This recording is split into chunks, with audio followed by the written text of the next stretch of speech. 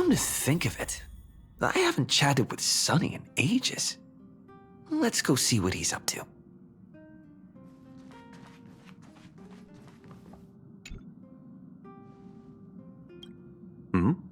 Miss March 7th is looking for you everywhere. I don't know the details either, but she told me that if I see you, I should remind you to check your messages. She also said that some things you missed are actually extremely important.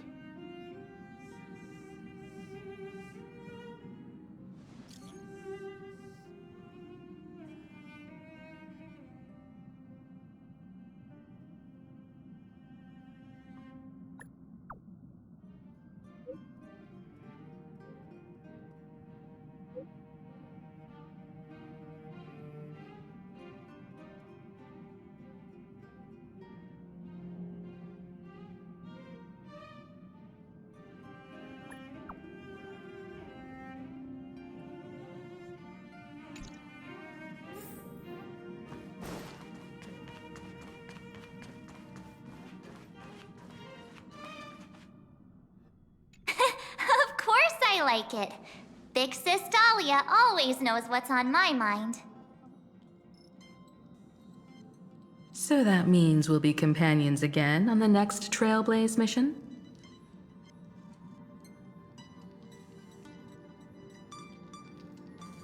Of course. I deliberately picked up my pace for that. Though, sadly, I still missed out on some things.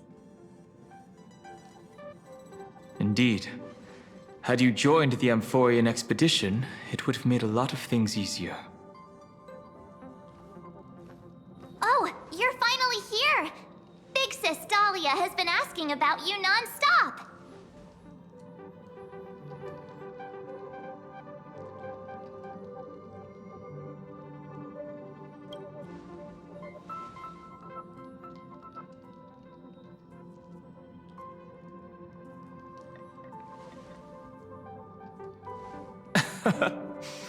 He's just been on a roll with these kind of jokes lately. No worries. It's okay if he forgot. He's always preferred the latest new thing. Maybe he picked up that bad habit from me.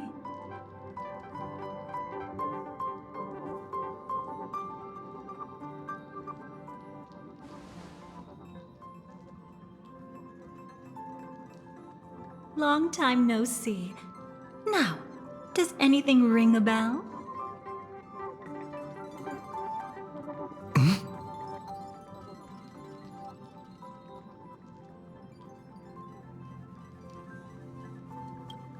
Who exactly are you? What's gotten into you? Did Amphorius give you amnesia? How could you forget about Big Sis Dahlia?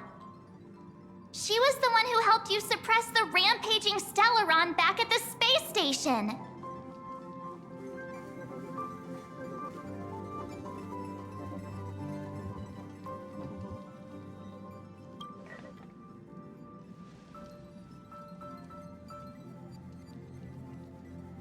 Exactly! What's wrong with you?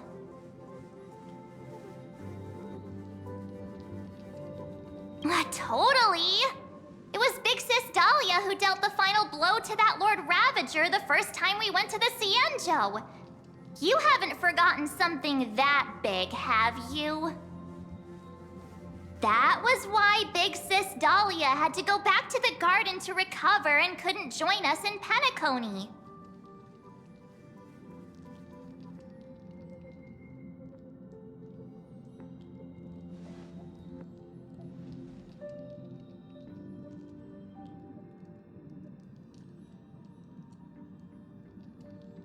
No need for reminders from us. He has spent more time with the Dahlia than anyone else.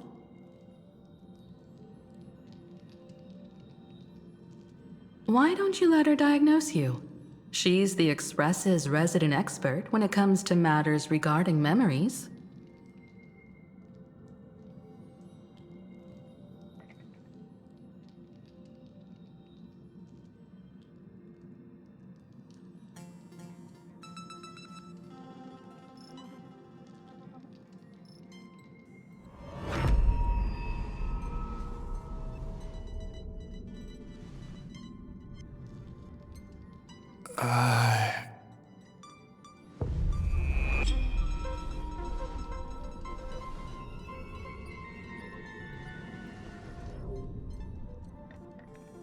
Oh, come on. Don't just stand there. Hurry up and get over here. It's not like this hasn't happened before. Leave it to Big Sis Dahlia. It'll be fine. I concur. If there's an issue with memories, then we'd better not waste any time. Why are you all...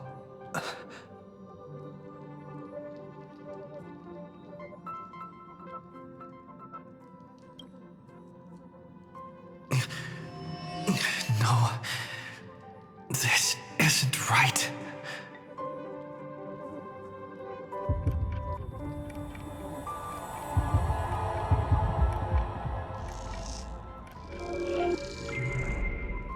Listen.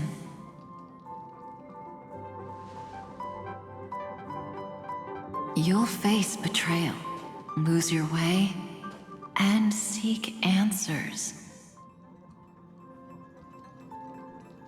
It was a wish of the cosmos that set you in motion. And in the tale where you are the protagonist, the stars themselves will defy the destiny of finality. Hang on.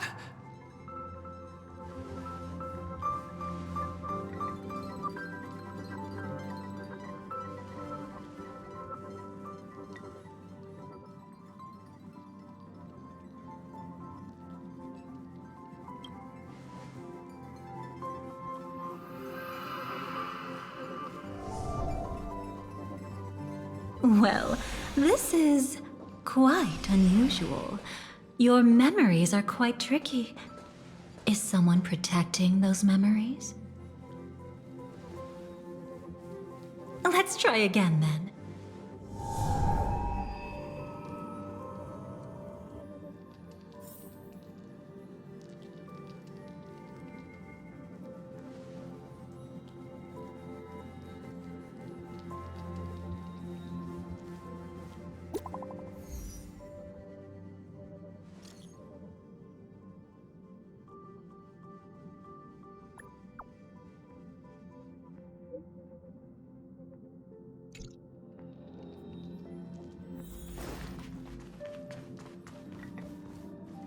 Destiny is much like memory. Since it twists and turns like a maze, even the vastness of the cosmos isn't too great for those fated to meet. Perhaps we'll meet again soon. Ah, you're finally here! Lady Black Swan has something urgent, and you almost missed her.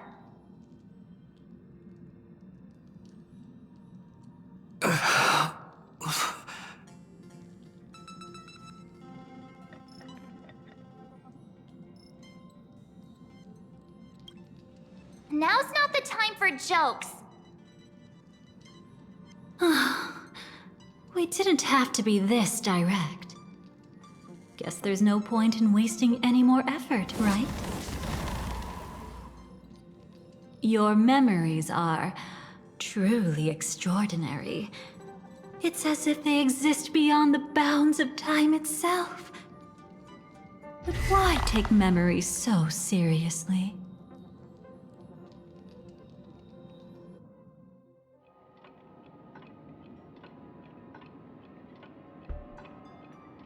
Welcome. Would you like me to dim the lights more? Don't worry, I haven't harmed your companions. What you've seen stays between us.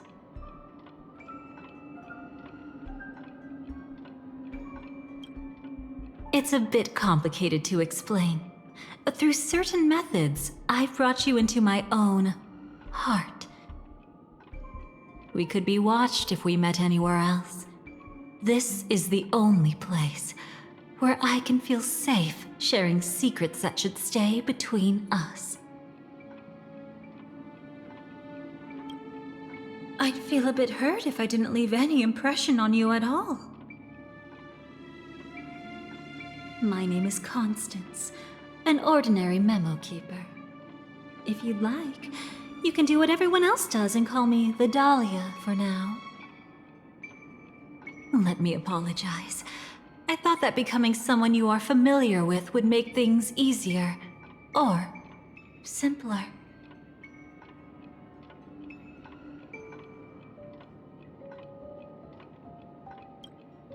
Take it easy. That's exactly why I came to find you. All your questions will be answered. Let's start with the first question.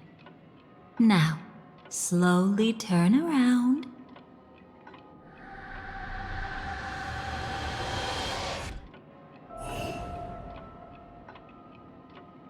And witness your own death. How does it feel to see your own corpse like this? I know death doesn't faze the nameless. It's practically just another day at the office for you. So don't worry, this scene isn't real. It comes from something you're all too familiar with. This was foreseen by the script. It's another possible ending for you in Penacony, but it was prevented by the Stellaron Hunters long ago. It's a tomorrow that never came. In other words, it's a non-existent memory.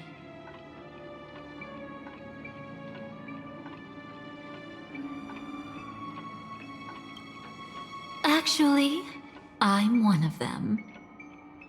That's quite the incredulous look. Like the others, I can't reveal too much. Even if we are hidden in this place, we can't escape from omnipresent destiny.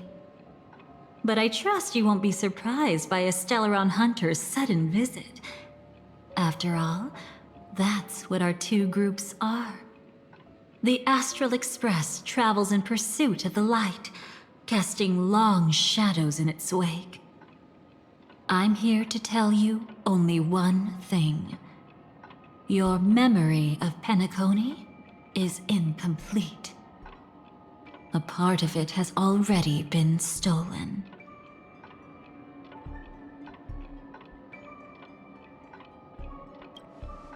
That's hard to say for now, but the gravity of the situation is clear.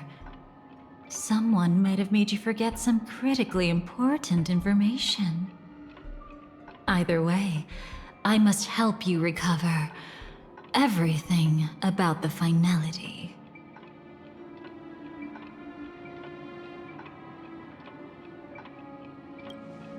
That's hard to say for now, but the gravity of the situation. Either way, I must help you recover everything about the finality.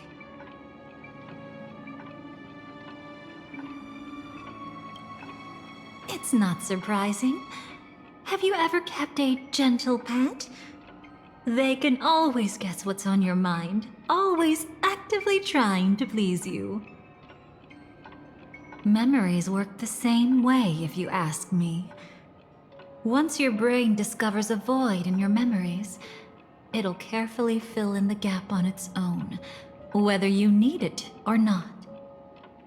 I will keep my promise. I will awaken your memories and save the cosmos's future. Perhaps I can also take this chance to peek into your past, which, if you ask me, should be quite interesting. Don't worry, I won't do anything inappropriate. It's just strictly business. Please, let me touch you a little bit. It's the only way I can probe through memories. You'll need some gentle stimulation to recover your forgotten memories, so brace yourself. Let us now go back to where it all began and see what exactly went wrong. Take it slow. Don't let the memories overwhelm you, and don't worry about getting lost. Remember my voice. Remember the touch you feel at this moment. It will guide you back to me. So, what did you see?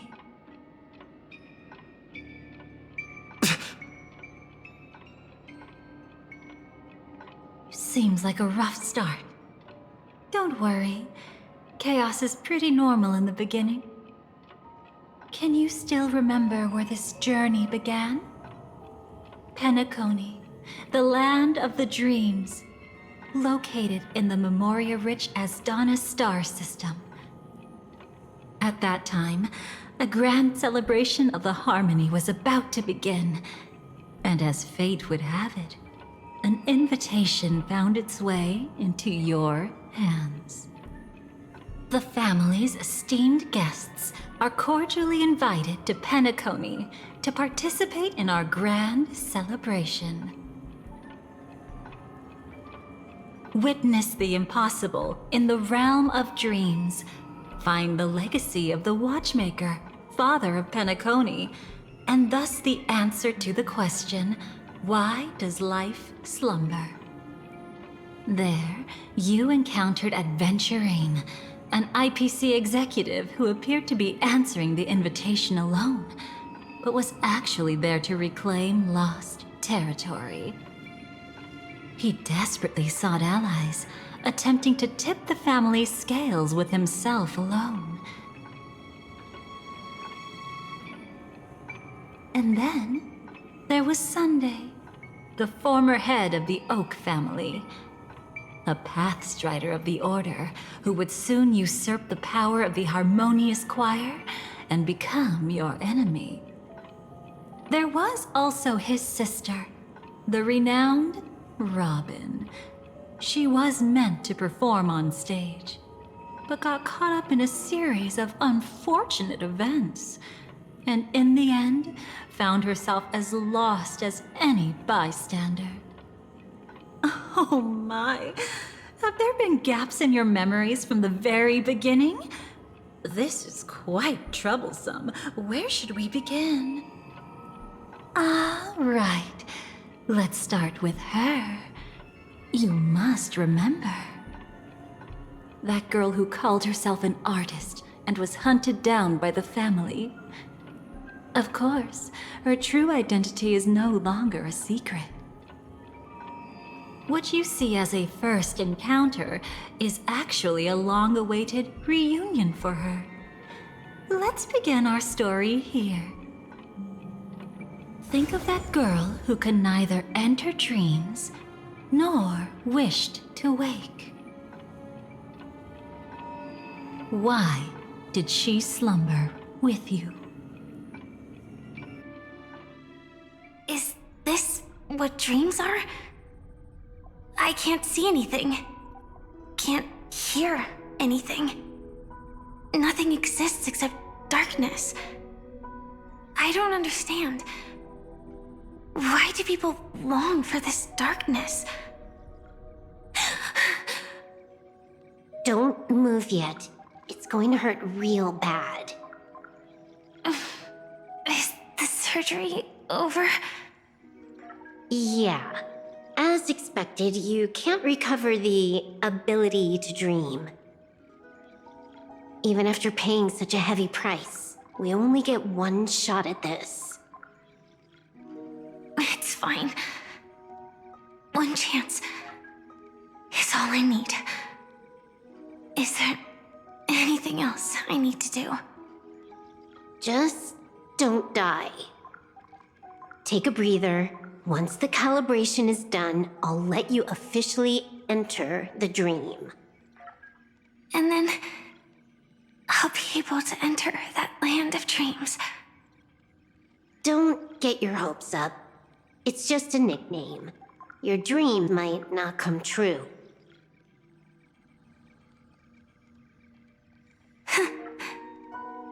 I've been waiting for this day. People always describe it this way. Once you wake up, it vanishes without a trace. That's why sweet dreams are so precious. Sounds like You're just trying to make yourself feel better. Maybe.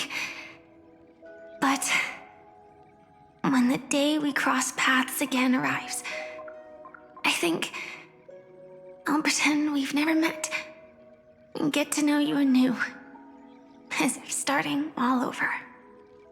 I made a promise with him. Our reunion is right before us. I have no reason not to give it my all. Even if he's already forgotten it? But I won't forget. No matter how this story ends, I want it to begin with a smile. In the future that Elio foresaw, we never had an ending. But I still have the chance to wrestle back from fate the right to have a beginning.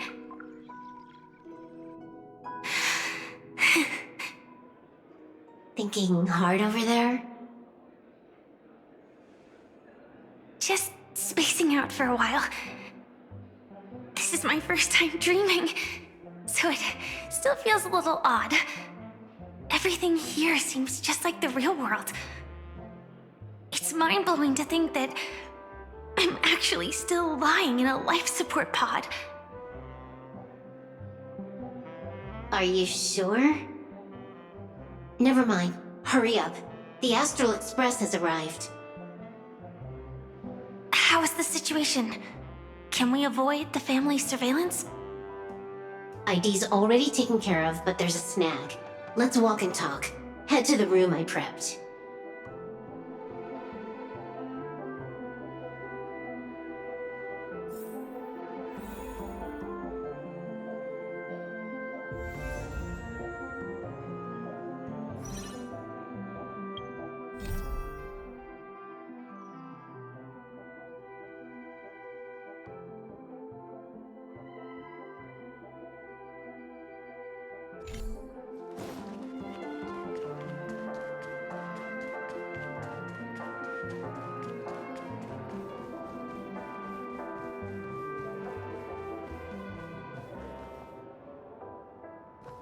This time, I should...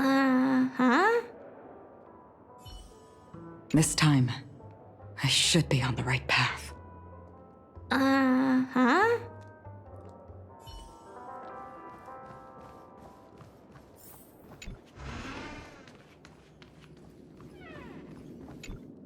So, what's the problem?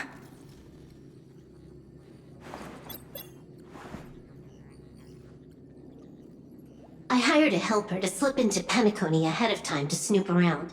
She just sent me some intel.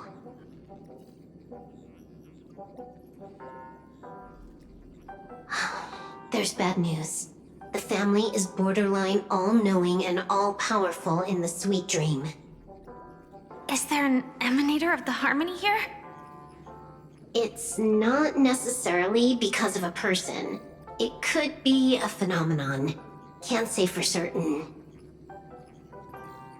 Anyway, just like the script says, no matter how you sneak in, you'll be found out. There's not even a single gap? Even just for a couple of seconds? It's not that we can't create one. The problem is that you're too powerful. You're no small fry. Here in Penacony, you're a colossal threat. They'll be onto you even if you just try to enter the dream.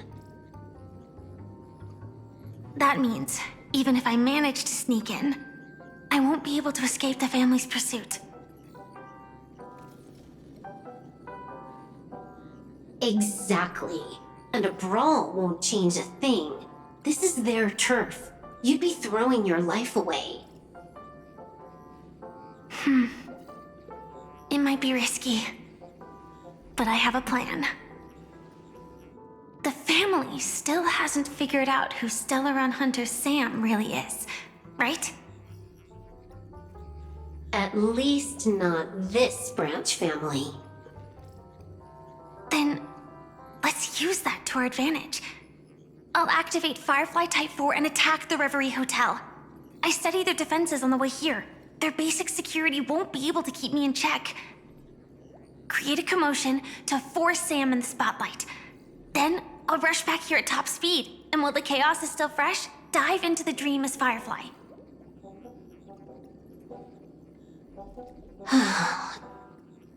Too risky. It's not worth it to expose our trump card Sam just for an uncertain gamble. But we're already here. Might as well give it a shot. Let me extrapolate the route and calculate the security response time.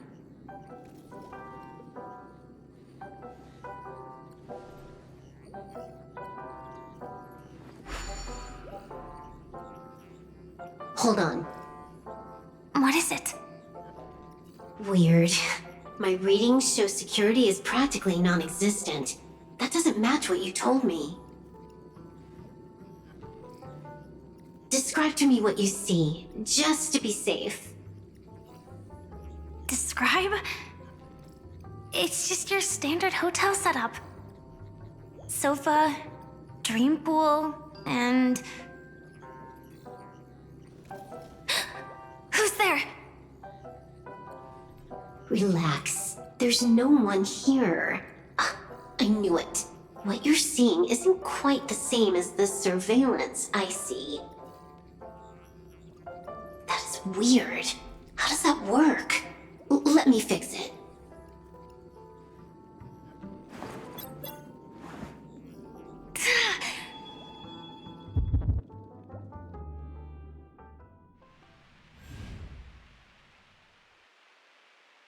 I told you, dreams are never as simple as they seem. How about now?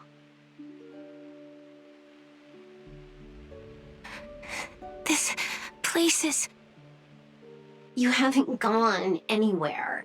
You've been here the whole time, saying weird stuff. This is my first time dreaming, so it still feels a little odd. Everything here seems just like the real world. And here I thought you were just being stubborn. Sorry. Could you jog my memory again? It's a little fuzzy. Following the script, we secured a discarded dream pool. Wasn't easy. Some IPC lackey decided to fight us for it. IPC? Forget it. It's not like they won. I converted it into a life support pod. Right now, we're both drifting at the edge of the Asdana system. I see. We're using the synesthesia dreamscape. But it seems I haven't made it into the real Penacony? This scenery doesn't exactly scream sweet dream anyway. It's probably some kind of buffer zone or something. What you saw just now was probably a mirage. Right.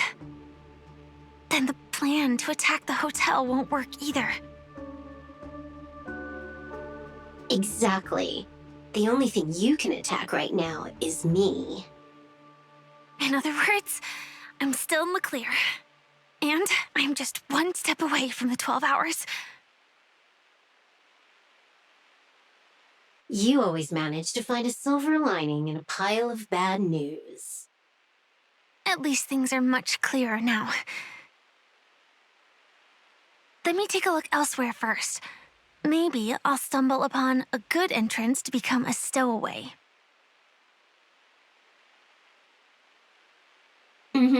You scout ahead. I'll get in touch with the temp helper.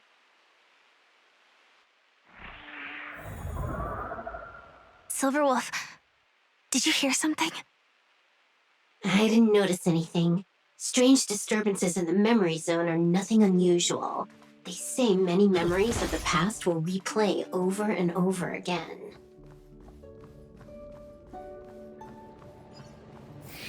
No. Wait. I'd recognize that sound anywhere.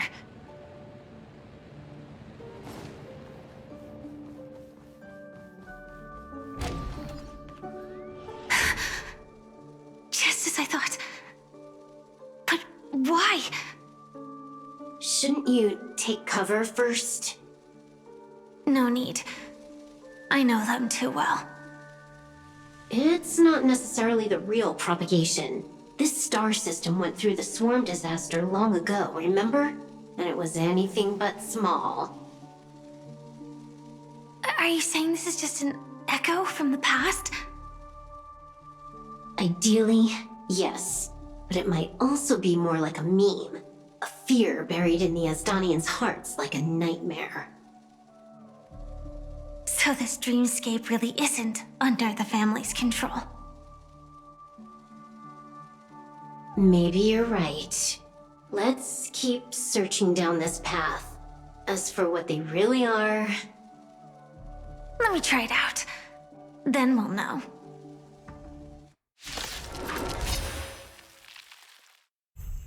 We can do it! Nothing major. The dead return!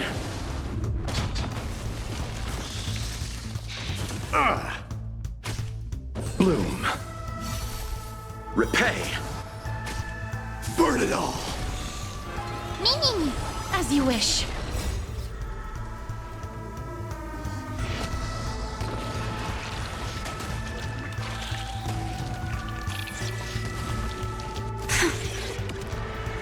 Way too weak.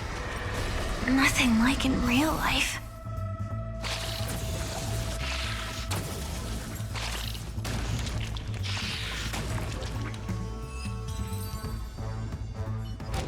The remains are gone. Was it just an illusion formed by Memoria after all? Figures. No wonder a scrapped dream pool isn't worth a dime. Without the family's protection, any regular visitor here is just begging for trouble. Better stay on guard. Not every illusion has good intentions. Got it. Also, you can actually just go around them. No one said you have to pay attention to the bugs. That's your bad habit. Sorry. I just can't bring myself to look the other way. Never mind. Everyone's the same. They all try to do something for the past, even when they know it's futile. If it makes you feel better, I'll leave it to you. Just be quick about it. Thank you. But reliving old memories isn't always such a bad thing, is it? Looks like this business trip has put you in good spirits.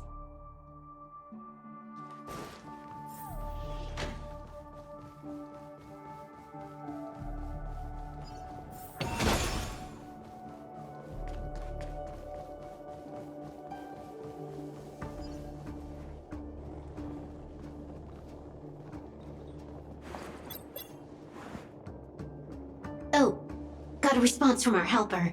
Head to the main lobby. She'll send someone to meet you. But watch your back. That one's a masked fool. Who knows what they might... Hello? The signal's gone. Here we go again. Huh? The mech won't start. Why? Huh? They didn't attack me. Are they running away?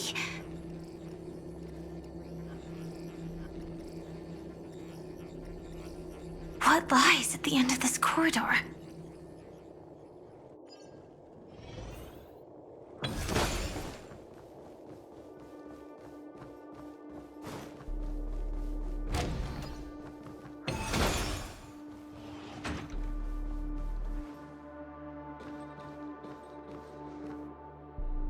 Debris everywhere.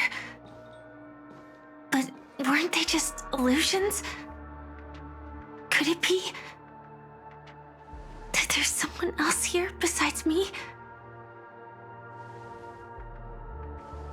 The true Sting died from a high heat reaction, and the scar. How can this be? I know it all too well.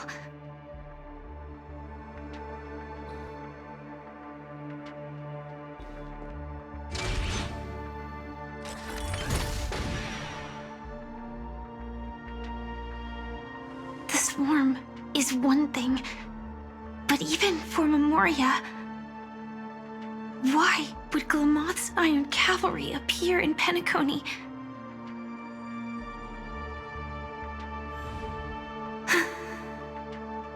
I hope we can see the stars on the next battlefield.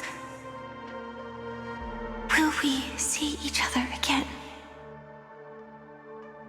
Then we should be able to find each other.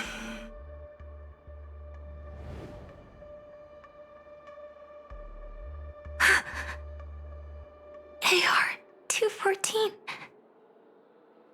Is this what dreams are? Is this nightmare your memory? All right. Not the best timing, but that's as far as this first try goes. So, how are you feeling? Any discomfort?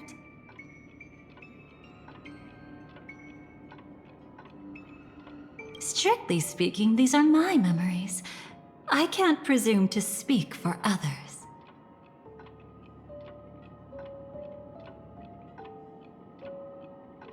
You had just arrived in Penacony at that time, and were checking in at the hotel.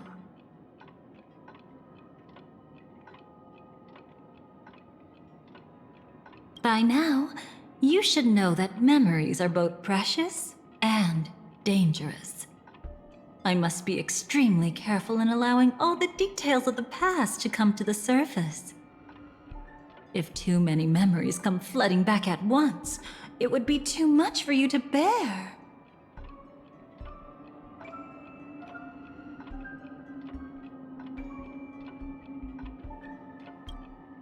I'm afraid I can't tell you directly. Whether intentional or not, putting memories into words would only distort them. Relax. The dust is being swept aside, speck by speck. Look.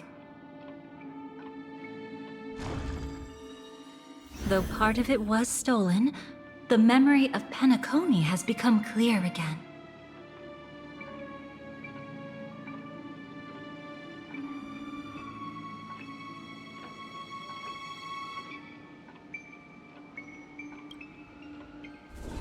What you just witnessed was her beginning. This dream diverges into two parallel paths. Yours, named the Trailblaze, and hers, named the Finality.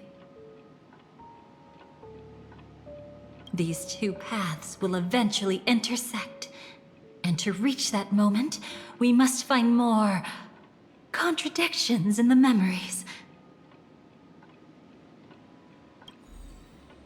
You still remember her, don't you?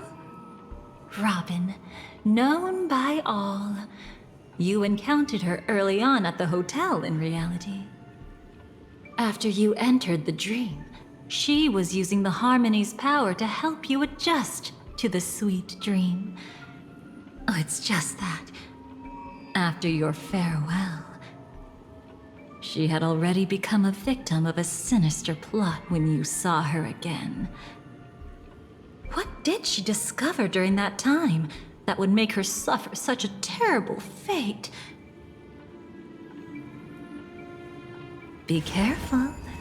This time, we're going to dig deeper. Into a past utterly at odds with the memories you hold.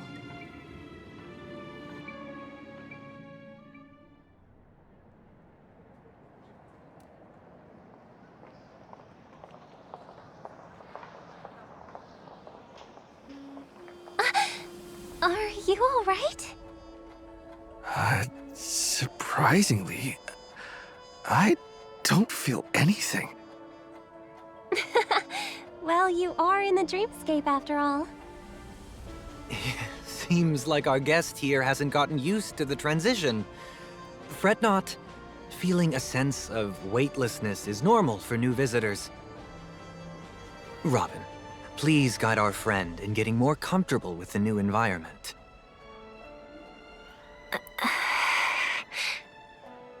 Robin? Leave it to me. Don't worry, just relax. You'll be feeling like your normal self in no time. Even so, tuning is still beyond me.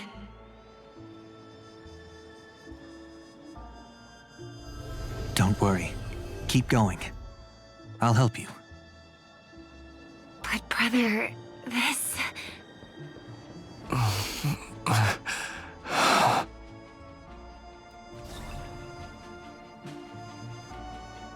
What did you do to me?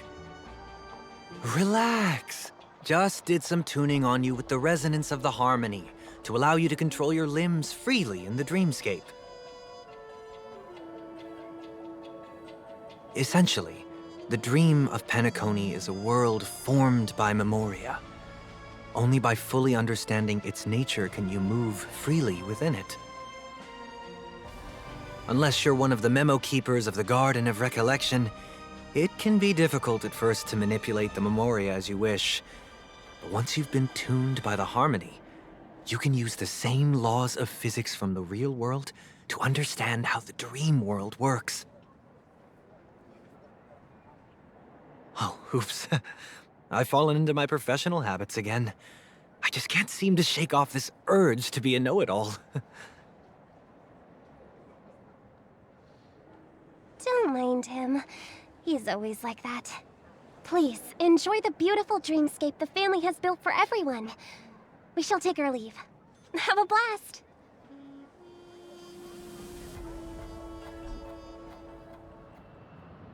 Sorry, brother. I'm the one who should apologize. I knew you weren't feeling well, yet I made such an unreasonable request. I should have known. Losing your voice was just the tip of the iceberg. The real problem lies with the harmony, doesn't it? Just as I thought. You figured it out too. Your letter. I've kept it with me all this time.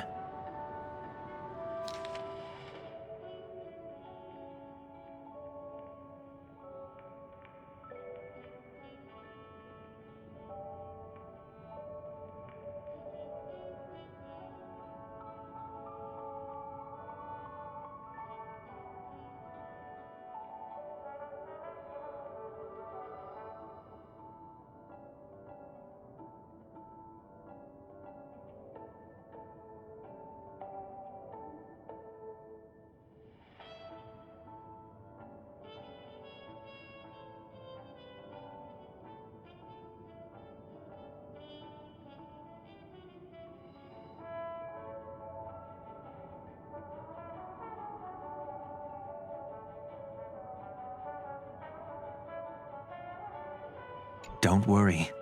This is crucial. I'll uncover the truth before the festival begins.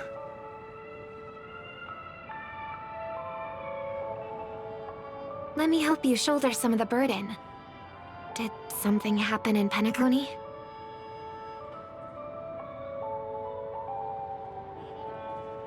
The Charmony Festival is approaching, and with all sorts of guests mingling, Mr. Gopherwood must focus entirely on the preparations, leaving no attention for other matters. This creates an opening for some people to exploit. If there really is a traitor in the family, now would be the perfect time to make their move. I heard the Dream Master has fallen ill. Since I came back, I haven't seen him even once. There was an accident, not long ago. He's gravely ill, and I'm afraid he won't be able to appear in his humanoid form for a while. That's why we need to help him even more. Leave the investigation to me. You don't have to worry about anything else. Just focus on the stage. But... No buts.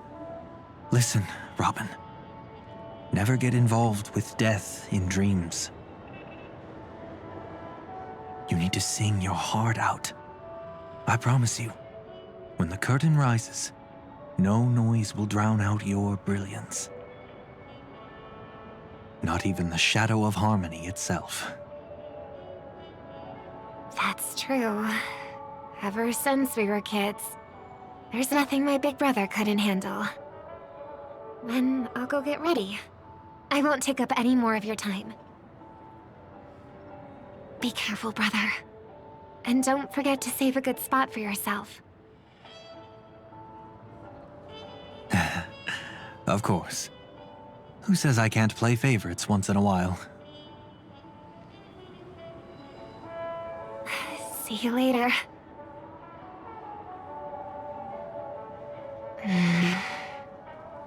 Big brother, you're always hiding your true feelings like this. You're acting like everything's fine. But I saw you at Daylight Pavilion. You were clearly at your wit's end. When I wrote that letter, I could still barely manage to tune. Later, things just kept getting worse.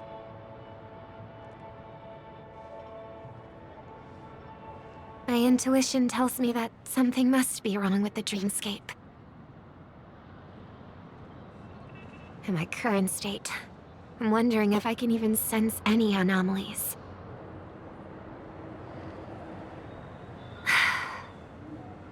I'll do my best.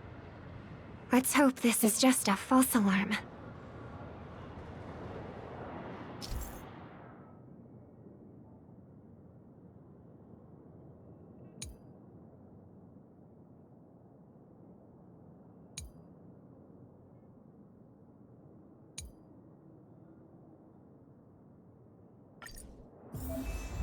I've been wondering about something from just now. There seems to be a faint dissonance nearby.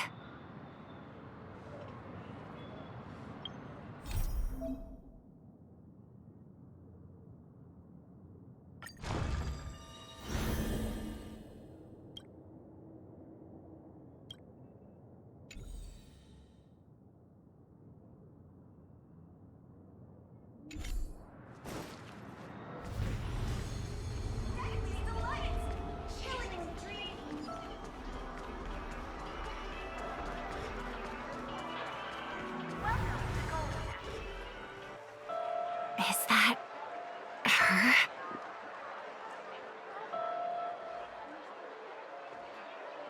Don't even think about running away.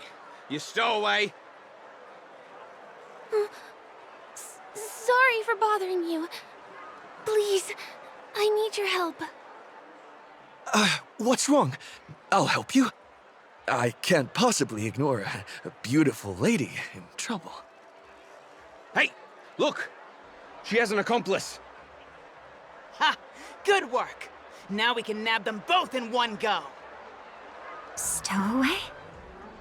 Seems it wasn't a coincidence. The Bloodhound picked up that strange noise too, just like I did.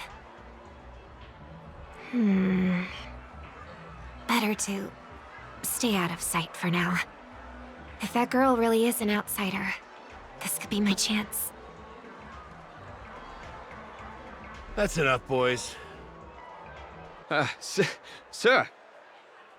What's gotten into you all? Open your eyes and take a good look. Is this lady the stowaway we're looking for? Huh? Who's this? Don't you know him? Look at his brown hair and grey vest. He's the officer, sent here by the family to maintain order at the Charmony Festival. I see. Sir, the thing is, We're trying to apprehend a stowaway. And that young lady there looks very suspicious. We're sure she's the one. That's nonsense. Take another look, will ya? The witness report says that the suspect is a lad with silver hair, and you guys are going after a girl with silver hair. Does that even make sense? She's our guest. Well, just get out of my way and I'll take care of this. Yes, sir.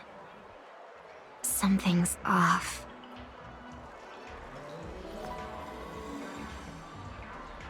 He's not lying. But why? An officer from the Bloodhound family shouldn't fail to sense something is amiss. Don't worry. I believe this is just a misunderstanding. How could such a lovely girl like you be a stowaway? Thanks.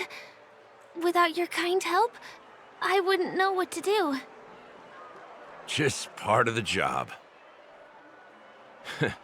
I need to get going. If you need help, you can reach out to me through the young bloodhounds in this area. I wish you an enjoyable experience in this land of dreams. Too many people know me. It wouldn't be wise to follow them so openly.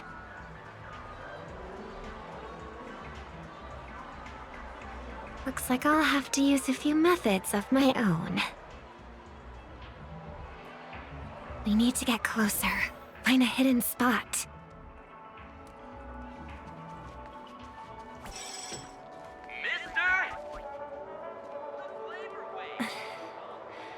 I hope I still have the strength to do this.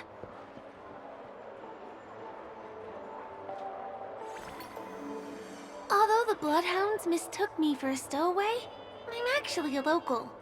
My name is Firefly, and I'm from the Iris family. I work as a stage performer, although right now I'm just an extra. Success! Thank goodness I wasn't discovered. That girl claims to be an artist from the Iris family, but I can't hear any resonance in her voice. Well, we can talk about that another time. Right now, I want to give you a tour of the town. Here we go.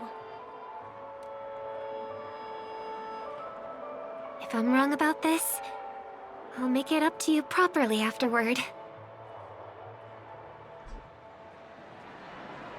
Since this is your first time here, I say we start with the easiest games. The Dreamy Rose and Lucky Wheel are pretty straightforward. Just here to play games?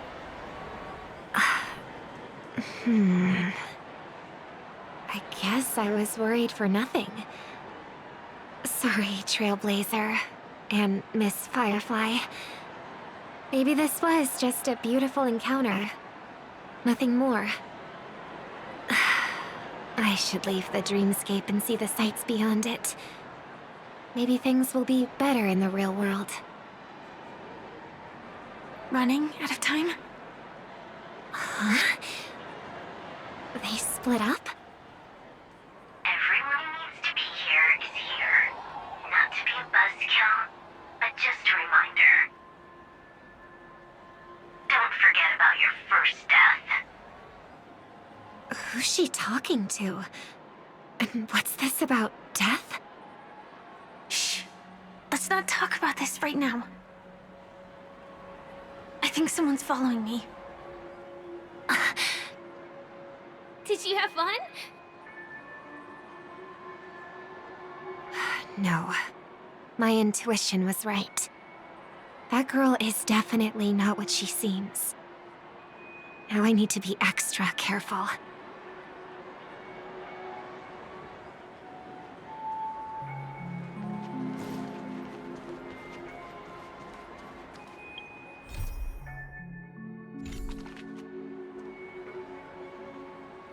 He's coming our way!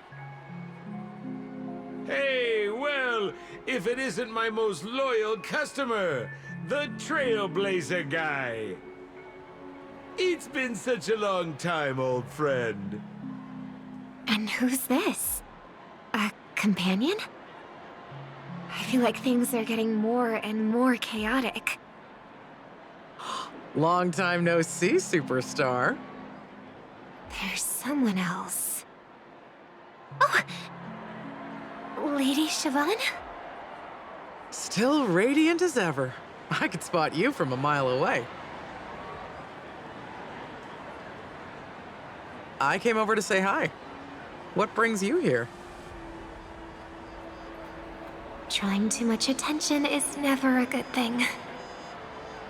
Oh, reminds me of that old saying, from afar, anyone under the spotlight seems endlessly charming. But only when you get close do you realize how restless that heart truly is.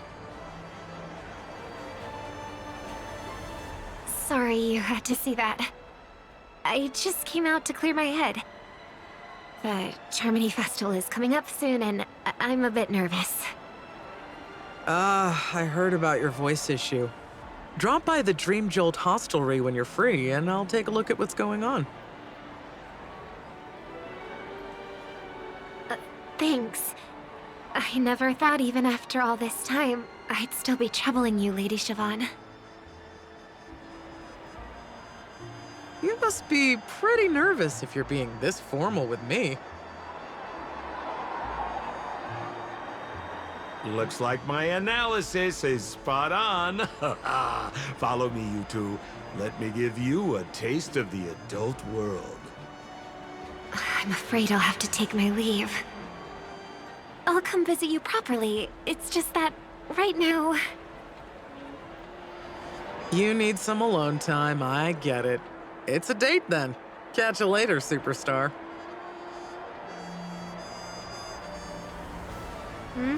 It's a deal. Right. It is the Charmony Festival after all. As people say, you'll be performing for the Harmony. Remember? Before one of your tours, I asked you a question. It's been quite a while since then. I wonder if you found your answer.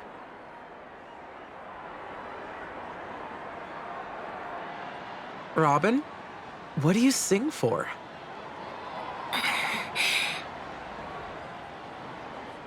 I think I've got my answer now. But instead of words, I'd rather answer with a song. That would be more convincing, no?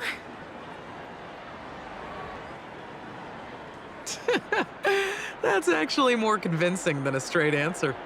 Looking forward to your performance.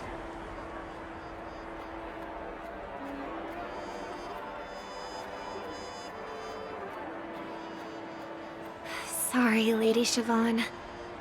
If there was more time, we could have had a proper chat. Now, let's get down to business.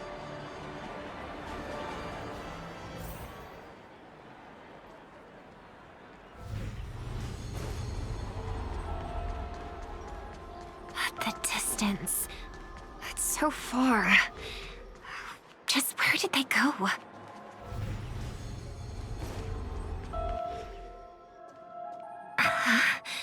The static's gone.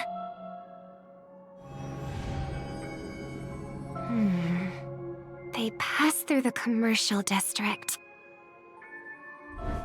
And past the Papashi Club.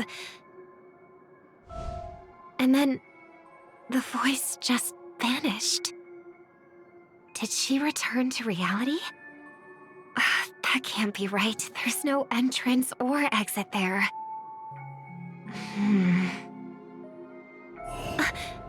Again? Further away than before. This time in... Dream's Edge. Oh, I get it now. It's the underground tunnel. Right. Makes sense. I should have known. That place is a hotspot for smuggling cases. I should have pressed those two bloodhounds for answers back then. Anyway, I'll check it out.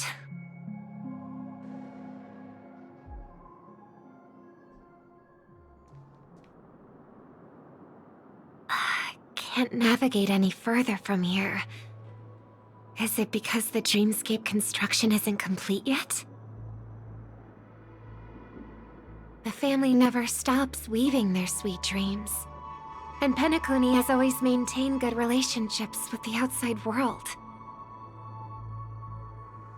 Why would someone choose this moment, of all times, to plot something sinister?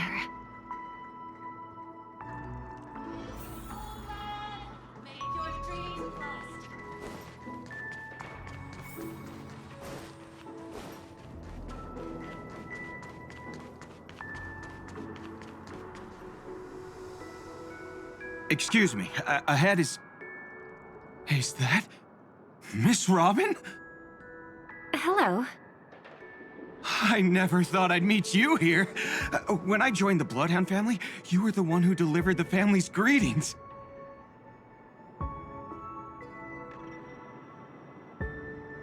You probably don't remember me. No, that's too rude of me to say. I'm not worthy. Of course I remember you, Mr. Loka. This is unbelievable! I don't spend a lot of time in Penacony, and have even fewer chances to help out the Harmony. If I'm willing to go, I always make sure to get to know everyone beforehand. After all, family greetings can't be mere pleasantries. They must be heartfelt blessings for each and every family member. Miss Robin, you're absolutely dazzling. By the way, what brings you to Dream's Edge? Do you have anything you need from us? Pardon me, but have you seen two tourists?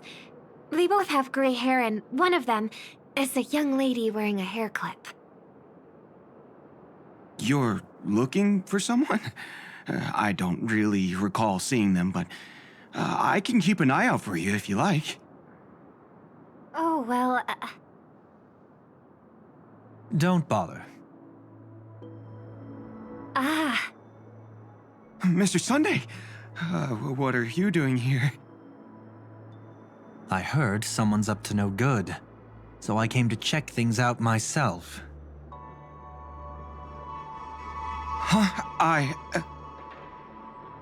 Just kidding.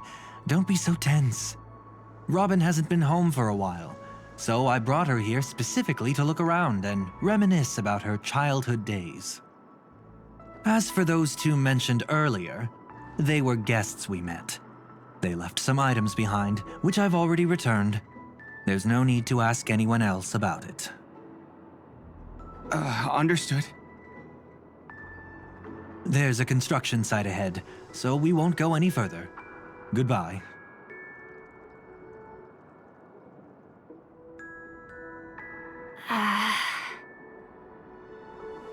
Thanks a lot, Mr. Loka.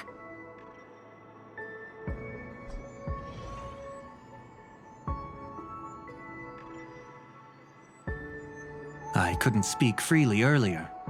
Robin, why did you come here?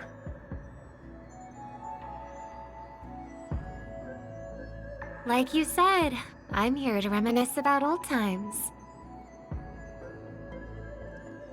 What about you? What brings you here? Tracking down criminals is my duty. And you, my dear sister, you've always been this stubborn, and in times like these, I wish you never had this trait. You're still investigating on your own, ignoring what I said?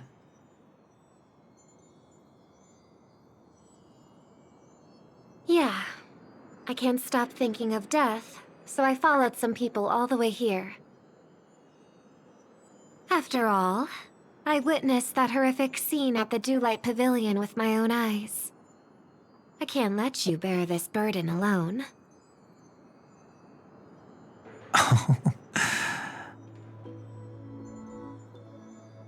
Oh, so you saw them. Those family members who were in the sweet dream, yet death took them away.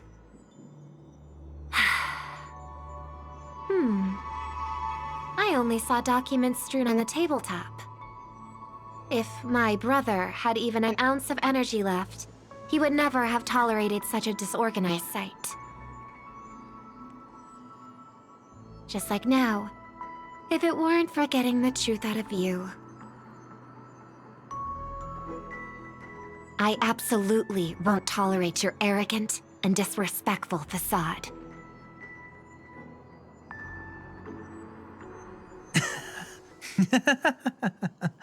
What are you talking about, dear sister?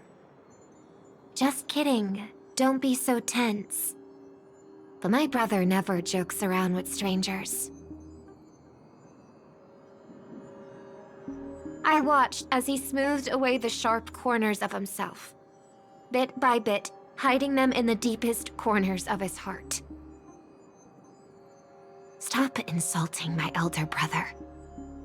Otherwise, you won't just be dealing with the family. You'll be dealing with me too.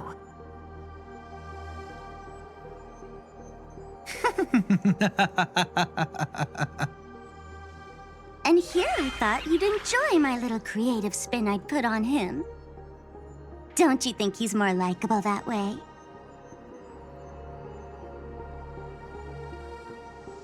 I trust you're mentally prepared to face the consequences of posing as a family head on Penacony. Jeez, I didn't expect to get played by a little bird. But do you really think you've got what it takes? There's no shortage of people trying to catch me, chicken-winged girly. What makes you so special? This place is still governed by the 5 lineages. And along the way, you've seen how many of their members are stationed here. Besides, here at the edge of the dreamscape, I can also...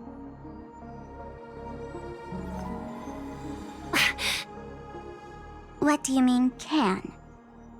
You think you can get your lost power back? I'll give credit where it's due. You must be quite talented to have been chosen as a chord master for the Charmony Festival. You're also quite clever. You almost got everything right, except for one thing. Silent little bird. Have you considered that maybe your sweet dreams never changed at all? They just stopped welcoming you because you grew up. Like a mask. Once you wear it for too long, you can never take it off again.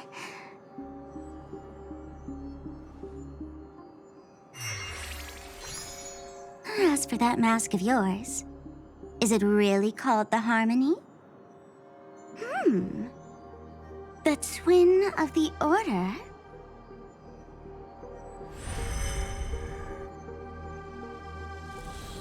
Oh. You know what they say. Robins will fight tooth and nail to protect their territory, even at the cost of their own lives. Looks like that name suits you pretty well. Oh, right on schedule. Gray hair should be wrapping up soon. Miss Sparkle, time to head to the next scene.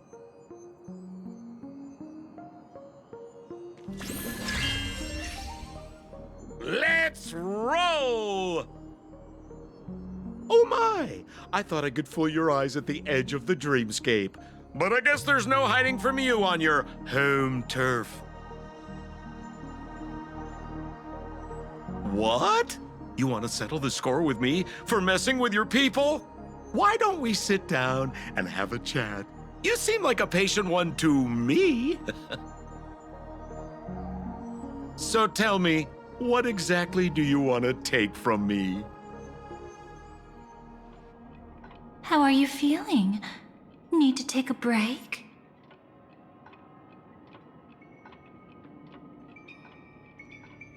The fool killed her, and the crime scene you witnessed was staged by her. Of course, there's no such thing as true death on Penacony. For Robin, this is just a minor setback. That stage is called the Sweet Dream. everyone upon it carries their own desires, striving to see them fulfilled. Yet when those desires intertwine and collide, the sparks that fly are dazzling, and clarity itself becomes obscured.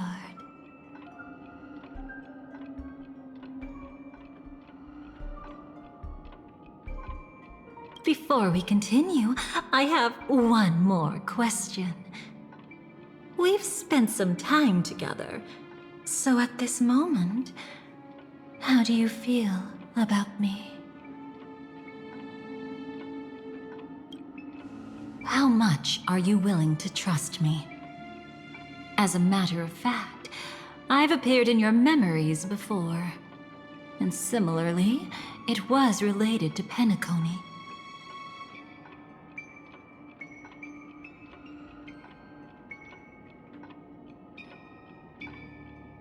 By my measure, it's not bad at all. But talk is cheap, so let's keep going. When the time comes, if you still can't trust me, I'll give you plenty of time. I can take whatever criticism comes my way. Let's follow that train of thought and delve deeper. Even I don't know about your experiences in Dream's Edge. When I asked Firefly about it, she declined to give an answer. But judging from her expression, I believe it must have been a beautiful and unforgettable time that belonged to just the two of you. And Sparkle wasn't just here for fun. She's in cahoots with the Stellaron Hunters. She disguised herself as someone from your past, using every means possible to hint at the truth of the dreamscape. In the end, she simply sent you both deep into the dreamscape. What a kind-hearted fool she was. Thanks to her, you and Firefly managed to uncover a piece of Watchmaker Mikhail's past. And the dangers that lurk within. A memory zone meme, something unto death. At least back then, you mistakenly thought it was dangerous. With the help of a, let's say, graceful memo keeper lady, you managed to escape from there. But in the rush, you and Firefly got separated. And her experiences afterward might differ from what you remember. I was there at that time, too. See you next time. Hurry.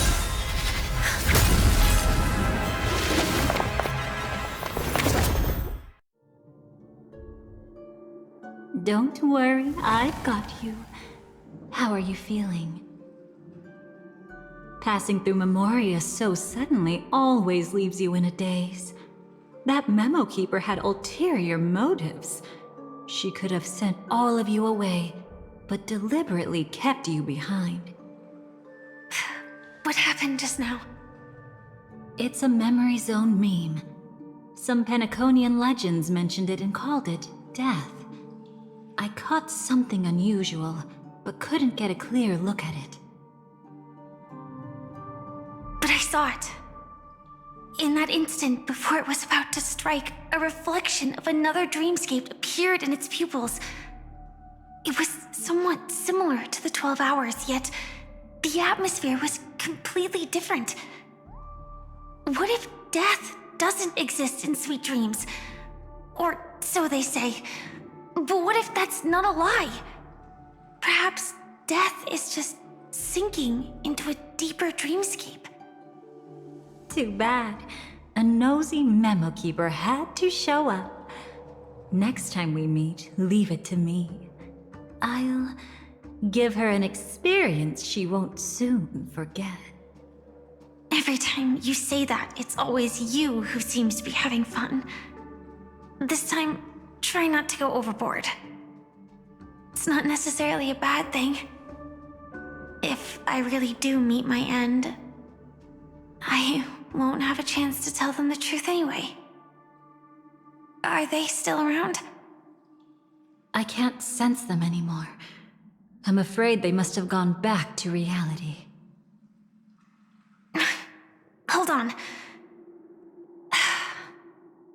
Still no good. I can't get in touch with Silverwolf in the primordial dreamscape. I left her a message.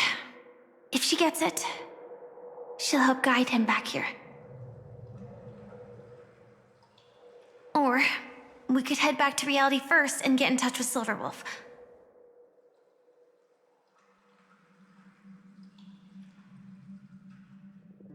Hold on. Recklessly crossing through the dreamscape now would be far more dangerous than before. What's the matter? Death caused such a huge commotion that the omnipotent being within the sweet dream has turned its gaze upon this place. Then aren't we? We should be fine for now. Death has his attention. As long as we are careful, we won't be exposed. In fact, within this dreamscape, we might find a way to strike back against him. Before you arrived, I did some digging around. From what I've learned, he buried his darkest crimes right here. Whatever it is, I believe it'll be of some use. Let's go look for it before they come back.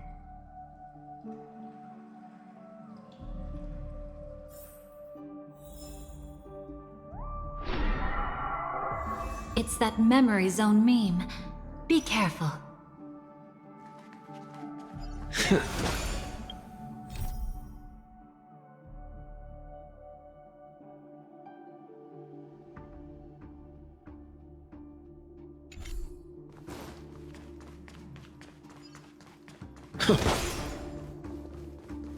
What's that? Firefly, let's go and check it out.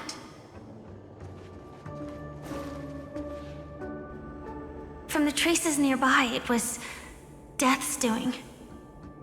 But did they really die? No, your conjecture is right. It's just that these birds weren't welcome in another dreamscape. You've seen them before? Yes, but that's what makes this so intriguing. The outcome of the battle was the complete opposite of what I expected. That reminds me, there's something important I still haven't asked you yet. Would you like to die together with me? Today? Not really. I just love catching you off guard like that. It's adorable. Then, take a few steps back. I have a few conjectures. There might be some risk. If anything happens, don't worry about me.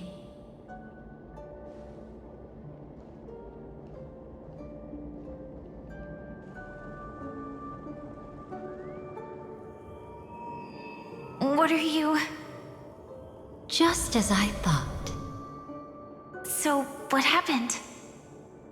These ravens are the incarnation of the Dream Master Gopher Wood, that omnipotent being in the sweet dream. In front of him, even death has no strength to resist. The power I just released should have been enough for him to notice and deliver a fatal blow. Yet here we are, completely unharmed. You know, you're quite similar to Blade sometimes. I mean, when you're staring death in the face. It's not relief I feel. I'm savoring a once-in-a-lifetime thrill.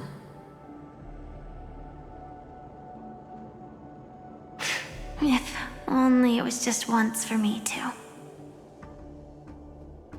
But was it really him? If I remember correctly, the Dream Master's body was burned to ashes in a riot long ago. And he can now only sustain his life within the sweet dream. Not only that, over the long passage of time, he has merged himself with every inch of Penacony's land. The title Dream Master doesn't mean he merely controls the dreamscape. Rather, it means he has already turned the dreamscape itself into his second body. In extreme cases, he could probably burn all of Penacony to the ground, though hopefully he wouldn't have the heart to do it. We better act fast. Easy now. We're safe for the time being.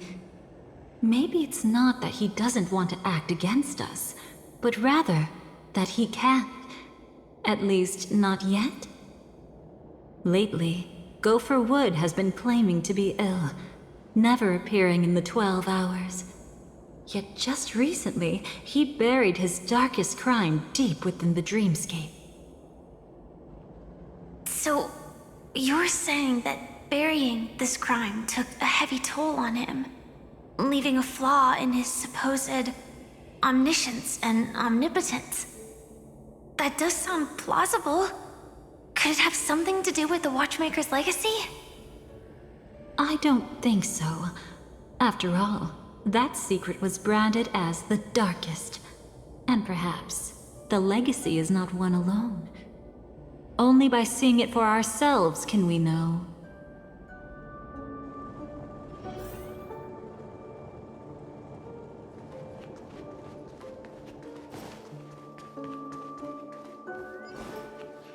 A mistake anyone could make. Setting up layer upon layer of security around a secret only ends up exposing its flaws. Why don't we give it a shot and build up some experience dealing with memes?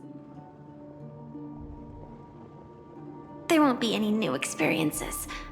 I'll activate Firefly Type 4 and end this quickly. What a pity. I would have much preferred to see you in a pinch, so you'd have to rely on me all the more.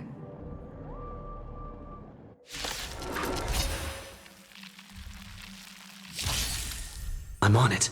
I choose you. Bloom.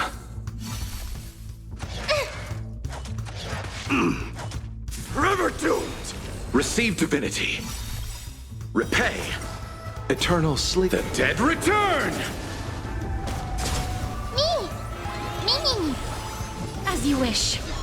Through my blood. Forever doomed! I'm on it.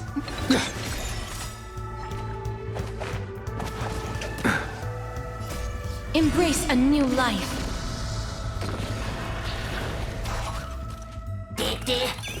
Dying soul, now accept your punishment.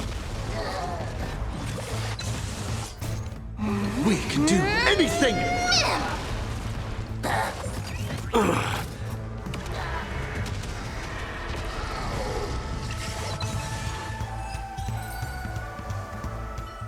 When it comes to this, you're the expert. Yet I'd always imagined that calling upon that power would make you profoundly melancholic. I'm not now, and never will be. Is this it? An entrance? It only looks like an entrance. That crack doesn't lead anywhere. It's a lock of memories. And the key is a light cone carrying specific memories. Clearly, Gopher Wood had help from a memo keeper. And since that light cone isn't in our hands, I fear we'll be returning empty-handed. Is there really no other way? We could try our luck. Perhaps the memo keeper helping Gopher Wood shares the same habits as me.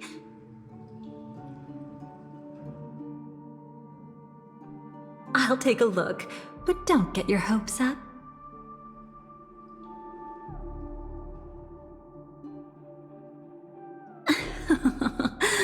Pretty careless indeed. Just like an old friend of mine. Looks like we're in luck. We found one of their contingencies. Do you have memories like that? A moment in time you never want to forget. One that you find yourself reliving over and over again. Of course. More than just one. What a shame. Huh? Don't take it to heart. I'm just imitating those annoying memo keepers. In their view, the more memory is recalled, the more likely it is to become distorted beyond recognition. Each time you recall a memory, you risk distorting its true face. That's how they justify the necessity of light cones. How tragic. They never understood the truth. The more eternal a thing, the more it stirs the desire to destroy it. But they weren't wrong about the present situation. Even if Gopher Wood were to come in person, he'd need to bring a specific light cone. His own memories can no longer be trusted. That's exactly why we have a contingency plan right in front of us. But I haven't seen anything since just now. Oh, sorry.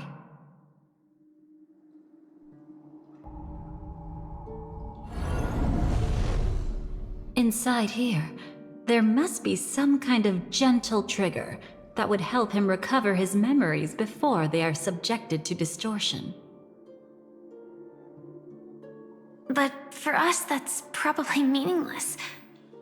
Whatever triggers his memories would just seem bizarre and random to us. Still, let's go take a look inside. We might pick up some clues at least. That's right. Go ahead. Every action brings joy. And a price to pay. Paradise shall fall into this world of sorrow. And once dawn breaks, it will shatter in the light of day. How could anything golden abide in glory forever?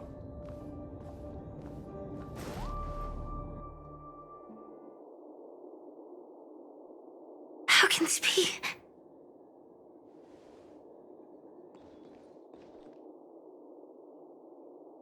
AR 214.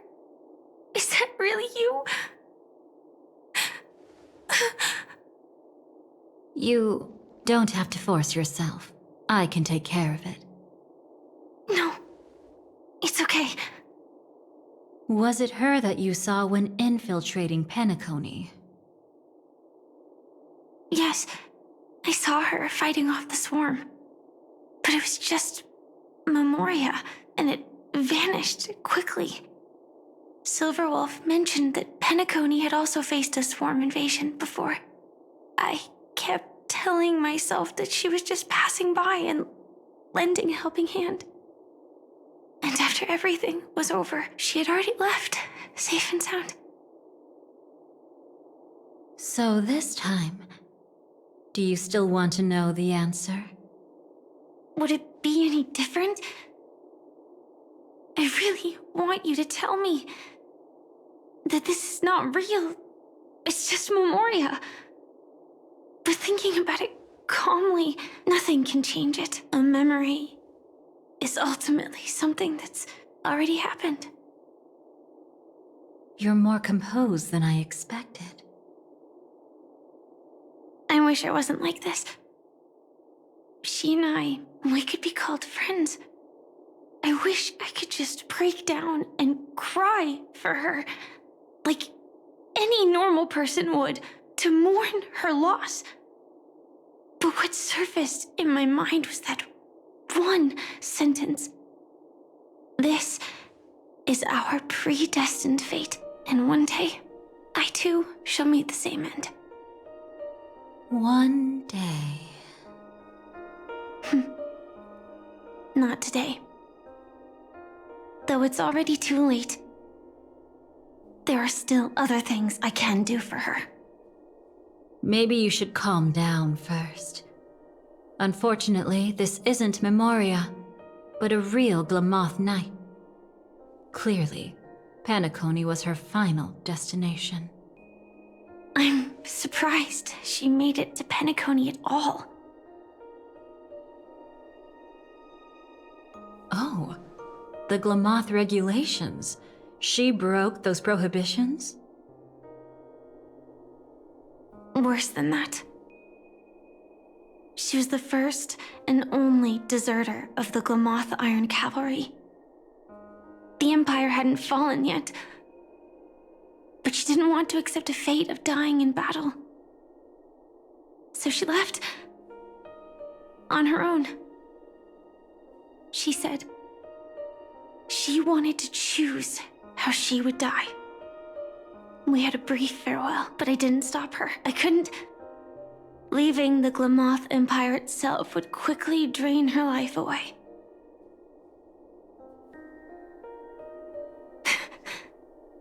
If we can't change the outcome, why should I stop her from making her own choice? Quickly drain her life away. Oh, entropy loss syndrome. Yes, just like me. Leaving the cockpit without permission is strictly prohibited. Surviving knights must actively return to formation. These aren't just military regulations, they're the terms of our survival. When not piloting the Firefly Type 4, I must stay in the cryo sleep pod. Otherwise, my entropy loss syndrome will only get worse. So, have you figured out the reason yet?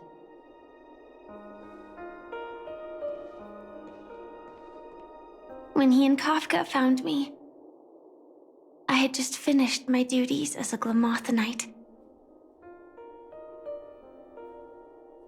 My final battle as a Glamoth Knight.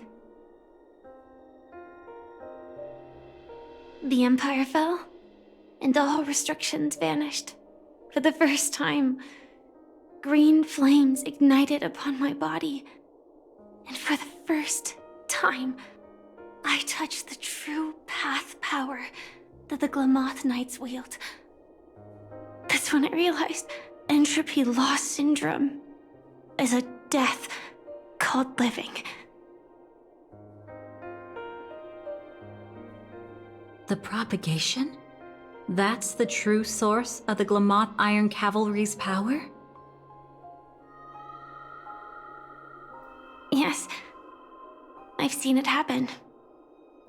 When the Swarm King dies, the Swarm completely loses its vitality and falls into silence. Just like Glamoth's Iron Cavalry, they weren't given a sense of self. The moment they stray from the hive, they're already dead. The same goes for entropy loss syndrome.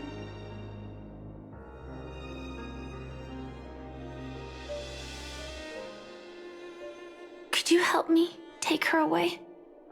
I don't want to leave her here alone. After all this is over, I want to give her a proper burial, just like any normal person. I'm happy to help. She wanted to escape her fate, but in the end, she died fighting against the Swarm in Penacony. The detestable thing about destiny is that it brooks no defiance. Do you know her name? When we parted, she had no name, just like me. But I hope, by the time she leaves this world, she will have found both a name and a purpose for her life. Why did Gopher Wood leave her here? No matter how much I think about it, everything he's scheming couldn't possibly be connected to the propagation. How deeply is your past intertwined with this place? It's not clear yet, but obviously she had multiple fatal wounds on her body. She didn't die from entropy loss. Before we left, Kafka told me, in her view, dreams are inherently a convergence of the past. It's the same for everyone, no matter how much you want to avoid it. No matter what you're seeking, you can't avoid it. Perhaps she was right. However, the Dream Master's weakness has also given us an opportunity. Good. Now then... Oh? Good news. It seems like we've got a few intruders in this dreamscape. Looks like Silver Wolf can still pick up signals from here after all. That was fast. Must be that memo keeper's guidance. Either she's lost her sense of restraint or got something nasty up her sleeve. Let's go check it out.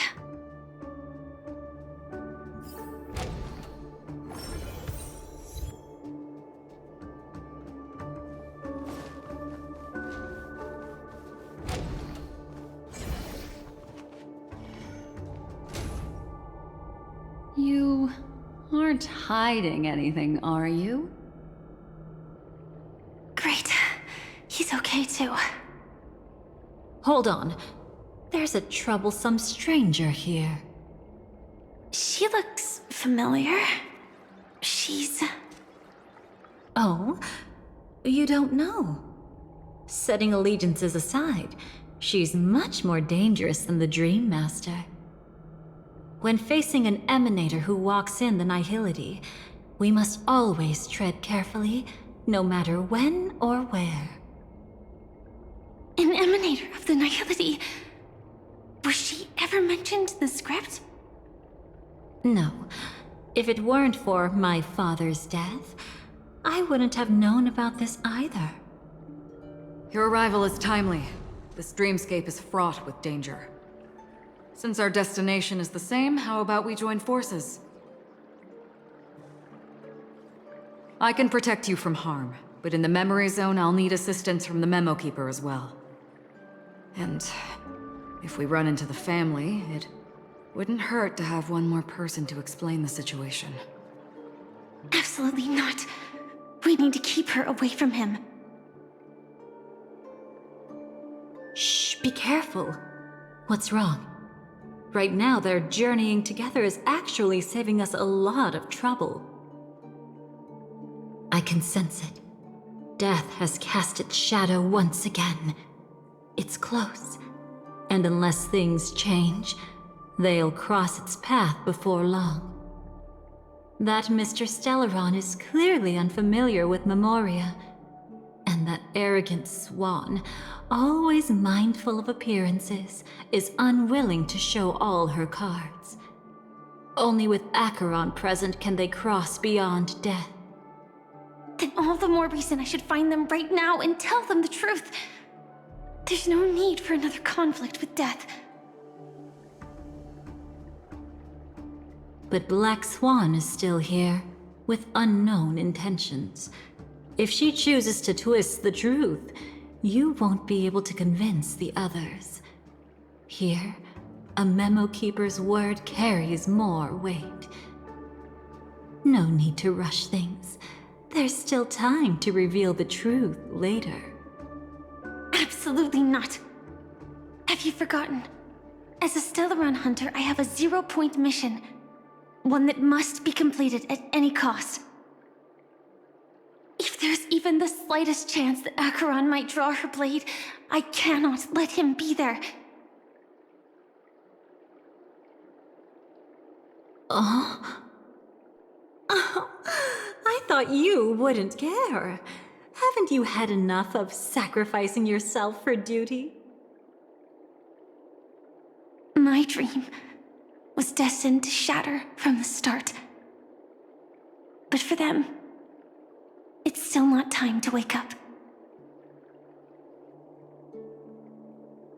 Can I ask you for one more thing? There might be a way to have the best of both worlds, but I need to find death before them. That's not hard. It's still lingering in this domain, but... a win-win solution? I don't know for sure, but it's worth a shot. maybe it's not always hostile. And even if it is, once I activate Firefly Type 4, I can quickly subdue it. But if we're dealing with the worst-case scenario, Elio once said that I would face death 3 times in Penacony, and for this first death, I want to decide how it comes. I just hope that reunion a moment ago didn't rattle you. Go on ahead. I've burned a hole through the memoria that'll take you straight to the meme. Better hurry, though. It might not stick around in one place for long. Got it. Thank you. There's no sign of anything. Could it have already left?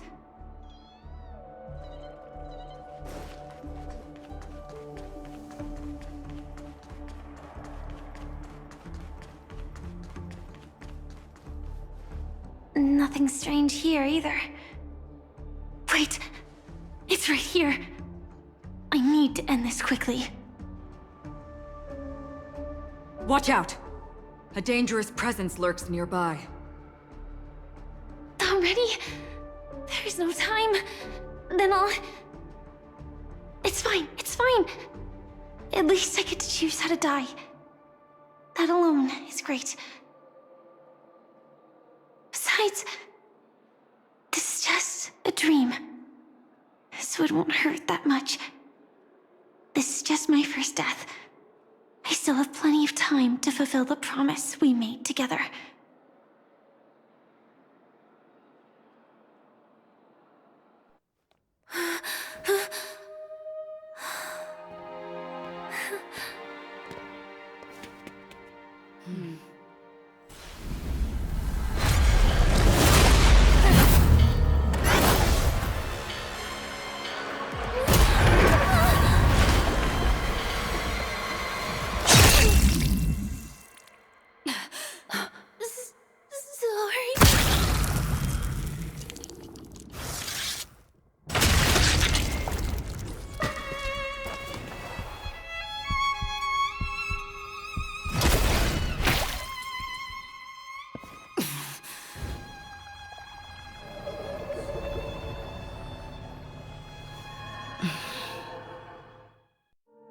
You should be able to recall at least some of what comes next. She hoped to reveal the truth of the dreamscape to you through her own death. At the moment she was impaled, even the emanator of the nihility would falter, blade wavering in hesitation. That was her way of securing the best of both worlds. Unfortunately, fate still played a cruel trick on her. The memoria transformed so quickly that she didn't even have a chance to explain. After that, she arrived at Dreamflux Reef, land of the exiles, the true Penacony.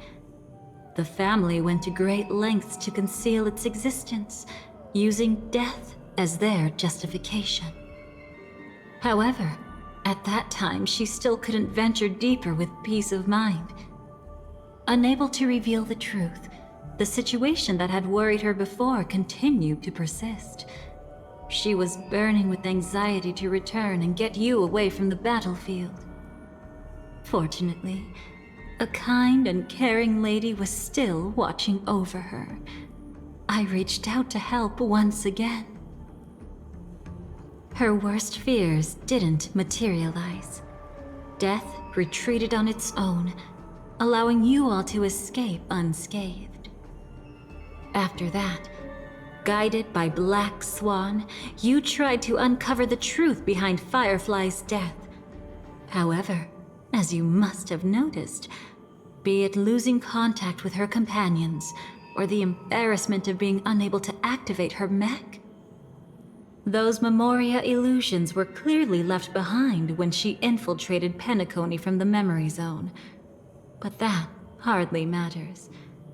Because of Black Swan's blunder, Firefly gained the precious time she needed. When she appeared before you again, she was already using a different identity. That encounter stirred the whirlpool of destiny, causing many paths to converge. And after you left... Do you still dream, Hunter? Of those slain by your hand?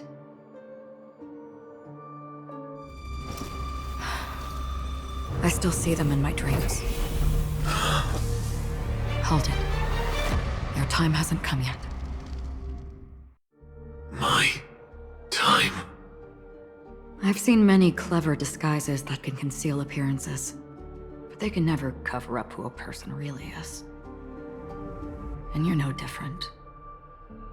You had no desire to kill the Trailblazer. You only did what you did to drive me and the Memo Keeper away, but...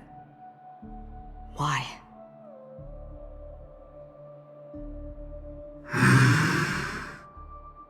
Did Destiny's slave make you do it?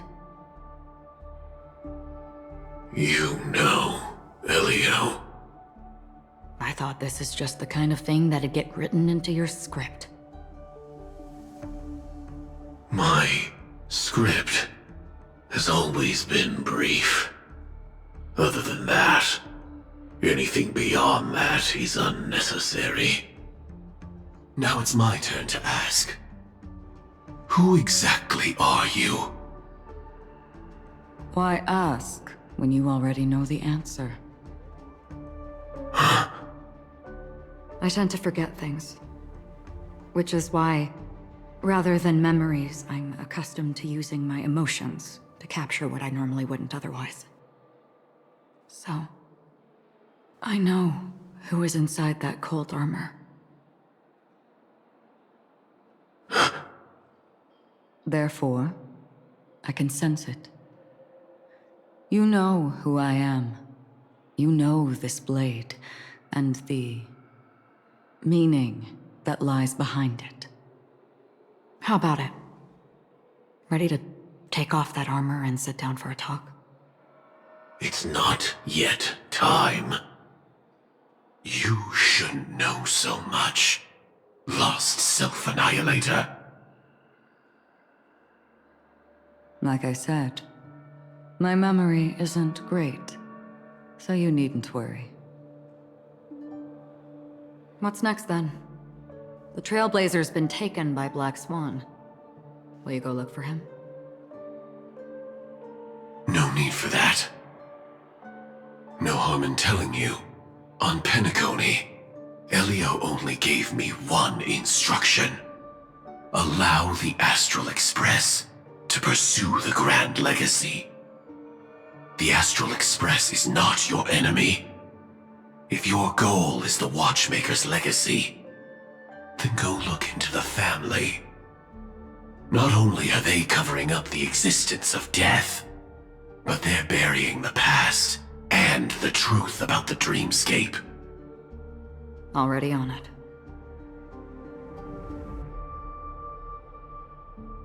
Before we part ways, let me give you a piece of advice. No matter which path you and I walk, death is the inevitable finale. Even if we say farewell in the mortal realm, we shall have one final reunion when Terminus ascends to godhood once more. And the same holds true on Penacony. I've already been to the Dreamflux Reef. It's not a secret that's hard to uncover. Well, I'm afraid you have yet to realize just how awake you truly are. It is precisely because life dares to slumber that they can awaken. Ascends to godhood once more. Even if she's an emanator, she shouldn't.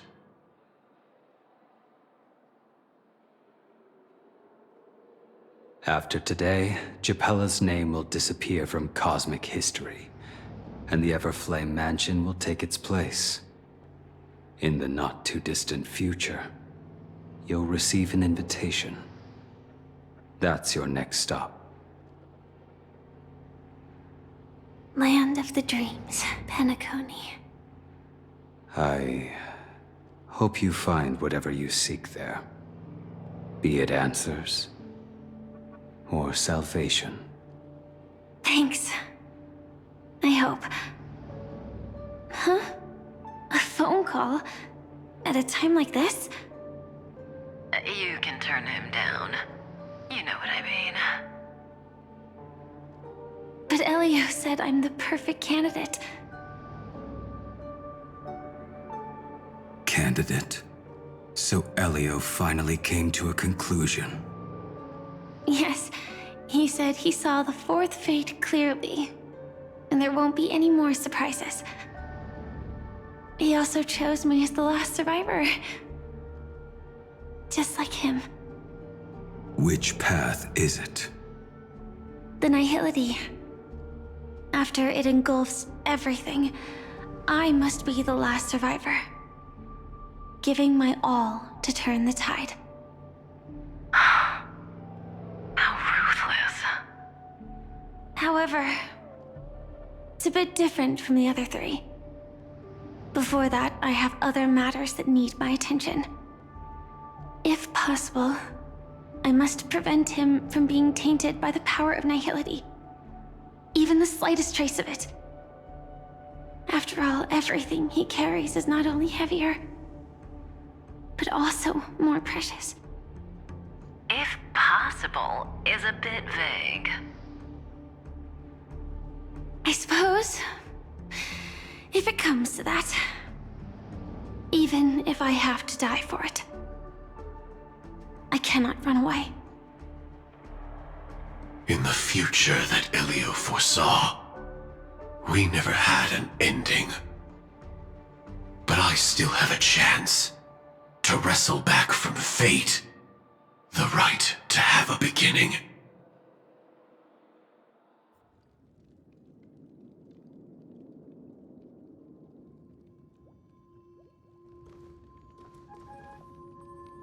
Your guest room in reality is surprisingly modest.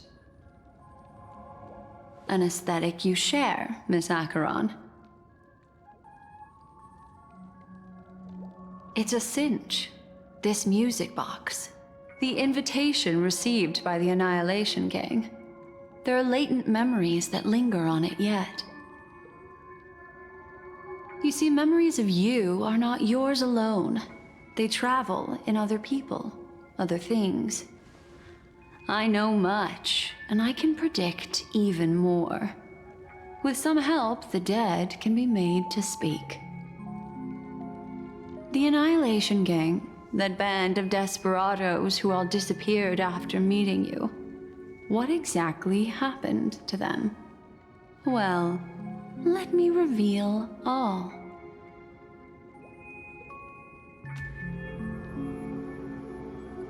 Gradation 12. Dreamscape 12.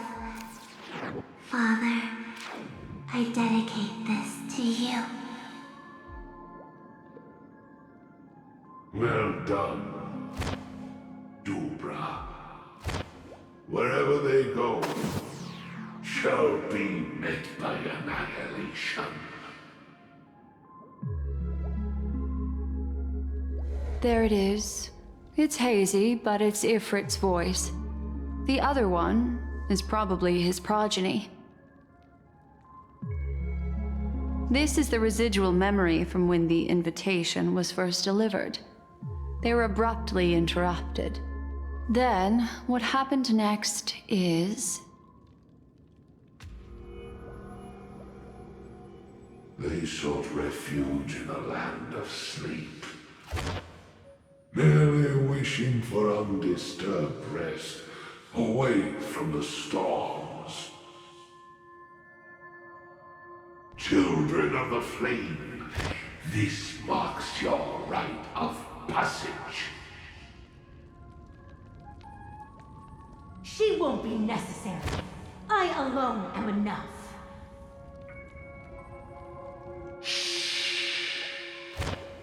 When have those on the path of destruction feared death?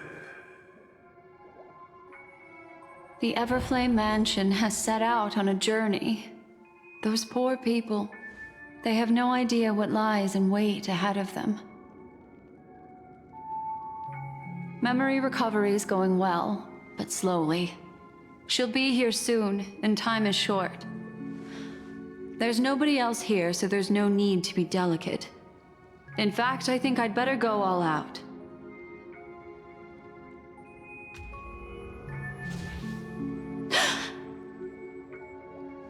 What happened?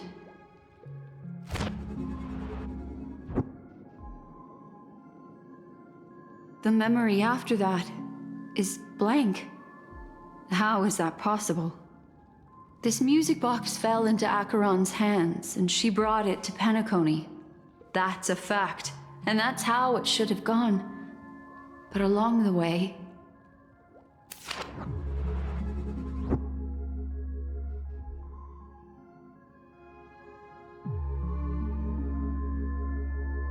it's like it's been erased. Who's done this?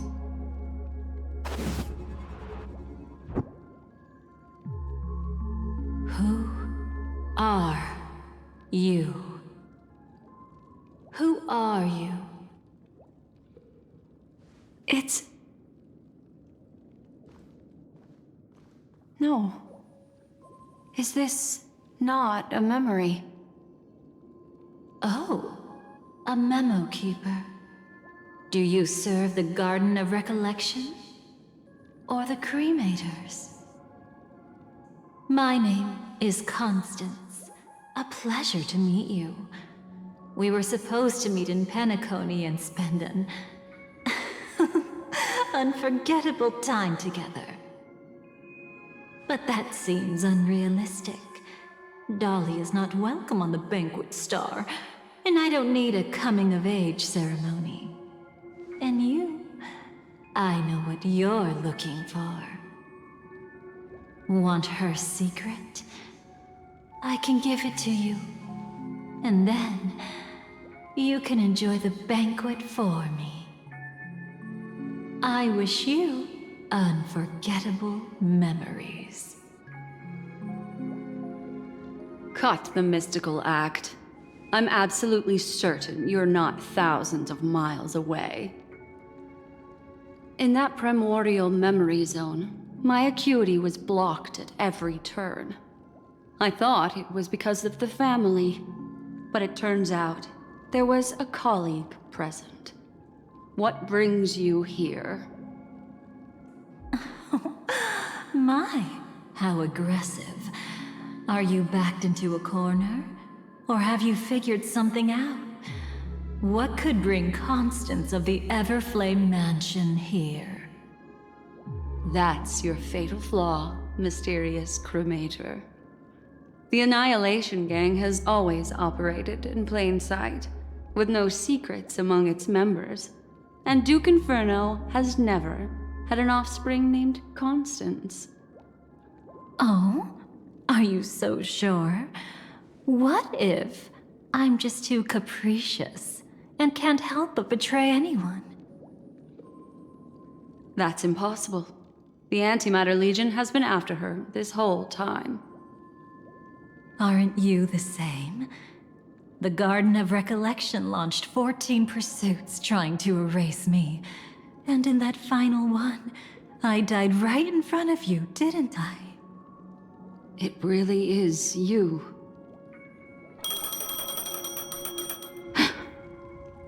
To interrupt another's reunion. Such a graceless act. But by all means. After this, we'll have ourselves a nice long talk about your ingratitude, my dear cellmate.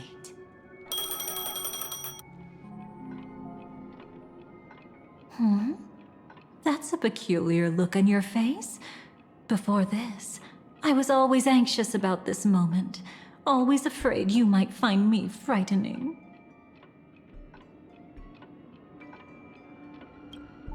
Of course.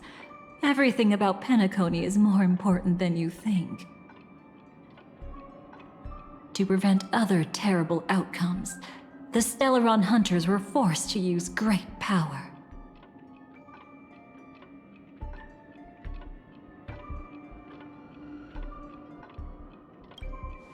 If you're willing, and if you can endure it, I can keep going.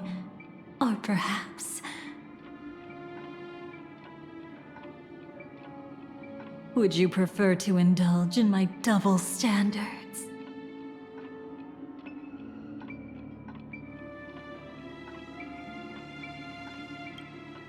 Yeah, we were quite close. Don't get the wrong idea from how I phrased it back then. I've always thought that when two people are locked in a knife fight, with their blades pressed to each other's throats, they become more intimate than any pair of dancers.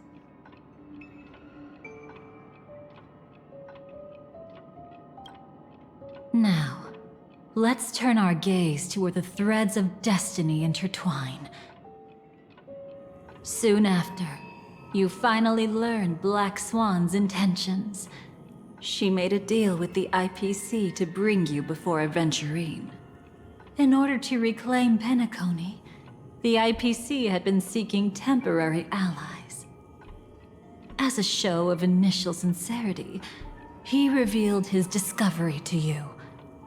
The crime scene of Robin's death that was staged by the Fool. From that moment on, Aventurine embarked upon his great gamble.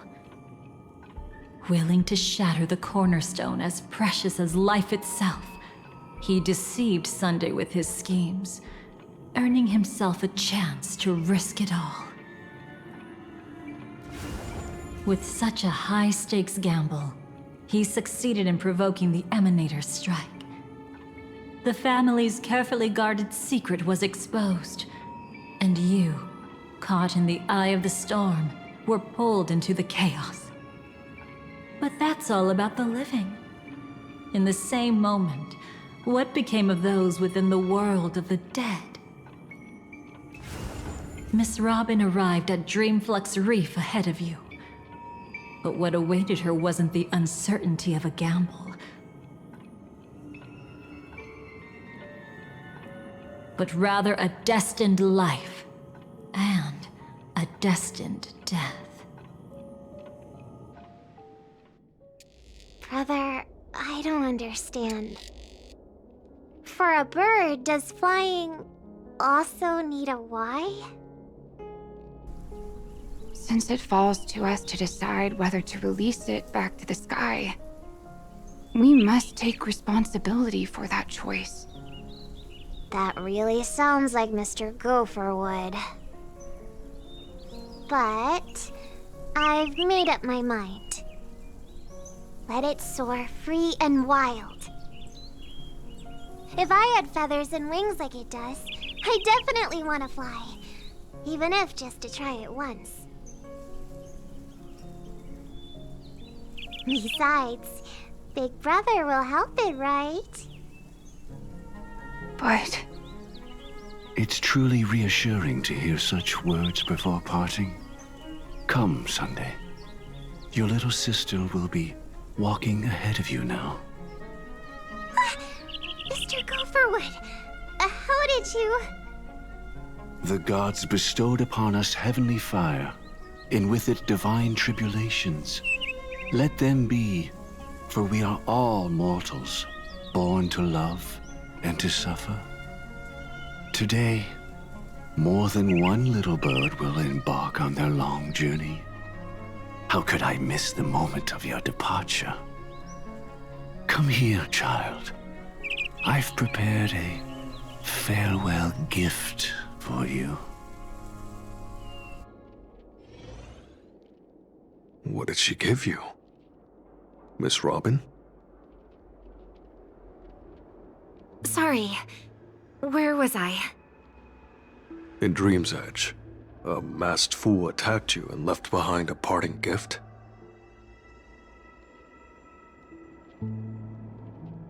Though it's hard to call it a gift. When the fool killed me, they put a mask on my face. But when I woke up in Dreamflux Reef, it was gone, and I couldn't feel any effects from it. As for that mask of yours, is it really called the Harmony? The twin of the Order? She might be hinting at something, but I still can't figure out what she means. Speaking of which, how's that anomaly of yours doing now? I'm gradually getting better. There's no denying that Dreamflux Reef also spreads the harmony, and it hasn't been affected by the family's traitor. As for my loss of voice, I still need to keep investigating. Perhaps I've been wearing a mask all along, without even realizing it. If you need any help, just say the word. Thanks for your help. I'm starting to get familiar with this place. But Dreamflux Reef is so isolated.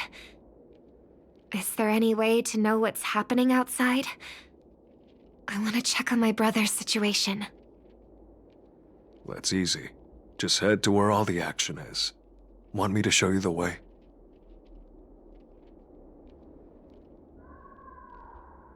I'll take a walk around by myself. Thanks, Mr. Micah.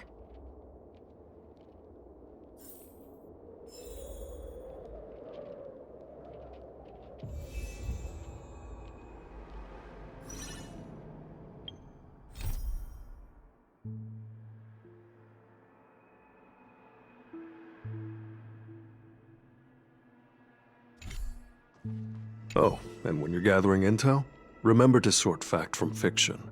Rumors do pop up from time to time. I'll keep that in mind. Thanks for the heads up.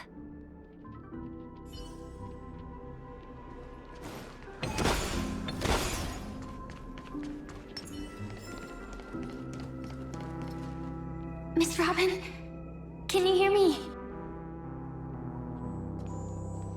That voice. Over here.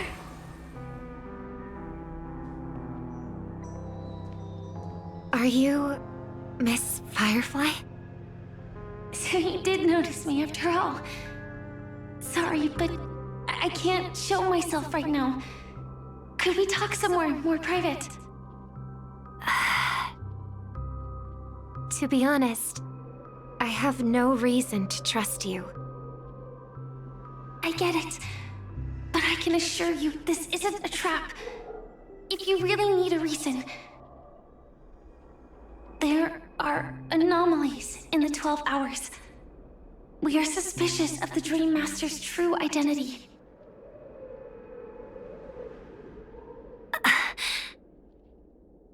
Lead the way. But let me be clear.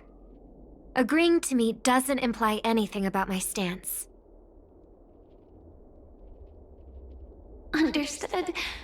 My companion will show you the way.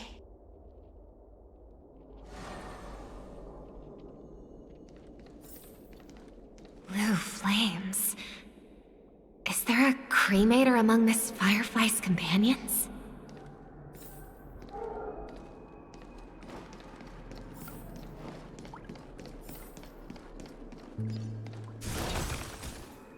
Miss Firefly? You can show yourself now. Sorry, just a moment. My companion will bring you this way shortly. This way?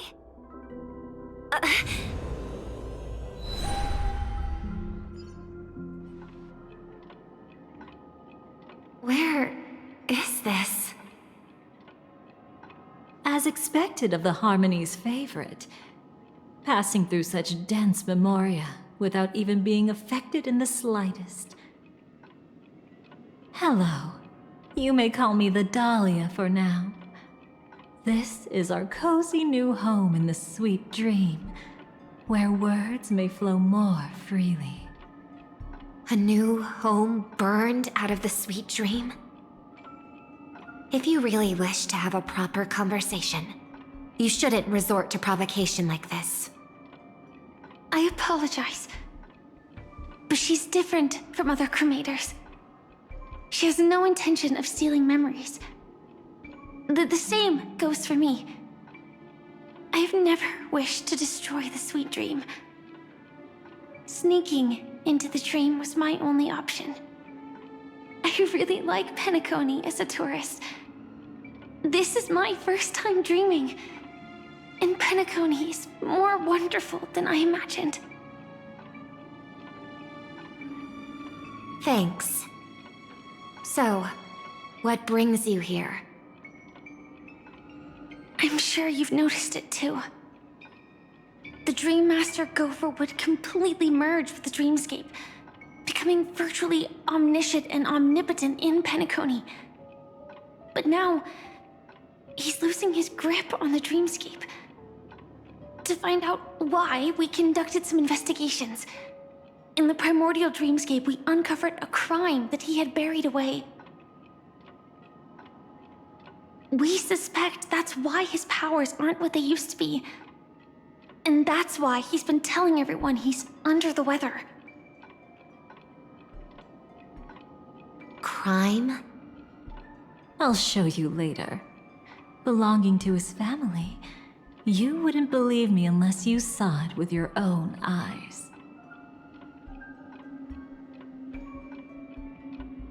You've indeed uncovered many clues. But before we proceed, I must confirm your true intentions. My purpose is about a reunion, a rescue, and a farewell. Will you believe me? Miss Firefly, that expression and tone of yours just now, I've seen it many times in my audience. Expression? That's the look one has when describing what they hold most dear in their heart. So I'll trust you this time.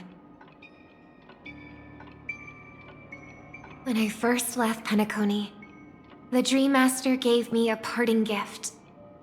A divine law, so to speak. For a leader of the 5 lineages, that's pretty cheap, isn't it? Since then, I've walked the path of harmony as a Pathstrider, wielding its power. Until I returned once again for the Charmony Festival. In the 12 hours converged by the Dream Master, I developed symptoms of losing my voice, and the strength of the harmony began to wane. Yet in Dreamflux Reef, I wasn't affected at all. I believe that the path he once pointed to might not have been named the Harmony. That's why I gradually became incompatible with the sweet dream. In the past, the Dream Master would harmonize for me.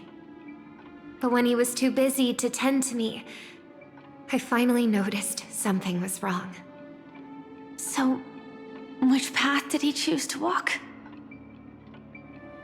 It's not clear yet. There aren't many clues about this, but I suspect it's the Order. Thank you, Miss Robin. You've helped us clear up many of our doubts. However, regarding the Dream Master's path, we have different conjectures. What is it? Come with me. It's time to see it with your own eyes.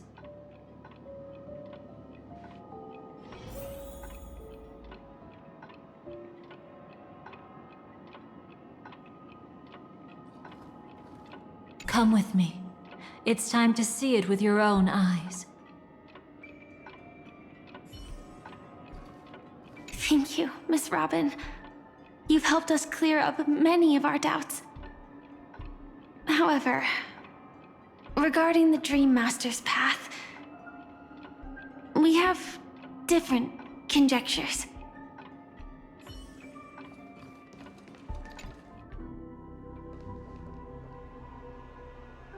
Here lie secrets that the family tried to conceal, and a long, romantic tale. Sadly, Most of it has nothing to do with us. Brooklyn Tiernan. I remember that name. A Galaxy Ranger, worthy of admiration. When Penacony was plagued by the swarm disaster in the past, he was the one who fearlessly protected our sweet dream. That's why we had to come here. We suspect that after turning away from the family, the Dream Master sided with the propagation. How could that be? History as we know it may be long gone, but people's memories remain preserved in the memory zone. If we can master the technique, we'll be able to pierce through time itself and salvage the past from chaos.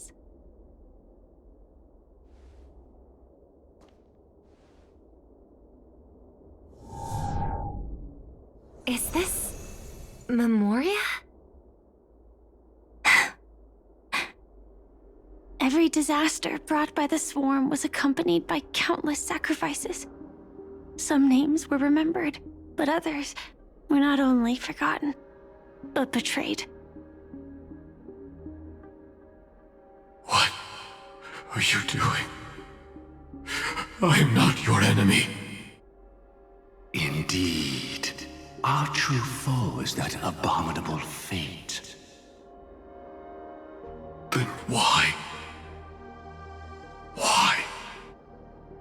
Easy, child. Your struggle only adds to the pain. The strike I just delivered, dishonorable though it may be, did not miss. Here and now, your death is certain.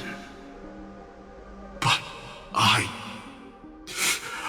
was clearly helping fight against the swarm here. Indeed. As the swarm ran rampant, a Glamoth knight passing through joined the battle without asking for anything in return. Truly admirable. But have you ever wondered why, right after that, the infestation only grew worse? Could it be? The Glamoth Knight, born to purge the swarm, turned out to be a path strider, walking the path of propagation. The sweet dream has never been tainted by the propagation. You brought it here, and only your death can remove it. How can this be? I can leave and never come back here. I can't die. I don't want to die. That's precisely why I said that strike wasn't honorable. I explored your secrets for the sake of the sweet dream. But striking you down, that came from selfish desires after glimpsing eternity. Paradise shall fall into this world of sorrow, and once dawn breaks, it will shatter in the light of day. How could anything golden abide in glory forever? You shall become my darkest crime, in the beginning of a great undertaking. Your remains shall become the foundation for eternal paradise.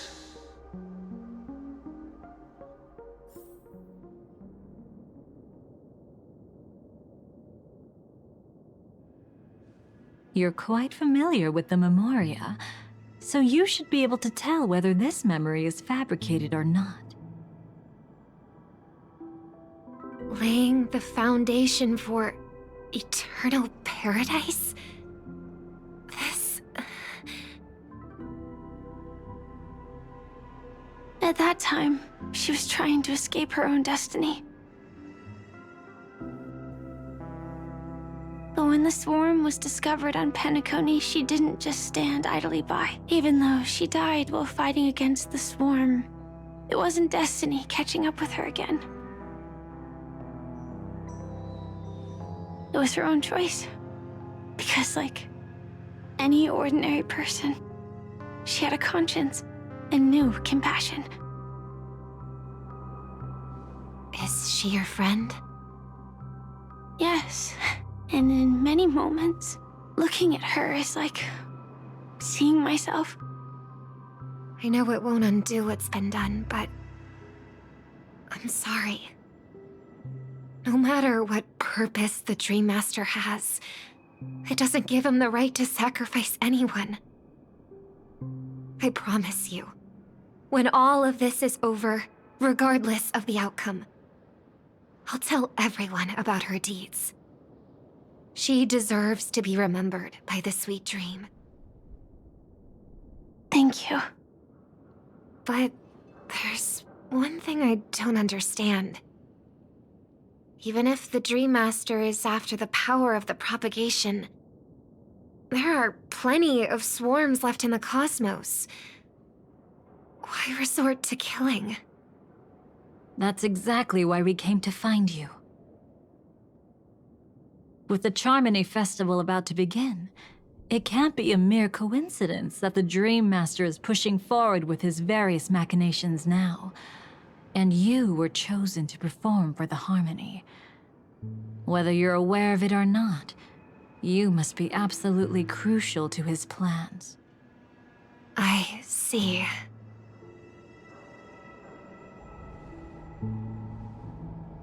You want me to become the conduit to retrieve the past from the memory zone? What exactly do I need to do? I'll need to temporarily take a piece of your memory. By letting it stir up the memory zone, I can follow the flow of memoria and burn a path through, retrieving scenes from the past once again. Whether I succeed or not, I'll return your memories to you safe and sound. Let a cremator access my memories? I also think it's too much to ask. If you deem it necessary, you can use tuning to leave a safeguard in our minds, preventing any ulterior motives.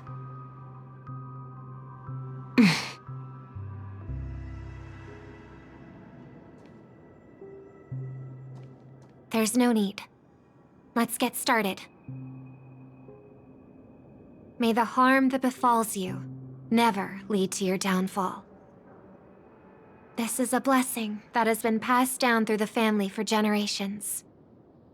I don't want all trust to be built upon mutual threats. So this is what star power looks like. You've even made me a little starstruck.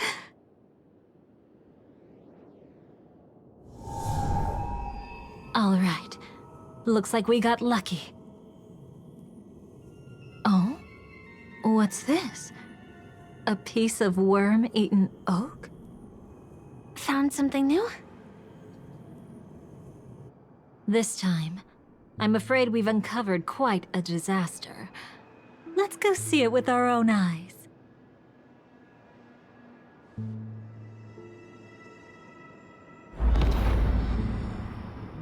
Nothing but lies, my dear. Hiding behind the title of a memo keeper? Tell me, how long have you been lying to them? You really seem determined to savor those unforgettable moments, don't you? Be smart and take a hint. I don't have time to entertain you right now. Oh, because you're busy, pretending to be a Stellaron hunter?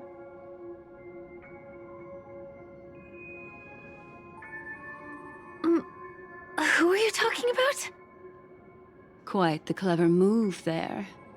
Miss Firefly, if you're willing to take my advice, why not make a trip back to reality? Ask that silver wolf lady carefully who your true companions really are. How did you... All right, you. Still can't help sticking your nose into everything, huh?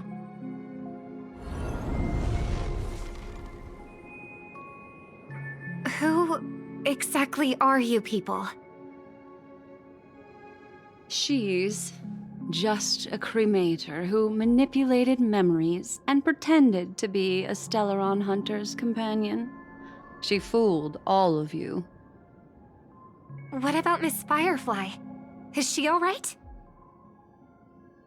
She might get lost in the memory zone's turbulence, but don't worry. She's quite something. She'll only be stuck there temporarily. I'm here to bring you back to the Oak family. Mr. Sunday is worried about your safety. He tasked me with finding you in the dreamscape. As for this Dahlia, she cannot be trusted. To extract specific history from the memory zone through just one memory? While there might be memo keepers capable of such feats, they certainly wouldn't be mere pathstriders. Seems you've been watching for quite a while. Yet you only show up fashionably late when we're about to make progress. Who's the untrustworthy one here, I wonder? Save your excuses. I bring a message from Mr. Sunday that will prove my identity. Just a message? Don't you find that a bit ridiculous? Let's give it a try. It's only 2 words. Charmony, Dove. I don't know the details, but Mr. Sunday said you would understand. Indeed. Unless it's an extreme situation, this is enough to earn my trust.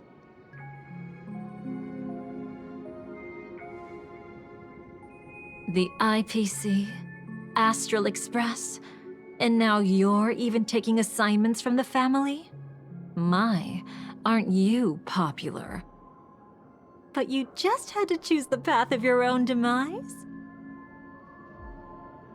Back then, I not only kept Lady Acheron's secret, but also left you with your life intact.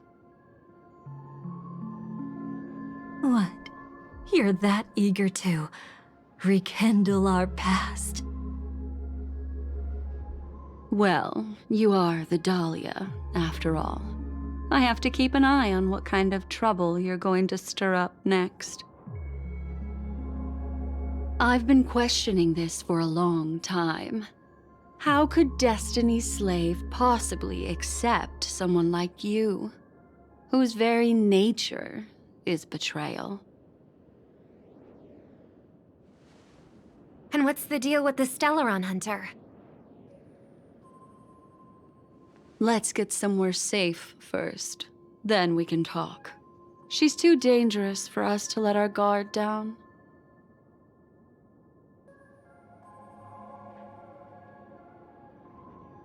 Many thanks.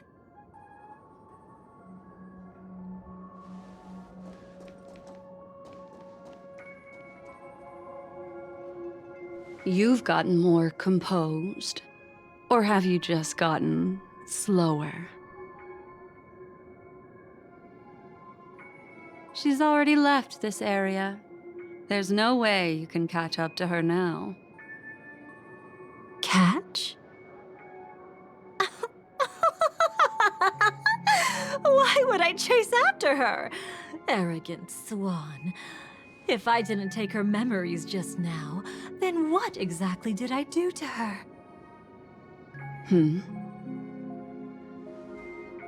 I might as well tell you. I planted a spark of the cremator's fire in her memories.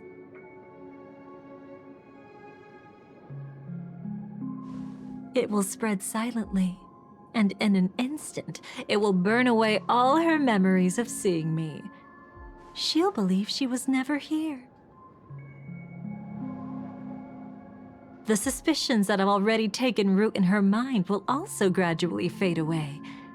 No matter what she has discovered, the moment she attends the Charmony Festival, she'll revert back to that good child who was born to walk on the Order. You're the one who's run out of time. I see. Not a member of the Everflame Mansion, and definitely not a Stellaron Hunter. Your true ally is the Dream Master? Oh, aren't you clever? How about a little reward for that? Cut the act. Even with your usual reckless methods, you can't handle me alone. You're right. I can't do it alone. But I rarely feel lonely anyway.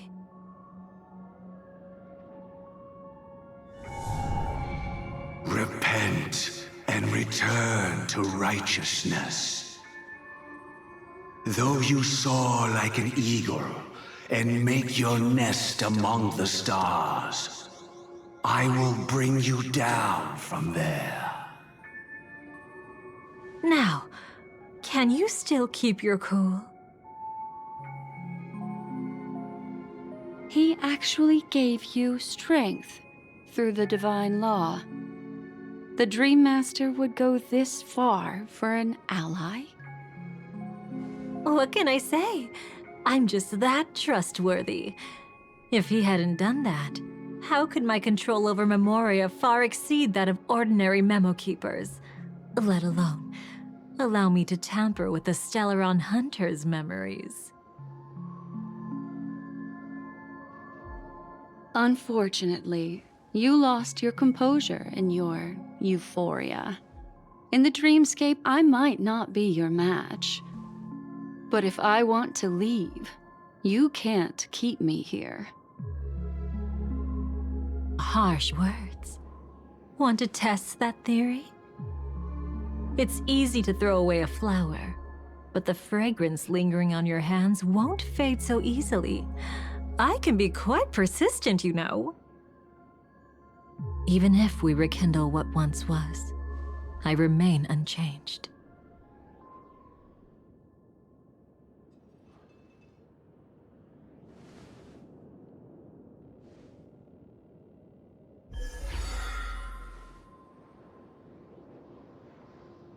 Run faster. I love watching people resist, love watching them flee. Let's savor this moment a bit longer. After all, for us, this will be an incredibly crucial moment. No matter where you run, I will always find you.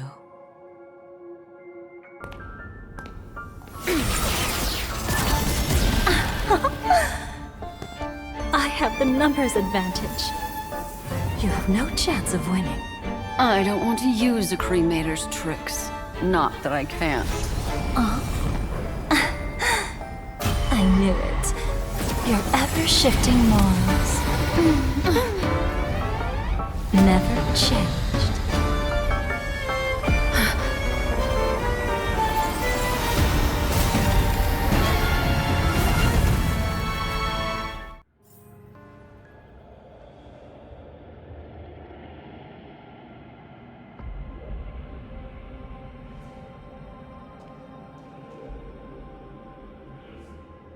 Where do you think you're going?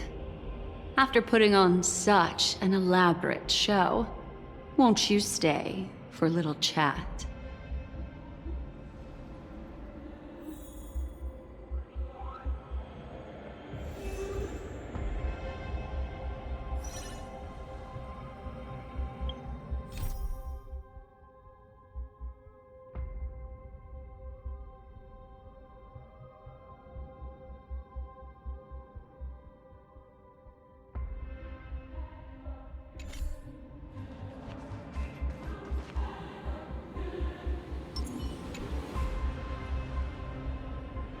The most trustworthy thing about you is that you're never to be trusted, darling. And that's one thing that's never changed about you. When did you figure it out? that the divine law used to share power with me was also the shackles he placed upon me. The moment you admitted to being the Dream Master's ally, I began to suspect your true intentions. Until now, you've betrayed every single faction you've joined, without exception. Besides, after not seeing each other for so long, and now having such an overwhelming advantage over me, you'd do everything in your power to stop me, even if I had the slightest chance to escape. The openings you deliberately left during our clash weren't exactly subtle. Rather than toying with me, you were leaving gaps everywhere for me to cremate Memoria. Oh, really? I'd love to drop the act and give you a proper taste of torment. But alas, as long as the constraints on me remain, I'm not my own master. I can't do anything that would harm Gopher Wood, nor can I reveal his secrets. Good thing we've always had this kind of tacit understanding, always trusting in each other's capriciousness. I wish that wasn't the case. I'd rather not draw the Garden's attention because of my association with you. Aw? Back to your old tricks again? It's an epiphany, dear. Something you'll never understand. Let's talk about what's really important here. What are you hoping to get from the Dream Master that made you willing to submit to his control? After putting on such an elaborate show, using me to regain your freedom, which kind of memories are you trying to steal from the sweet dream? Why, of course, the destructions. Stop joking around. You abandoned that path long ago. You're still as charming as ever. So, let me show you a glimpse of the past. Just this once, Weren't you really interested in the Everflame Mansion?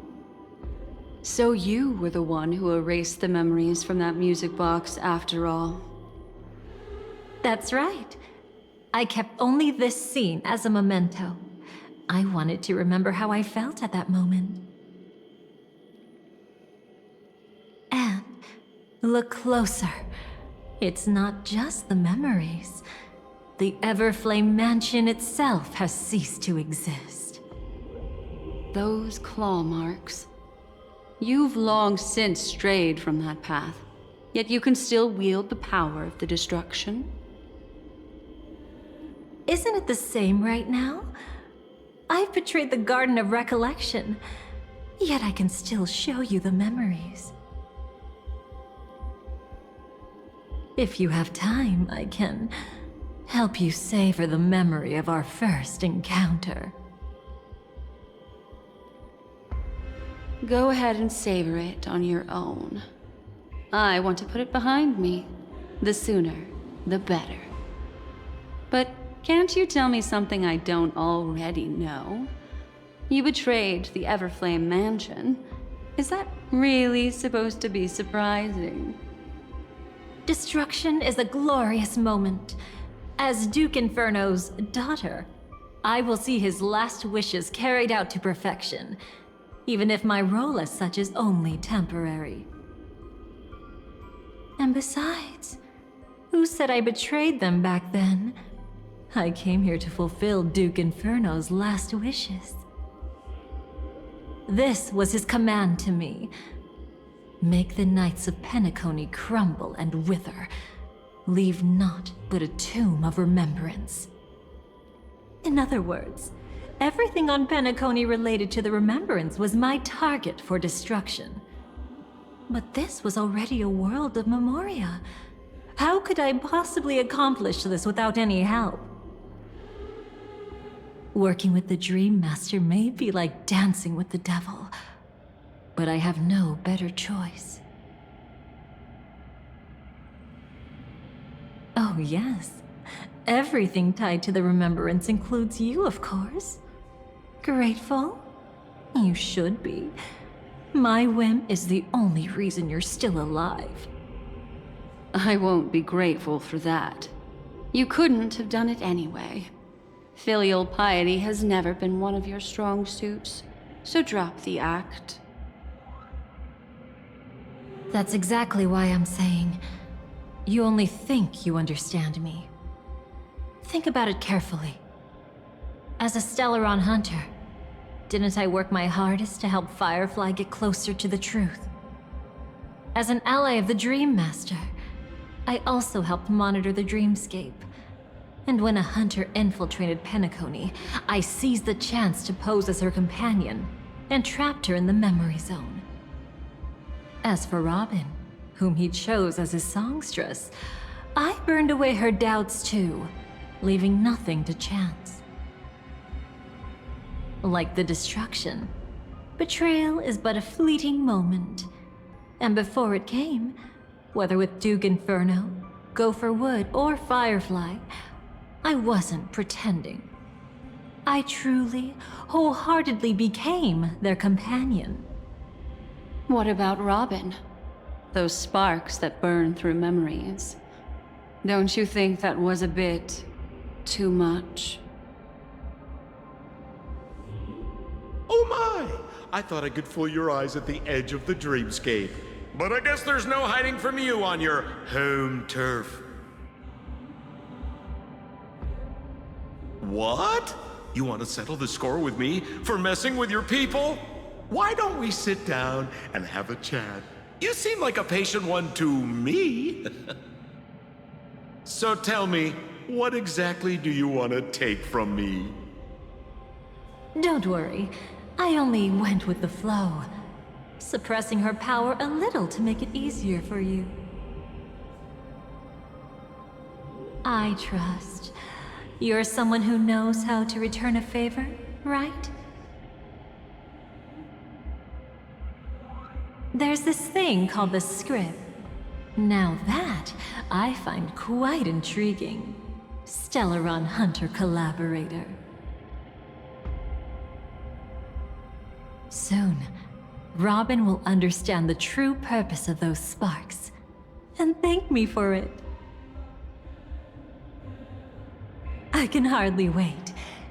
Even though I'm not a Stellaron hunter, this time, I might have a chance to betray destiny too. So stop thinking you've figured me out. I don't want to miss out on any possibility life has to offer. Betrayal isn't in my nature. Greed is. Darling, are you fatally wounded or terminally ill? Unless you're on your deathbed, I don't believe you're actually being this honest. I can make an exception for you, but most people, I certainly don't want them to remember. Sometimes, I resent memories. Because some people don't deserve to witness my radiant bloom again in their memories.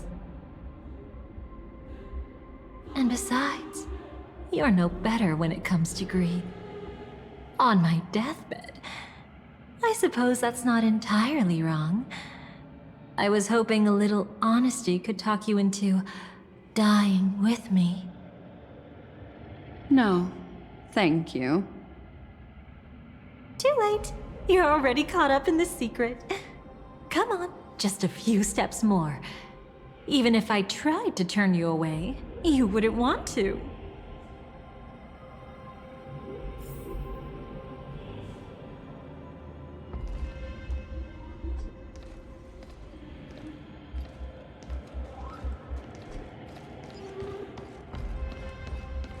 I see now. Let's wait. A piece of worm-eaten oak.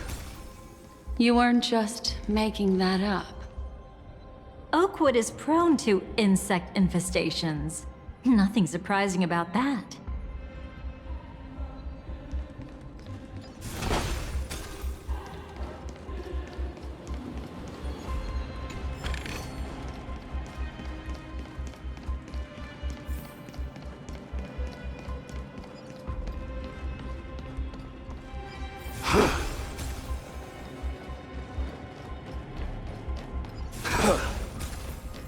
It's him.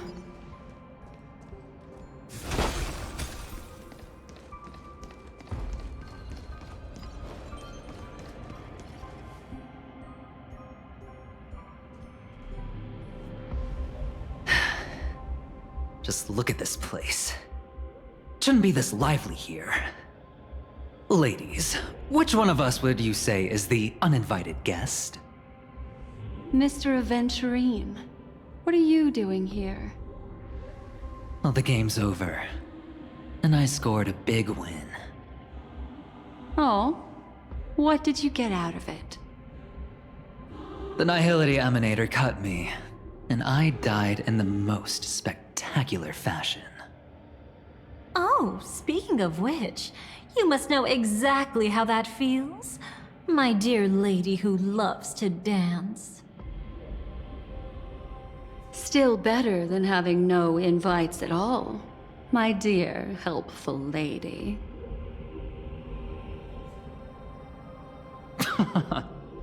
You two are really something special. You're quite interesting, Mr. Aventurine. However, you weren't supposed to find your way here.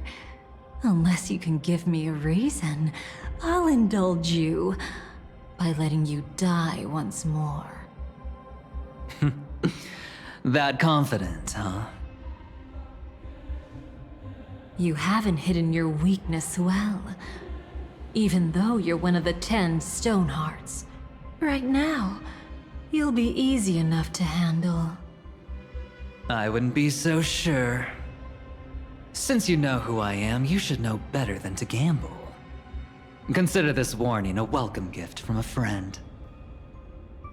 So long as my trump card remains unplayed, none will dare see the hand through to the end. Too bad you've used up all your luck for today. I've always found losing more interesting than winning. What's the harm in giving it a try? Hold up. No need to rush into making enemies. Mr. Aventurine, congratulations on uncovering the truth behind death. But from what I know, you should be at Dreamflux Reef instead. Well, after taking a solid hit from the Emanator's blade, I never got the chance to enjoy a good nap. Thus I sank into the chaotic memory zone, and then my desire led me here.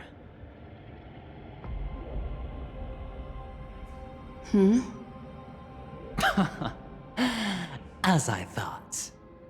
You two haven't noticed. The answer was right under your noses this whole time. You can traverse through Memoria without relying on roads, which is exactly why you missed it. Ladies, you didn't think the IPC would enter Penacony unprepared, did you? Backed by a most attractive package, I quietly assembled a team to research the memory zone. And I only asked for one thing in return. How to escape alive if I accidentally got lost in Penacony's Memoria. To be honest, they didn't contribute a thing. But they did help me discover a certain legacy. Rosalina Jane Estella, the former undertaking once belonging to this nameless. She once boarded the Astral Express as an outstanding surveyor. Years ago, in pursuit of the primordial dreamscape secrets, She ventured alone into the memory zone and was never seen again. Everyone believed she had perished, taking the mysteries of the dreamscape to her grave. But that wasn't the truth. Before departing from this world, she single-handedly forged the pathway of Memoria. Mr. Aventurine, do you even realize what you're saying? Look, I didn't believe it at first either. But the Nameless, as it happens, had quite a unique background that led her to devise a brilliant solution. Using the technology from the Zarina Erd system, she gave her life to the memory zone, giving Penacony's dreamscape a unique signature. When dream chasers wander into the memory zone, they'll drift towards places that can fulfill their desires. Those who yearn for freedom will witness the form of the primordial dreamscape. Those consumed by obsession might encounter certain special dream bubbles. And those who are lost and directionless will return to the 12 hours, seeking their path within their own past. The family discovered this trait and cleverly utilized it, allowing guests to be sent to different hours upon their first dream entry. In other words, this Nameless is the true founder of the planet of festivities.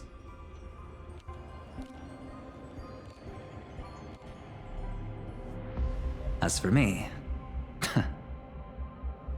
maybe I ran into a good doctor. From the look of this place, he's the one who let me blunder my way in. The impossible in dreams is not death, but dormancy. Do stay alive. I wish you the best of luck. Looks like I'm pretty lucky. I can't wait to see what I'll discover here.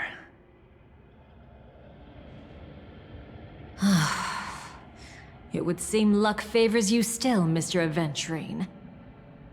Fate is truly fascinating, yet cruel. Remember Miss Robin's question? If the Dream Master was after the propagation, why did he have to harm the Glamoth Knight? Years ago, he had already completed this plan, waiting for a Glamoth Knight to enter the dream.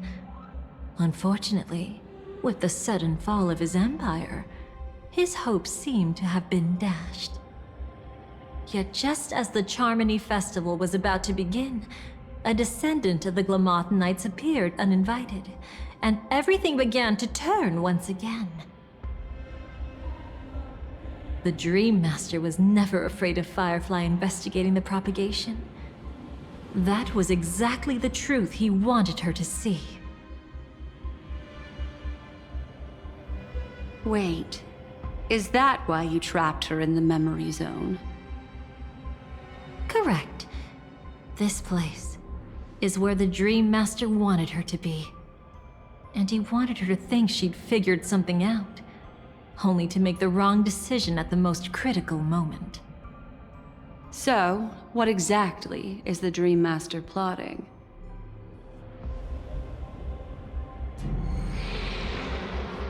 It doesn't matter anymore. We've missed our chance to stop him. Even if we catch him in person? From the very beginning, he never existed anywhere at all. When he attempted to merge with the dreamscape, he transformed himself into 4 primordial divine laws.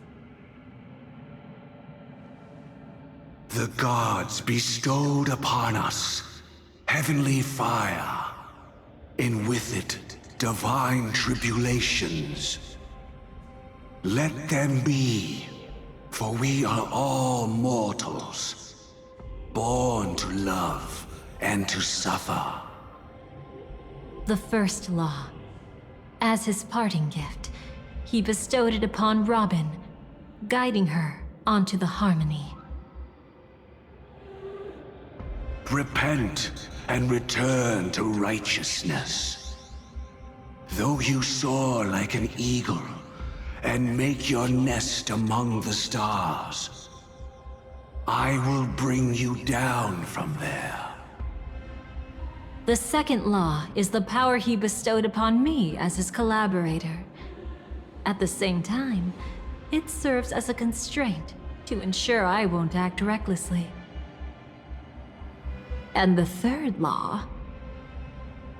Paradise shall fall into this world of sorrow. And once dawn breaks, it will shatter in the light of day. How could anything golden abide in glory forever? I haven't seen it myself either. According to him, it was an all-out attack, like a torrent of fire pouring down from above. And the last one? Nobody knows. After claiming to be ill and withdrawing from public view, even though the constraint remained in place, he never contacted anyone again. Not even me, his collaborator. It's just my theory, but I'm pretty sure I'm right. By then, he had finally completed the last law, and used it to eliminate the one weakness that exists in any plan. The mastermind himself. The moment the plan was set in motion, Gopher Wood died a martyr's death for the just cause he believed in. And the swarm disaster shall reappear again in the sweet dream.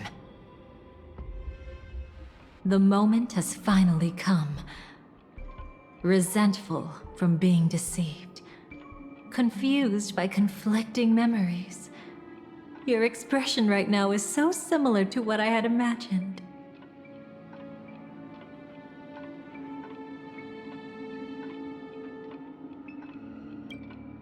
Every side. I'll try to fulfill Duke Inferno's last wishes. Advance Gopher Wood's plans, and yes, indeed, I've helped the Stellaron hunters uncover the truth. Don't be too mad. I wasn't a Stellaron hunter back then, but wasn't everything that happened in Penacony the perfect opportunity to join?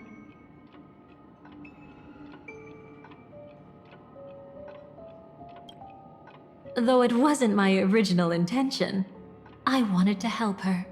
To keep her from getting caught up in Gopher Wood's schemes and facing such a detestable fate. Alas, I couldn't make it happen. The path your predecessor Rosalina left in the Memoria pushed Firefly towards a new lease on life. Indeed, how could a nameless who walks the path of the Trailblaze leave behind a legacy built on evading destiny?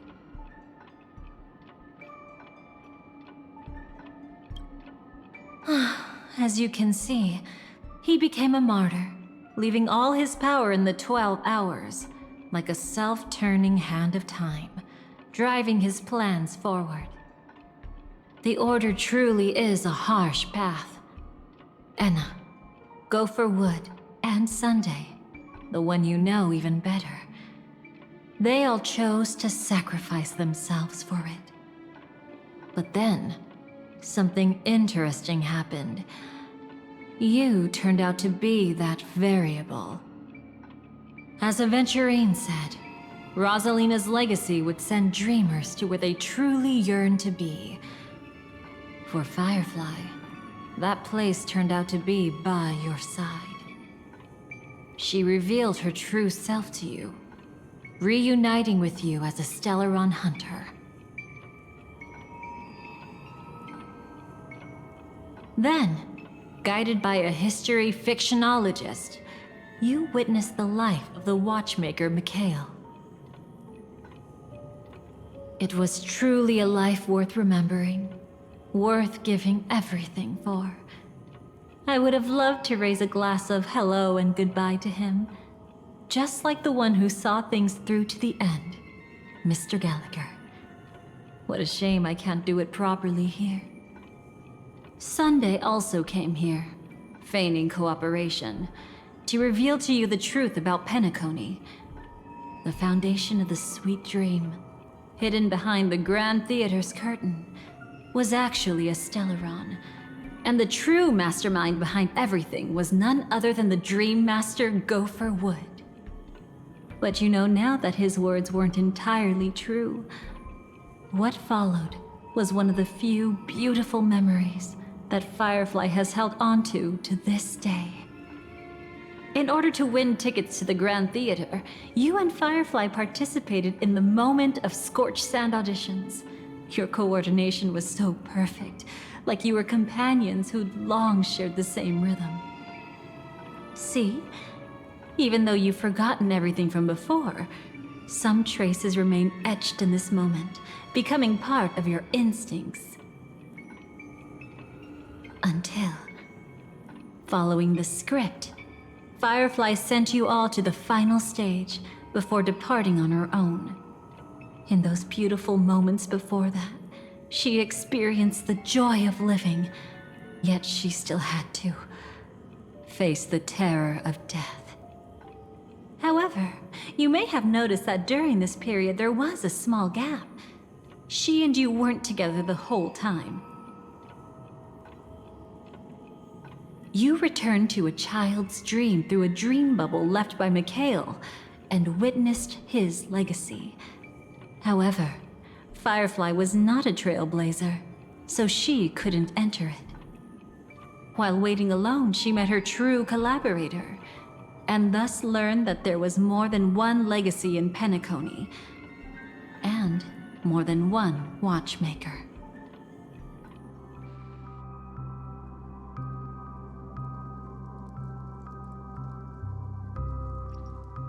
Did they enter that dream bubble? That's right. Unfortunately, you won't be able to follow them in so easily, even if you've traveled together as companions. That old man can be so stubborn sometimes. He'd rather have the Nameless be the ones to witness his legacy. No, I think it's quite romantic. A legacy left in the past will give them the courage to continue walking towards the future. Even if I can't walk alongside them, I'm content in knowing this. Ha! You're quite like the Nameless. Awkward, but admirably so. Maybe we can't walk the same path, but... Passphrase, respond at once. Why does life slumber? Huh? Ignore that. Must be some meme. How did it end up here? Sorry, I want to go check that out real quick. Be right back. Oh, so you're into fluffies too. You've got taste. Better not wander too far though.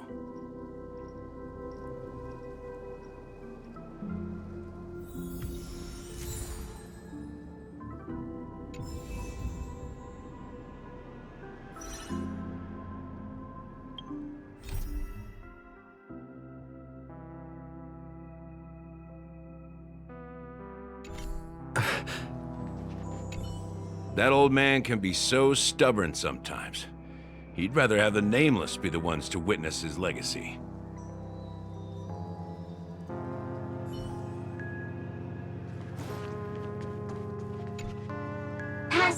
Passphrase, respond at once. Why does life slumber? Because people are afraid to wake up from the dream. Perfect. Identity confirmed. Welcome, Agent Mech Tycoon. Please proceed to the next rendezvous point. Our people will be waiting for you there. Is this really necessary? Gotta stay in character. Follow the instructions, Mech Tycoon.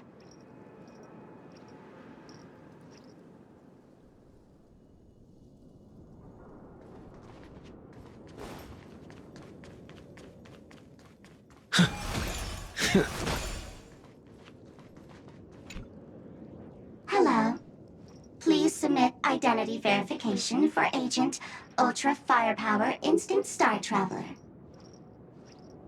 Who? Mech Tycoon wasn't cool enough, so... So, Miss Sparkle went ahead and changed it. Masked fool. You shouldn't be here. Well, someone's been kept in the dark this whole time, completely oblivious to their real buddy standing right in front of them. Buddy? Don't tell me you still haven't noticed. That memo keeper has already stabbed you in the back once. No way. Silverwolf never mentioned me. But she's the one who invited me to team up. The family's omnipotence in this sweet dream, that was my intel. Now you all are going back on your word? Your intel? With Kafka's spirit whisper, my cognition shouldn't be susceptible to distortion. Could things be different now that I'm in a dream? Before heading to Penacony, Silverwolf did tell me to keep an eye out for anyone asking, why does life slumber? But as evidence, that's not enough.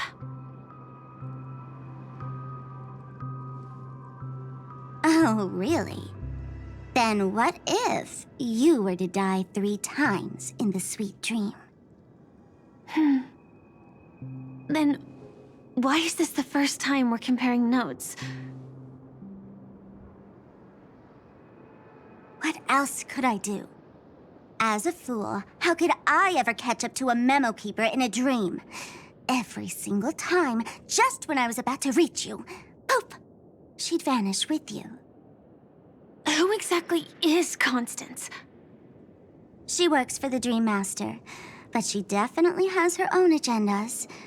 She secretly made a deal with me.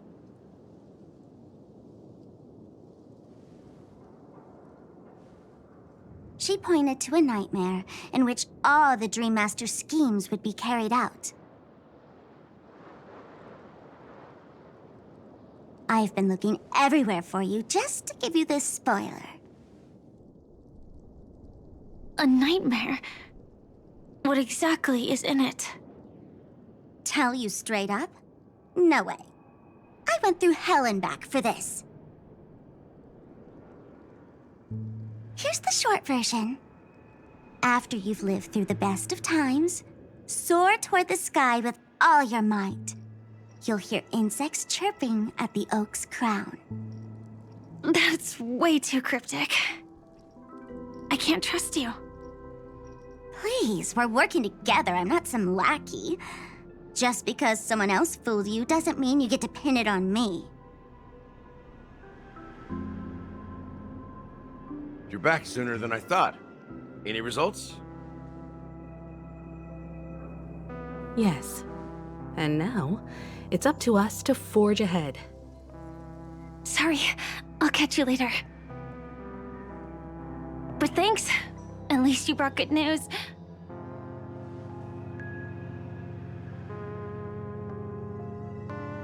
Which part was good news? The best of times.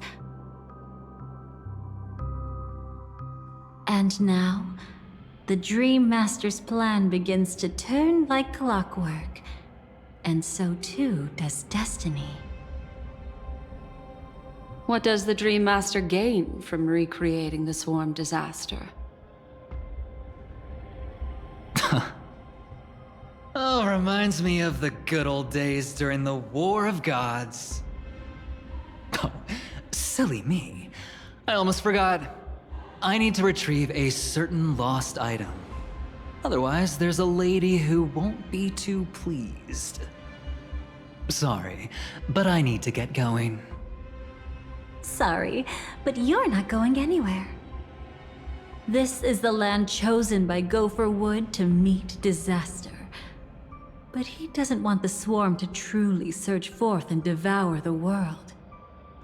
The swarm disaster will be trapped here, and so will you in your weakened state.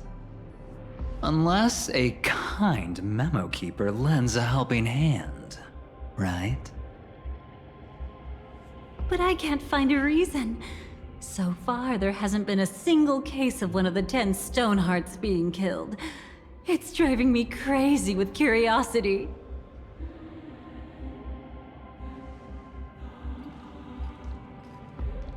Glory above all!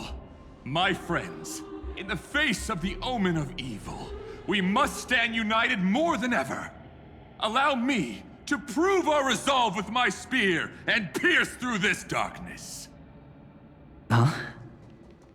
Whose backup is this? Pardon my late introduction. I am Argenti, of the Knights of Beauty, traversing this cosmos to eradicate all that is unsightly in this world. In the name of beauty, the one and only has brought me to this place. Perhaps it is destiny's guidance that led me here. In this dreamscape tainted by the propagation, I shall uphold the name of beauty and clear the path for all of you. Ah, passing knight. You found just the right person. I am an IPC envoy trapped here. Lend me your aid. For Adrilla the Beauty is the most peerless beauty of them all.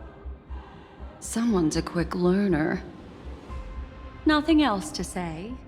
This is far too much of a coincidence. What else is there to say? Would this Sir Knight even listen to us try to reason with him? That's the fascinating thing about destiny. Some people are just born lucky. Let them be. We should get moving now.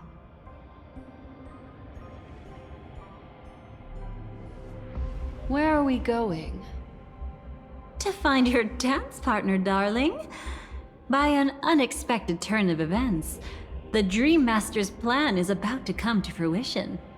And to deal with him, we'll need an emanator to step in.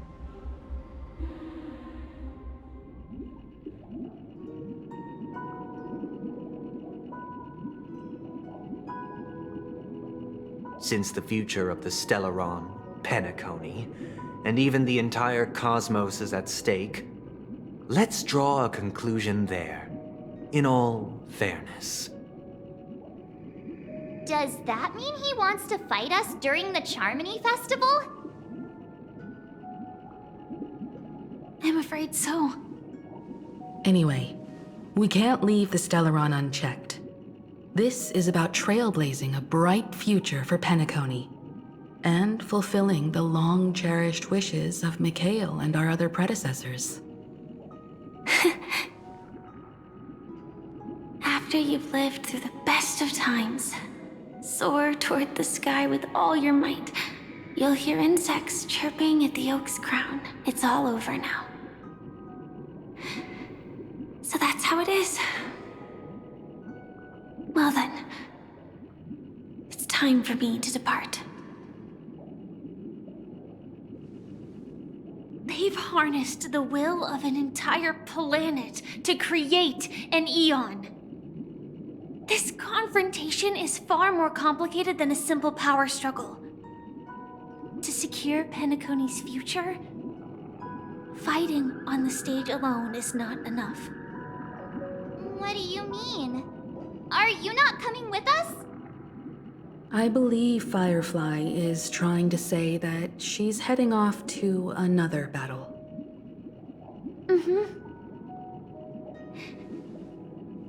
Before I left, the Destiny Slave told me that this journey would bring unforgettable rewards. Even though the script he gave me only had a few lines, I couldn't ignore them. Because one of the lines said, I'll experience death 3 times in the land of the dreams. 3 times? This can't be serious, right? The first time was a painful death when I was stabbed by the Blade of Dormancy, which led to all subsequent events. The script will always come true. But a way that will only be revealed when that page is turned. But the death granted to me by the planet of festivities was merciful enough. For my first death, I chose how it would come and what it would change. For the next two, I want to try my best to achieve the same outcome. Have you made up your mind, Firefly? Yes. Otherwise, I wouldn't be here.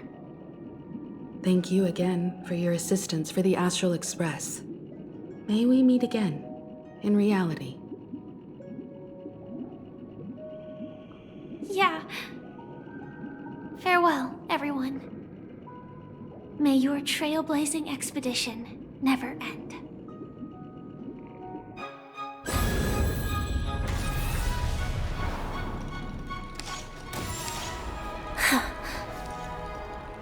I dreamed of a scorched earth. Everyone, are you ready? A new shoot sprouted from the earth. It bloomed in the morning sun and whispered to me. Like fireflies to a flame, life begets death. May we meet again in reality.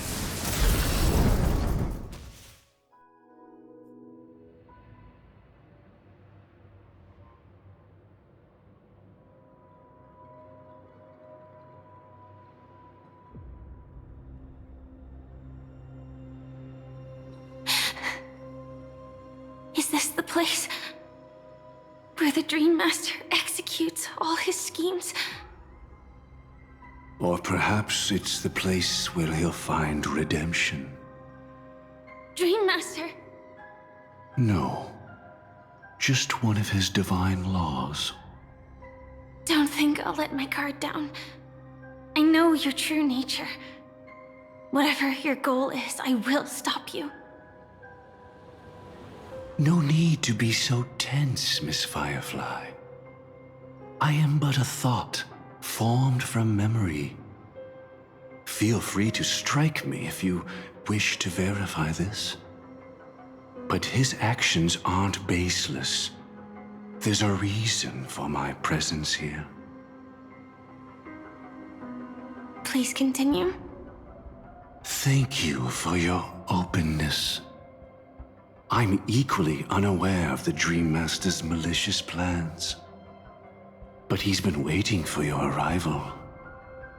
That Glamoth knight he killed with his own hands, through me. He hopes to restore justice for her. And you, her friend, are meant to witness it. Justice? Indeed. I'm quite familiar with this place, and can guide you. This has its own significance for you, too. Witnessing his confession is tantamount to unveiling his crimes. I don't need your guidance to get this done. But you need someone to decipher the truth. Force alone won't solve anything. It's not like you'll stop here if I refuse. Lead the way. But I'll be keeping my eye on you. What is this place? Oak Manor. Once part of the Dewlight Pavilion. Before becoming the Dream Master, he used to hold family councils here. But it's been abandoned for years now, sinking into the primordial memory zone.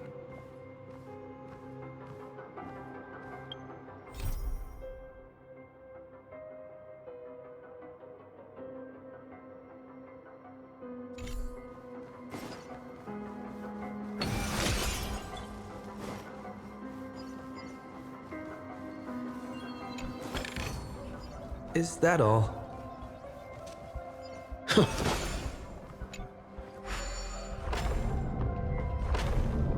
Is that...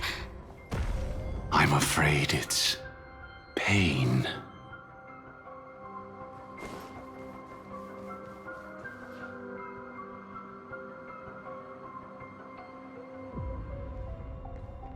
Did Oak Manor always have decor like this? After taking over the sweet dream, he never turned away any sincere dream seekers, even if they were shady characters. Walking along the harmony, he firmly believed that even villains could be transformed by Shipei's benevolence to show mercy, act with justice, and walk with humility. It seems his wishes didn't come true. Indeed. Those villains never learned their lesson. They even conspired with one another, foolishly attempting to establish their own family lineage. Such arrogance. They went as far as sending a messenger across the vast cosmos to seek permission from the main family. In the end, they only brought shame upon themselves. And then there was a revolt. Fortunately, his heart was already aligned with the Oak family, allowing him to survive by sheer luck. Though he could never leave the sweet dream again. Soon after, the manor was decorated this way. Was he trying to warn himself? If your beliefs lead you down a path of plight, why stubbornly cling to them? That's exactly what I'm getting at. At least now, I can understand those feelings. And I think I've come to understand why I exist here. At that moment, Gopher Wood stood at a crossroads, pondering whether the harmony was still the right path. But my fragmented memories have not yet revealed where this would ultimately lead. Since he was about to commit a great evil, perhaps the Dream Master who left behind these laws was hoping I would choose a different path. But it's too late to change anything now. Not necessarily. We might as well keep moving forward. Good intentions are always the final creation of evil deeds, for they know they must be stopped. And his past choices will reveal his schemes to us. In your opinion, which path would the Dream Master choose? Probably the path of force. But Miss Firefly, feel free to do as you please. I have no other thoughts today.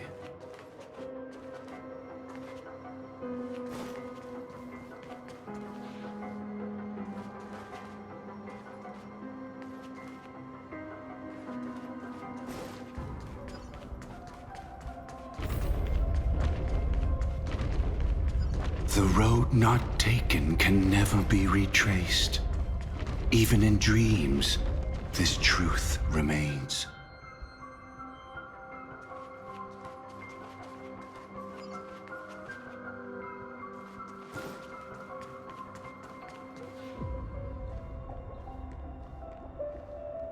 In the end, all paths lead to the same destination. Human will, it seems, truly has very little impact. Is this?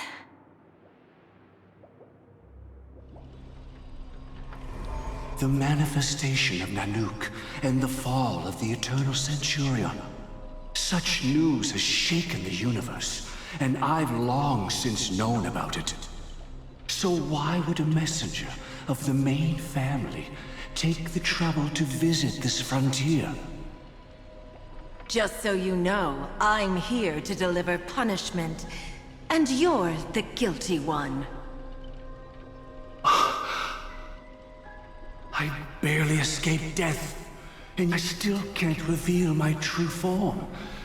Tell me, why have I been branded a criminal upon returning to this place?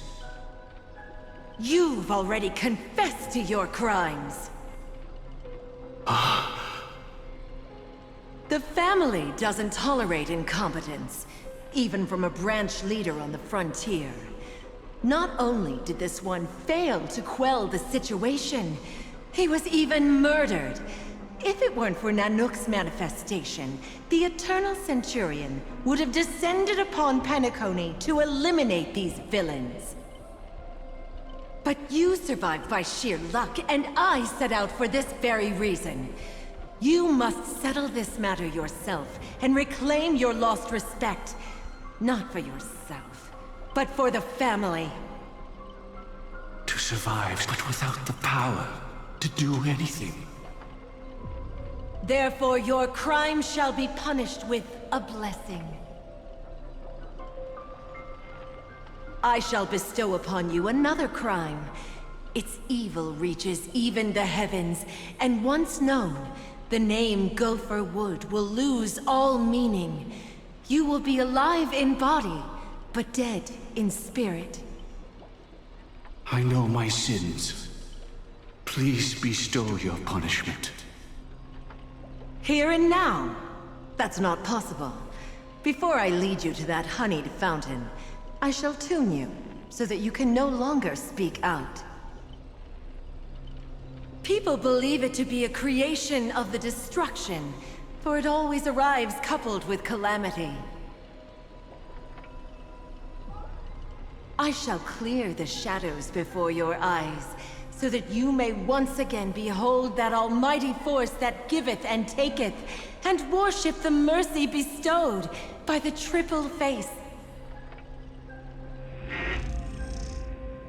The harmonic cancer, the Stellaron.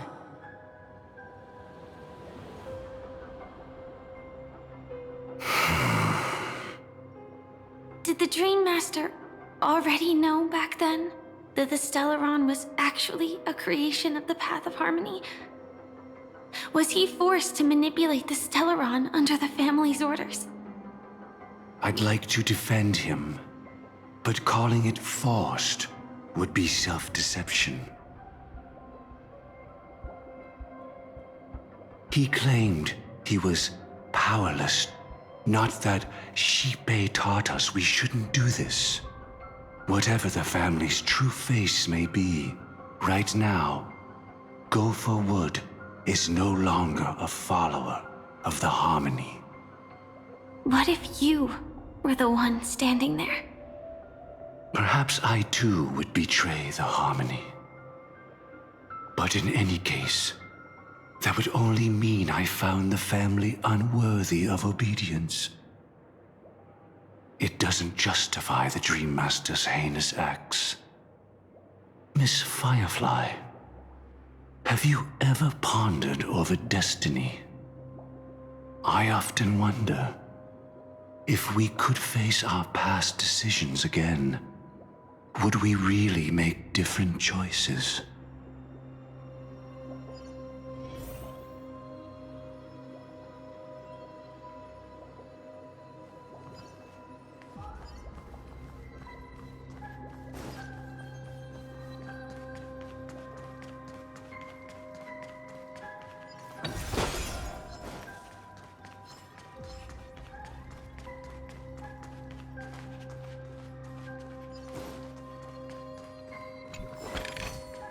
Is that all?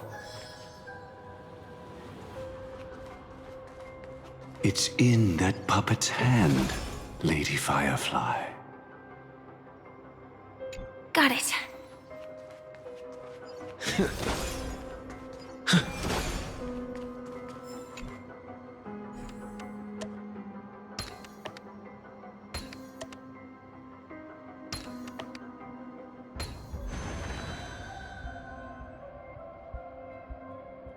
Rest in peace now, old friend.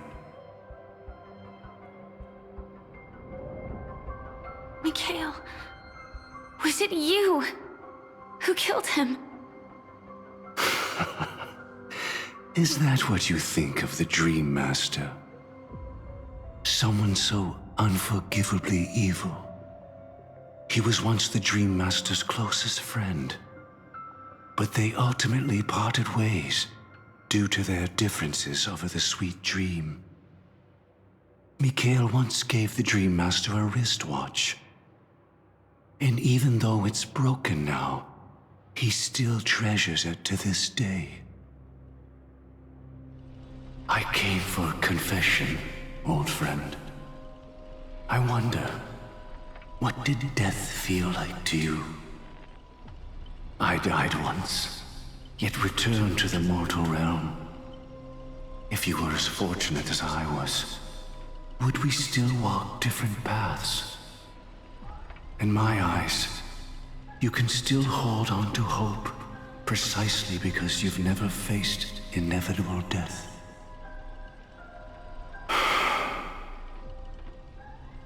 Would you blame me? Would you, Mikhail? I tried to unveil Xipe's third face, but I was wrong. It wasn't the propagation. Yet destiny was so merciful, making me realize the propagation was able to continuously evoke people's prayers for the order through the fear brought by the swarm. When the swarm disaster ravaged the universe, that was also when the order reached its unprecedented peak. But after that, the Great One deliberately ignited a war among gods, leading to their own downfall. They would rather fall than let the order ascend upon a staircase of falsehoods.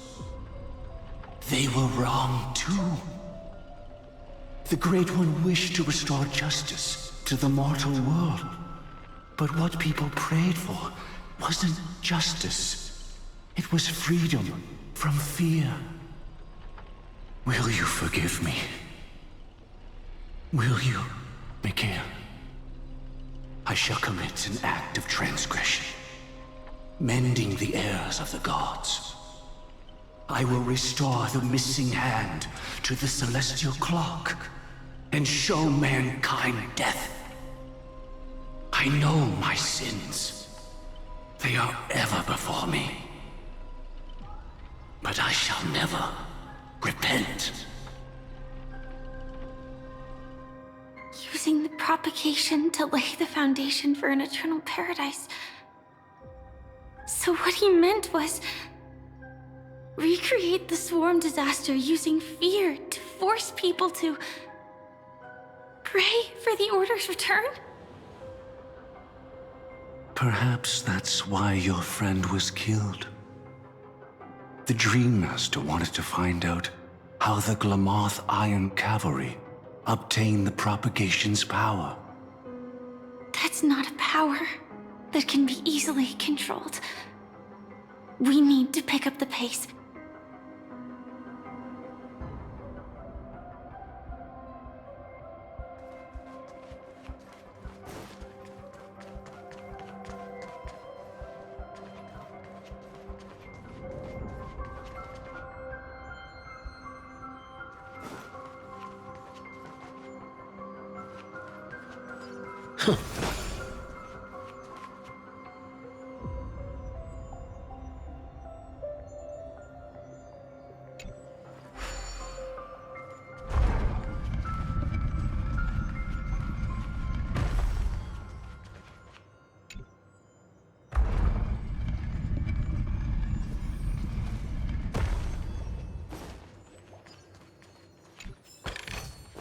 Looks good. Past this point lies the Grand Hall at the end of Oak Manor. And before us lies his final decision. Where to go after turning away from the harmony. Since he wants you to choose again, Which side will you take? Go ahead with whichever path you think is right. I'll take the other one. Don't worry. I can't change anything. Even if I have a sudden awakening, it would only give the Dream Master peace of mind. He deserves absolute punishment and must be brought to heel. So you made a different choice after all. I will stop him.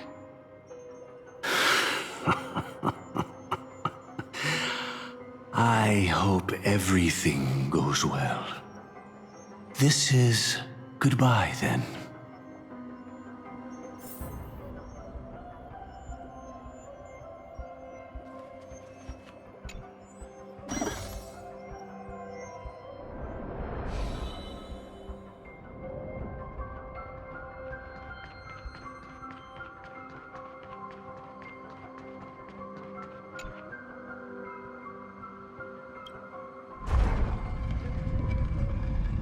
Let the propagation rain down heavenly fire once more, heralding the mournful cry of death.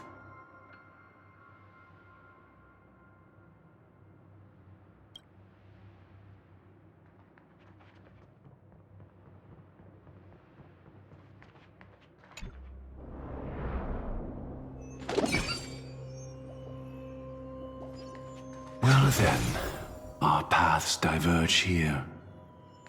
You go towards life, and I towards death. Which path is better? Only the gods know. So many. Could Gofuwood's plan already be in motion? No. Impossible.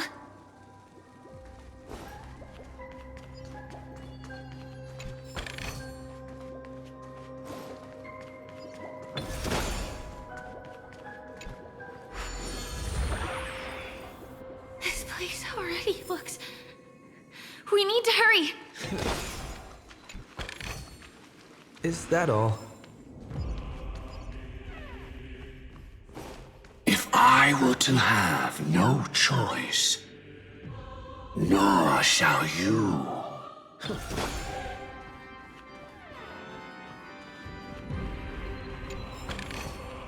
Looks good.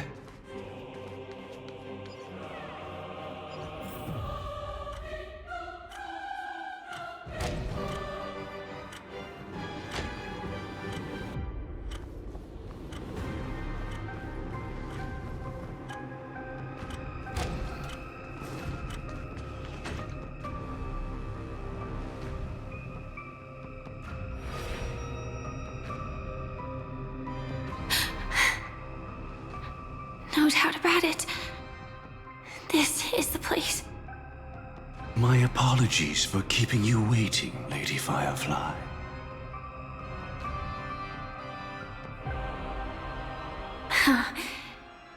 It's you. It seems the other path leads here too.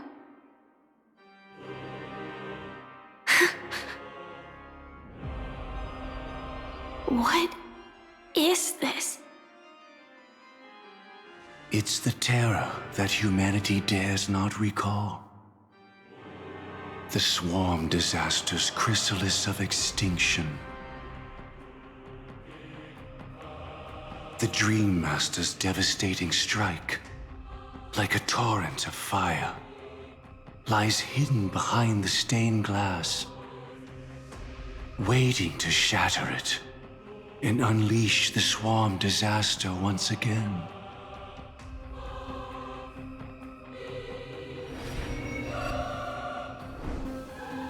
How did the Dream Master become this powerful? We need to stop him. Or maybe stop me. As expected. I shall end this matter on his behalf. This thought, together with the power beyond the window, completes a single, true, divine law. Divine law? Everything you saw along the way, none of that was meant for you. It was meant for me, so that I could bring you justice. I don't see any justice in any of this. Lady Firefly, I assume you've pondered over destiny, too. I don't think it can be used as an excuse for anything. Even if the ending is predetermined, we can still decide how we get there. That's just self-deception. You've never been able to change the course of events. When we stand at the crossroads of choice, no matter how many times we start over, we'll always make the same decisions. By that moment in time, we've already been shaped by our past, believing that choice to be the only correct path. All the past you've left behind has already determined your future. Your friend tried to escape destiny, only to meet the same end.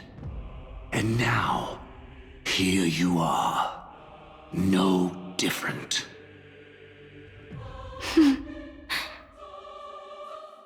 But the person you met today is someone who has rewritten their destiny. Well then, I'll offer you my sympathy, Hunter. As far as I know, there's only one way to rewrite destiny. Give up your true desires and stop walking your own path. In doing so, your destiny will indeed change, and you may even sway the course of the world. But from that moment on, you will have killed yourself. Alive in body, but dead in spirit. This is the price we're willing to pay to defy destiny. Not everyone chooses to surrender with their hands up. Everyone has the power to see the world as it is, and to bear that weight. This is the true meaning of sacrifice.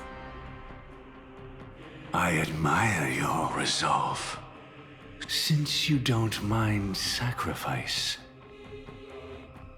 That's enough talk. Stand down, Hunter. You can't stop that strike. I won't let you get away with this. Oh, really? How did the harmony succeed in spreading its cancer across the universe, then?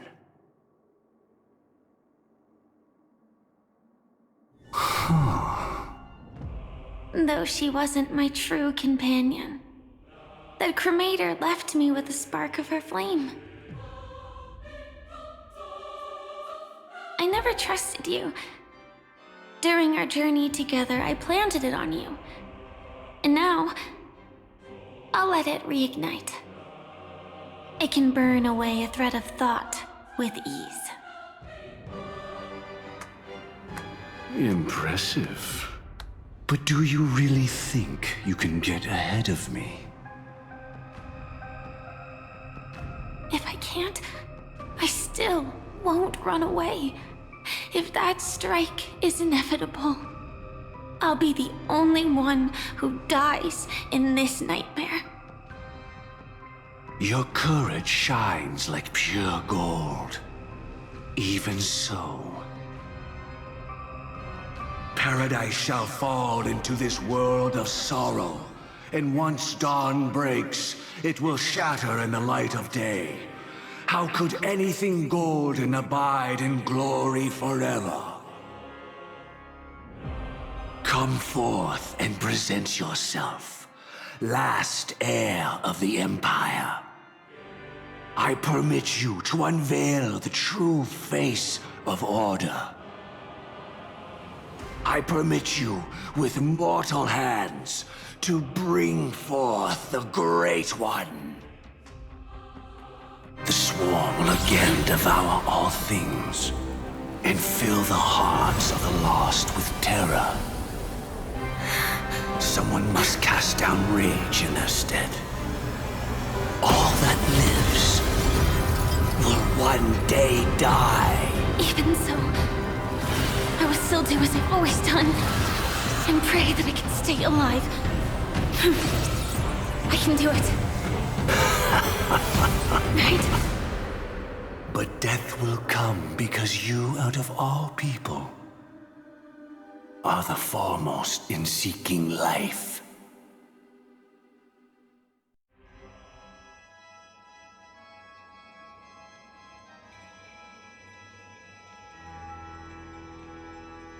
Your last confession took me by surprise. Mr. Gopherwood.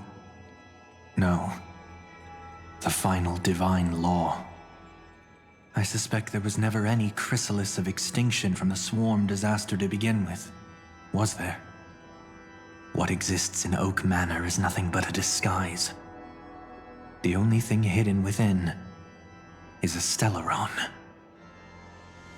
True. I never unraveled the secrets of the propagation. Now, split into 4 parts.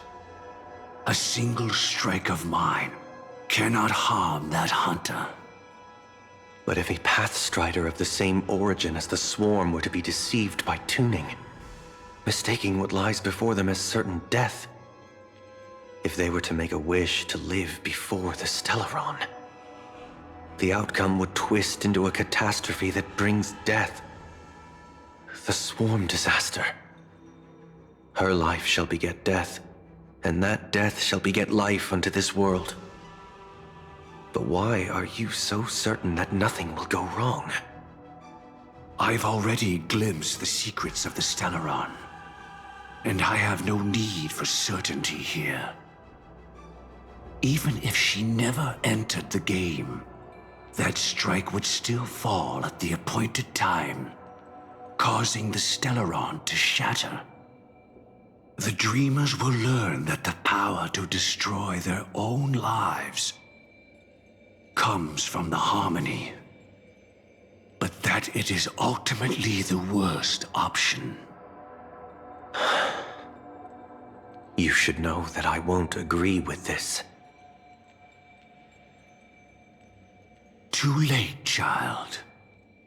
The hands of time have struck midnight.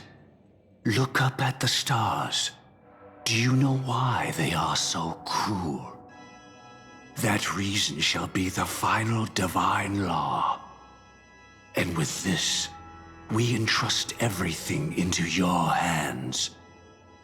Because the stars belong to everyone, they have never belonged to anyone.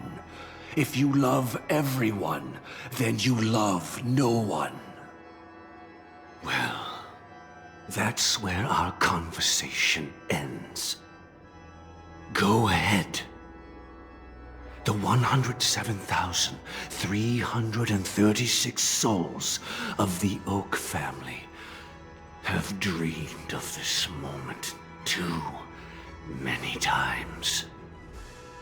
The opening is near. Go, my child. Seize the power of the harmony and reveal your karma. I shall walk the path of the Order to its end, as you wish. But I can no longer accept your divine laws. If I become the only star in the sky, Even if I belonged to no one, there would still be no cruelty. The stars are cruel, only because they have never shared their heat with the masses, burning fiercely only for themselves. Well, there can't be two suns in the sky. I'll step up and take down the other sun if necessary. Moreover, how could I allow other stars to shine during the day? Paradise shall soon be created, not at midnight, but at noon.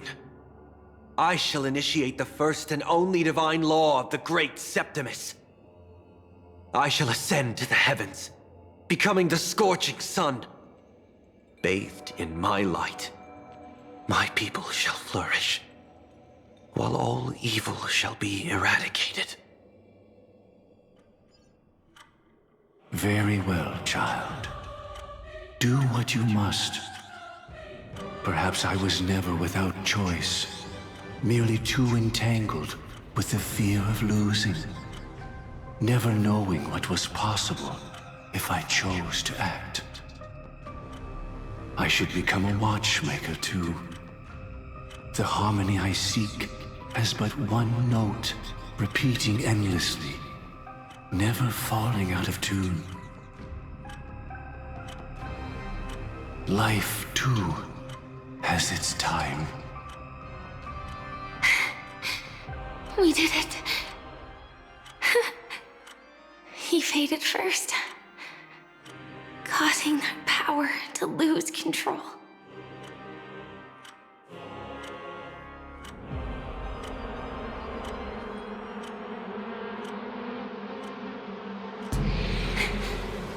Is that...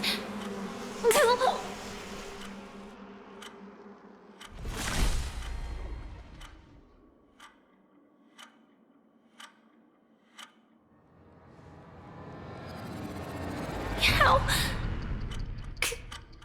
did you...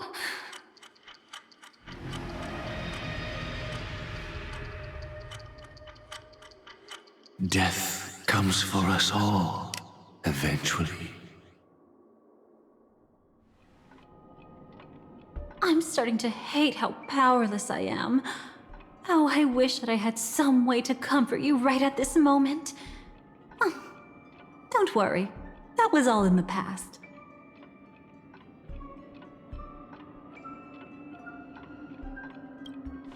He lured a Glamoth Iron Cavalry to face a Stellaron after years of plotting.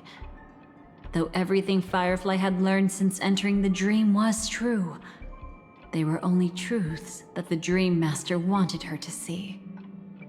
And that is often regarded as the highest form of deception. The Stellaron answered Firefly's desire to keep living. In response, it recreated within the sweet dream the swarm disaster and the Eon Enna.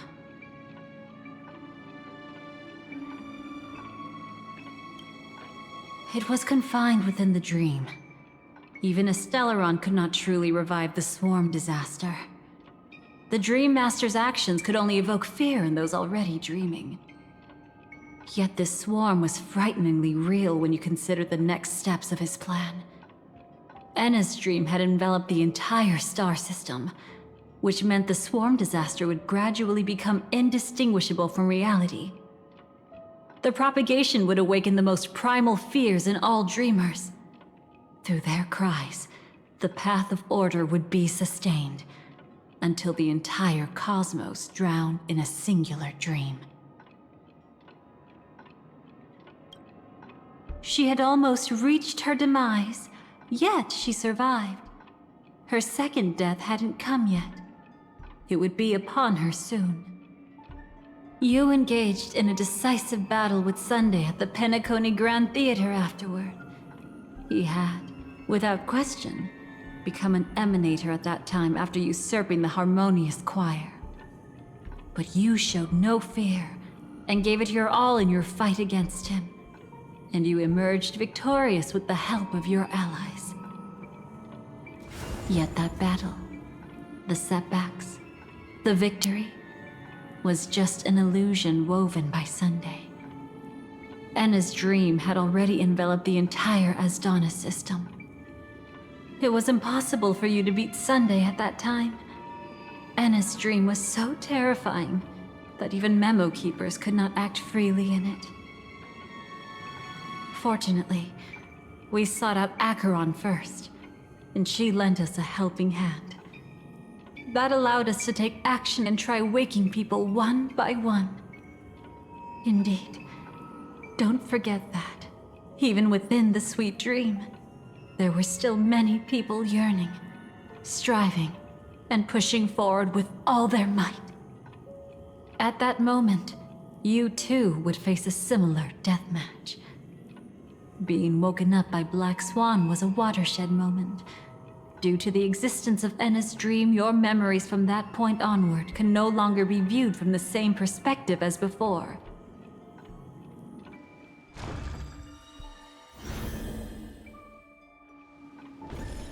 It's not that they're not real enough. Things always look different when viewed from different angles. Ever thought about whether we've truly seen our authentic selves in a mirror? And from that moment forth, I would also no longer be able to help you. Your memories belong to you alone at the end of the day. Destiny only allows me to intervene this far. However, you must remember this. How your memories manifest is ultimately up to you. People can't dream of things they've never seen before.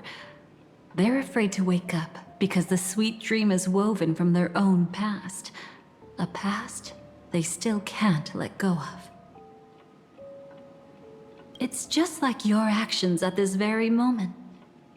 Only by embracing the past can you find the strength to walk towards the future. Firefly, me, the Stellaron Hunters, this entire world, we're all waiting for you to reach that moment. I can hardly tell if this is nervousness or excitement. You are different, unique, and worth waiting for. Go and write a prelude to memories once more.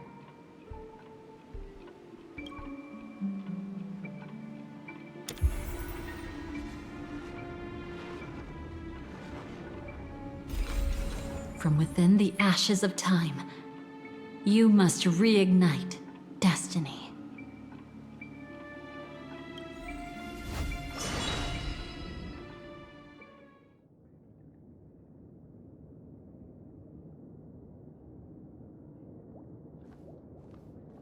This way, darling.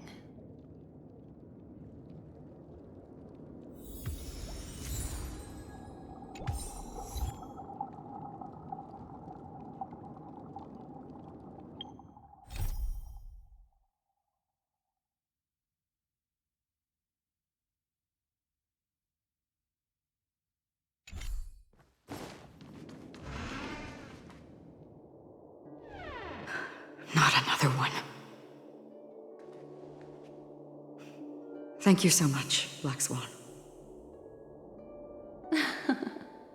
Finally, I can breathe a sigh of relief.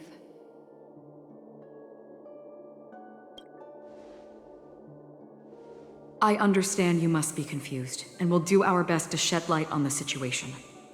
However, before that, it's essential to know that this place is the rift between dream and reality. A place reserved only for those who have awakened from Enna's dream.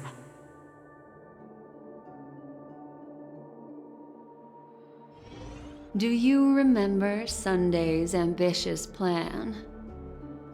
He intended to harness the power of the Stellaron, the collective will of over 100,000 Oak family members, and the desires of everyone in Penacony to usurp the harmony and restore the order. Unfortunately, it didn't stop there. From the early days of our journey into Asdana, we were already affected by the Stellaron. That strange dreamscape where we met. Maybe it was a sign that your thoughts were beginning to drift away. I don't think the goal of the Order was to put everyone into a deep sleep. Quite the contrary. They used the Stellaron to catalyze the leakage of Asdana's memoria into the material world, allowing the dreamscape to blend with reality. People think they are awake, but their spirits have long since stepped into the Temple of Order. This is what makes Enna's dream so powerful. In this paradise governed by the Order, everyone indulges in their delightful dreams and lives happily ever after. I believe what you experienced in the sweet dream, except for that flaw, was real. Only in this way could you reach the destination, lifting the crisis in Penacony and embarking on your next trailblazing expedition. If it wasn't for Acheron's plan, we might have been trapped in this dream forever. Well, I'm not as fortunate as she is. Even if I'm a memo keeper, I was still influenced by the power of the Order and fell into hallucinations. However, thanks to your memories, now we still have a chance to turn the tide. We still have a chance, though. To make it happen, please, Black Swan, guide us to those with a strong will. The truth of the dreamscape runs deeper. We must notify anyone willing to wake up, so we can end the long night together.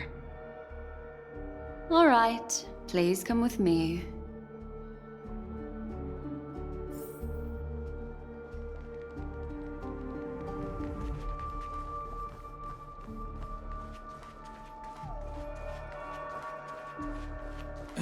Stay calm.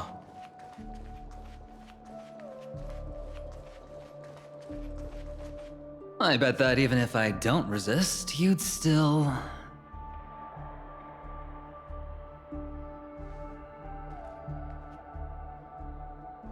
Time to get down to business, cowboy. Huh. You okay?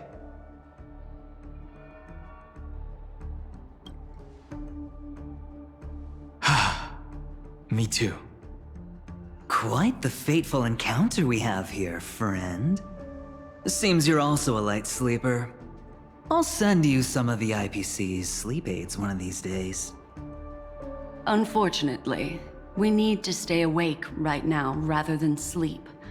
We're still nowhere near capable of breaking free from Enna's dream. Let me break the bad news first. The enemy we're up against isn't just Sunday anymore, nor is it the harmonious choir that he's usurped. The Dream Master has awakened the swarm disaster within the sweet dream, and cast shadows into the hearts of all dreamers through Enna's dream. The primal fear taking root in people's hearts had led them to call out to the Order for protection. The path of order is gradually being restored, and this has transformed Sunday into Enna. Specifically, he's just one step away from becoming an Eon. The IPC starships converged here at an opportune moment, and the power of the preservation seeped into the sweet dream to prevent him from completely ascending. However, that is only temporary. With the IPC around, the cosmos doesn't need a second order.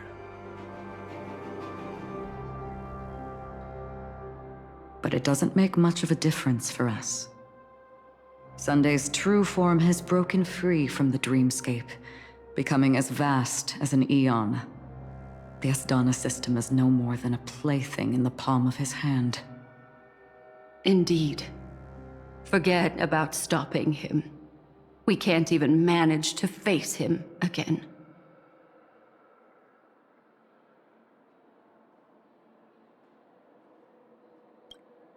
The key still lies in Anna's dream. Fear and sweet dreams. He relies on these two lies to gather the dreamer's shared wishes. He's still just a false god who barely managed to ascend. If we can wake people up and break Anna's dream, Sunday's divinity will fall with it. But the current sweet dream is extremely complex. Miss Black Swan, could you please explain the rest of it? My memory isn't the best, after all. Time is of the essence, so I'll cut to the chase. There are 3 layers to the dreamscape trapping us. First, there's Anna's dream controlled by Sunday. It wove a beautiful illusion for every dreamer, making them flounder in it. Second, there's the primordial dreamscape, which includes Dreamflux Reef. The swarm disaster is manifesting again in the Oak Dream within this layer, and is continuously empowering the Order through an endless stream of fear. Third, there's the 12 hours established by the family. This layer was the first to merge with reality and is itself an enormous trap. Forget about winning. We need to cross all 3 layers of the dreamscape before we can even face Sunday again.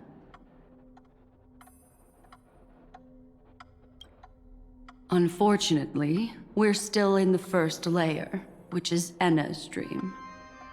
Although we've regained our sense of self, we're still dreaming. We've only managed to connect our individual dreamscapes, but have not escaped. To destroy it, we must make everyone in Penacony want to wake up from their dreams.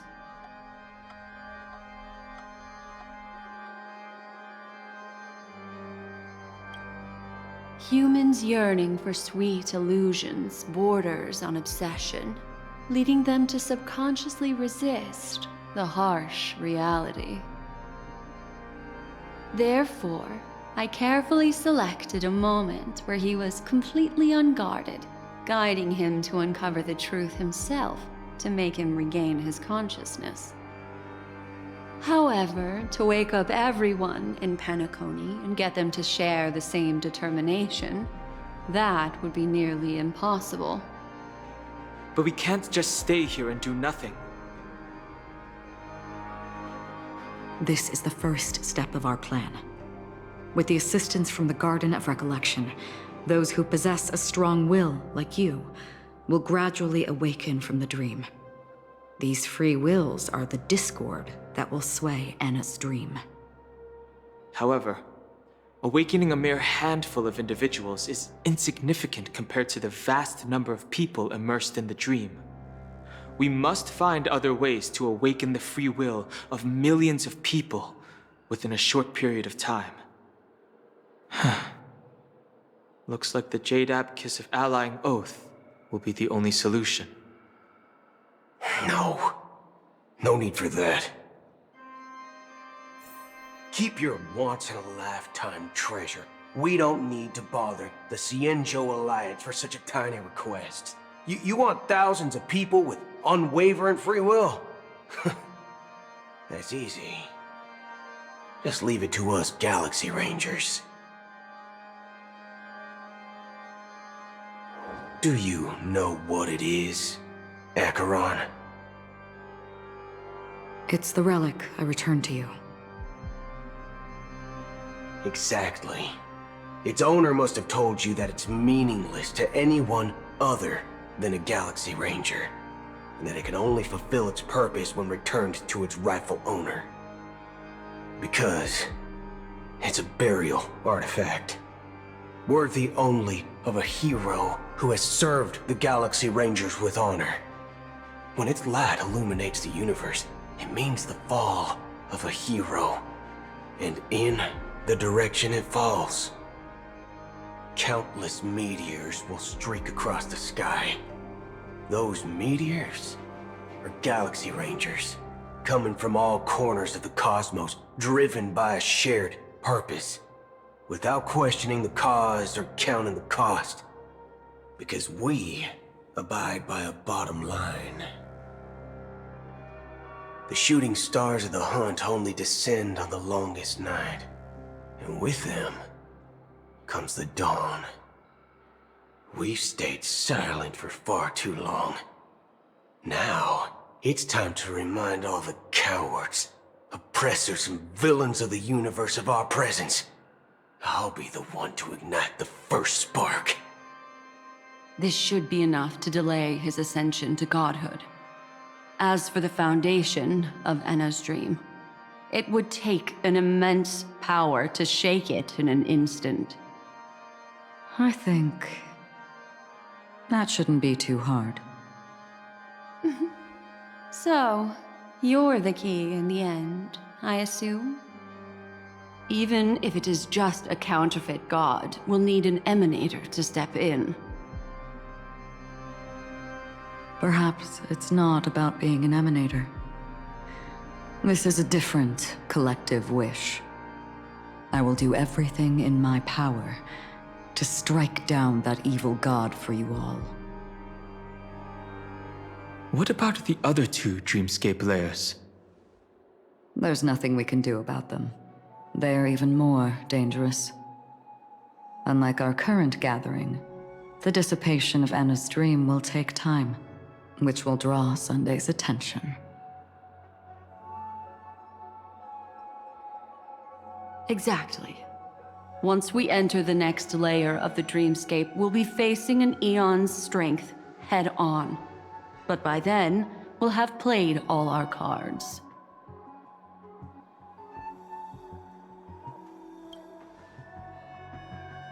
It's too late. Unless another eon intervenes, but that would be tantamount to igniting a cosmic war among gods. The Order is one of Xipe's aspects. Yet the Harmony stands idle at this moment as Enna is being reborn, without any further intervention. There must be some deeper reason behind this. Enna's dream is no ordinary matter. Even with Constance and me giving it our all, we could only reach the few of you here.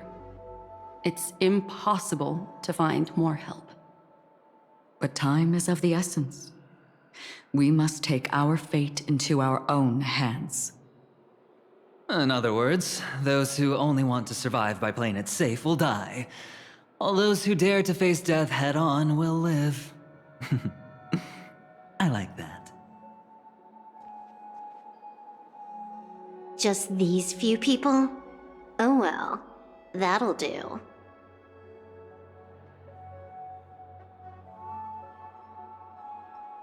It's not just Penacony. The entire Asdana system is done for. A Stellaron hunter? She was at the edge of the Asdana system, but she still got dragged into this mess. Just finding her nearly wiped me out. Quite a bold investment strategy. Tell me, with such a huge risk, what kind of payoff are we talking about? The other two layers of the dreamscape will be handled by the Stellaron hunters. One of our associates is searching in the 12 hours for the other person chosen by the Harmony. Oh? Miss Robin? She broke free from Enna's dream through her own strength, and left behind a song for those in slumber. It's true that some people are born strong, and others are born weak. If the Trailblaze is the target of heroes, then the Harmony will guarantee that the strong help the weak. Only the people of Penacony themselves can be the saviors of their homeland. Their path of happiness should be forged by themselves. While I may not be a nameless, I'm willing to instill courage in all those who need it. This includes my brother as well. Anna's dream is too cruel for him and everyone else. I see. So, we were able to wake up thanks to Miss Robin's help. But the flaws rooted in human nature can't be eradicated overnight. Do you believe that these efforts alone are enough to convince everyone to choose the right path? I agree with you, Black Swan. That's why the most critical aspect of this plan is not to convince everyone to choose the right path, but to inspire them to save themselves. They'll stir up something big to help break you free from the 12 hours.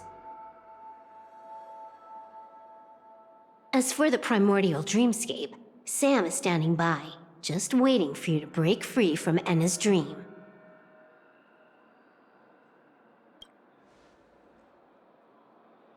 Now, I'll tell you, but don't panic. She will die. She will die a second time, facing everything she wants to run away from. But her fate will be determined by you. She will help you break through the second layer of the dreamscape. Then, she'll fall into Enna's dream, which hasn't fully dissipated yet. If you defeat Sunday and wake her from that dream, then her second death, too, will become nothing but an illusion. But if you fail, the dreamscape will ultimately merge completely with reality, and her death will become a fact.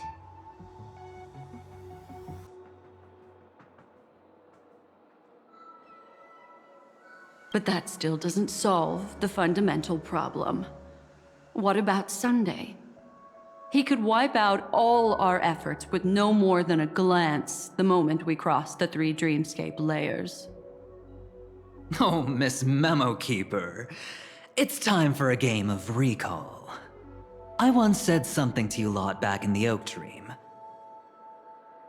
So long as my trump card remains unplayed, none will dare see the hand through to the end. And now, it's time to reveal that ace. Let me point out 2 mistakes. One of them is yours. Having personally been to the heartland of the Dream Master's plans, wouldn't I have already found a way to inform the IPC? The fleet's deployment was never meant for a direct confrontation. It was to seed the preservation's heart into the dream. The other mistake was Sundays, and it was a fatal one. You should never have confiscated my cornerstone. You should have kicked me out right from the start. That's how every gamble with me goes. The moment you sat down at my table, you've already lost. A jade-colored light still sleeps deep within the dreamscape, and it does not require the presence of its owner to unleash its powers. So what? Even the power of the 10 stone hearts can't rattle an existence already approaching eonhood. That's why I said the cosmos no longer needs a second order. The Dream Master's plan is indeed flawless. However, when faced with the terror of the swarm disaster, how is calling for the preservation any different from calling for the order? The release of the Cornerstone's powers will absorb the Dreamer's desires and offer them the preservation's promise instead, guiding them to cry out these words. All for the Amber Lord.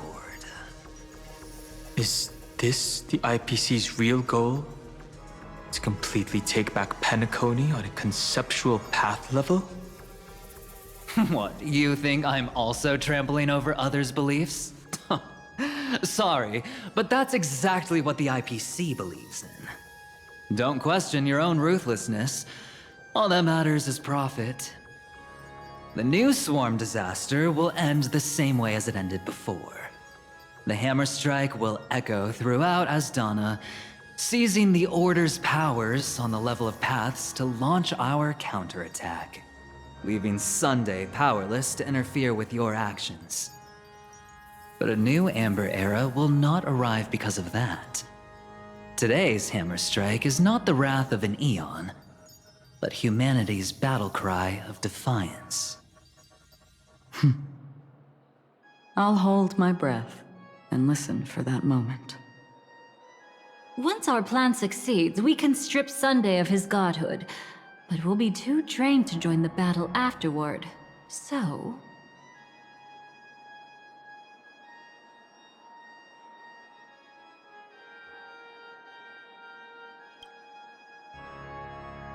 Take your time to prepare. Before you head out, may I have a moment alone with you? There's one more thing I need to explain to you.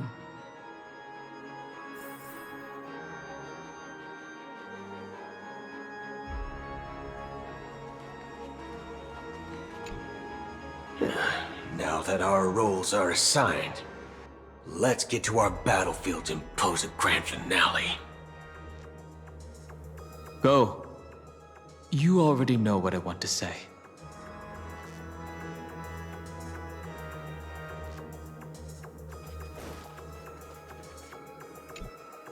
It's you. I've been wanting to meet you. I'm curious, why does she value your existence so much? Not now. This is not the time. I used to wonder about destiny, about where it's heading. But you can decide its destination, at least for today. The bigger the stage, the more you need to be composed when stepping onto it.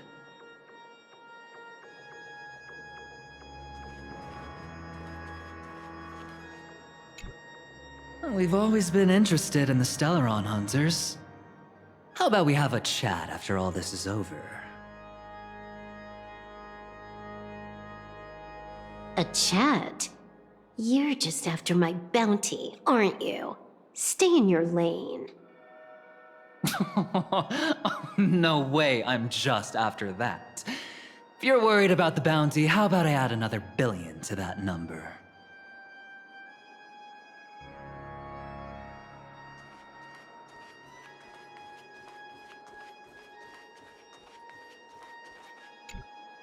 This grand festival is drawing to its close. This is the starting point for the ultimate stage of our journey. Just as it marked the beginning of all the stories in Penacony. Are you ready?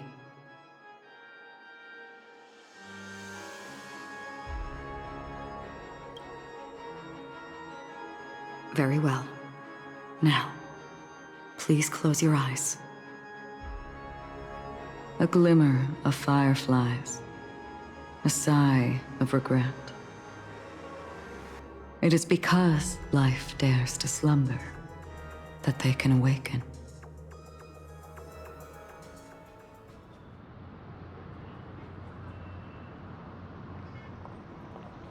Am I awake?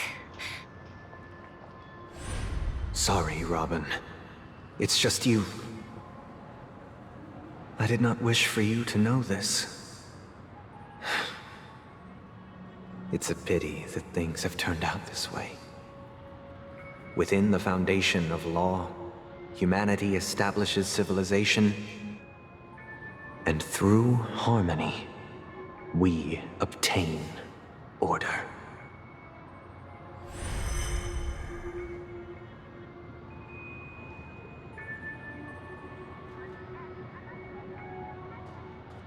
My brother.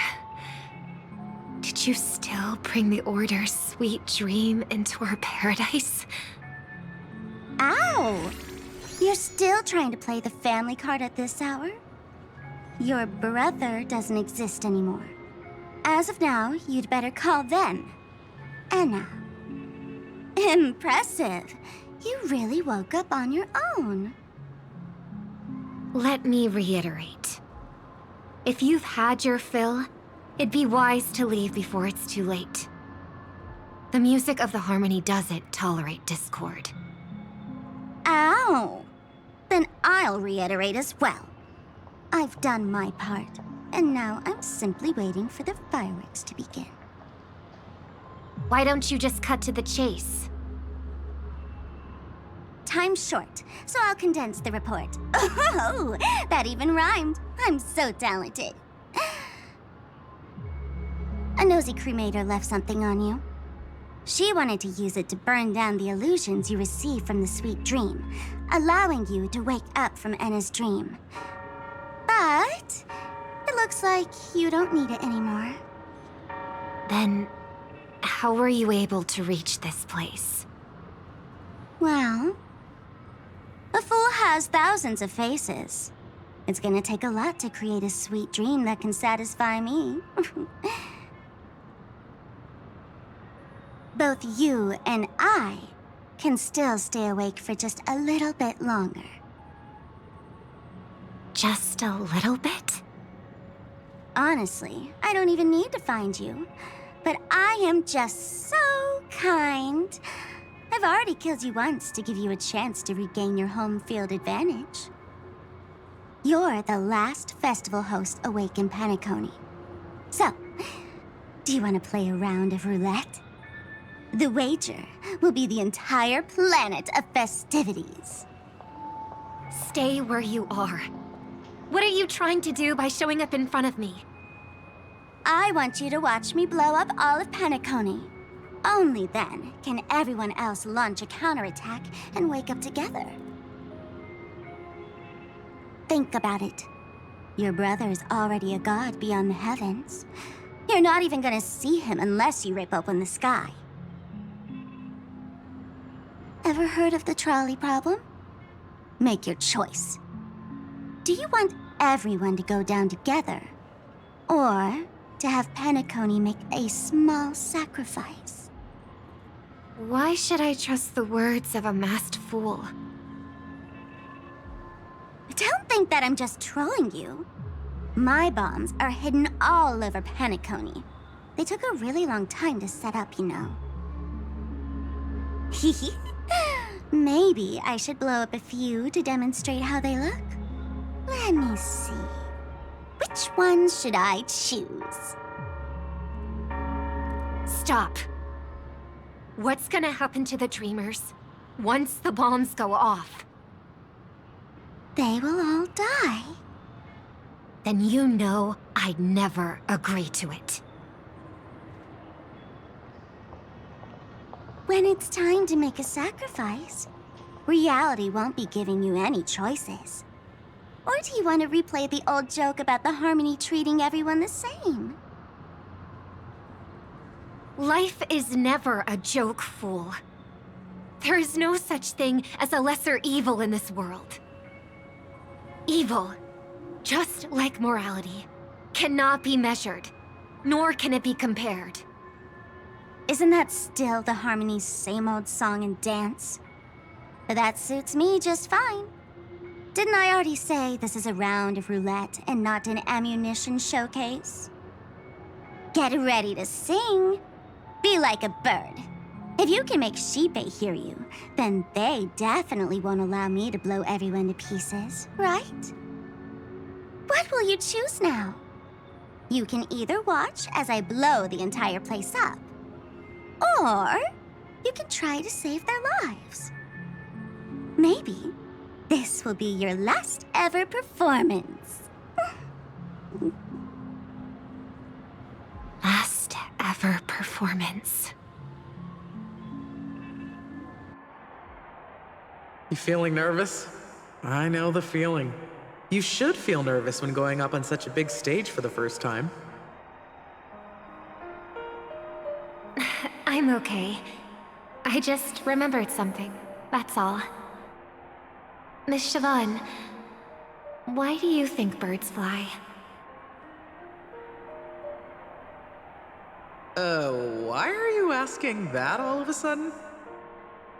That was my response as well the first time I heard that question. It's what my brother asked me before I left Penacony. I keep finding myself thinking about it. I don't know. I fly when it's time to fly, and I stop when I don't want to fly anymore. There's no reason. It seems that your answer is really similar to mine. You've also asked me, why do I sing?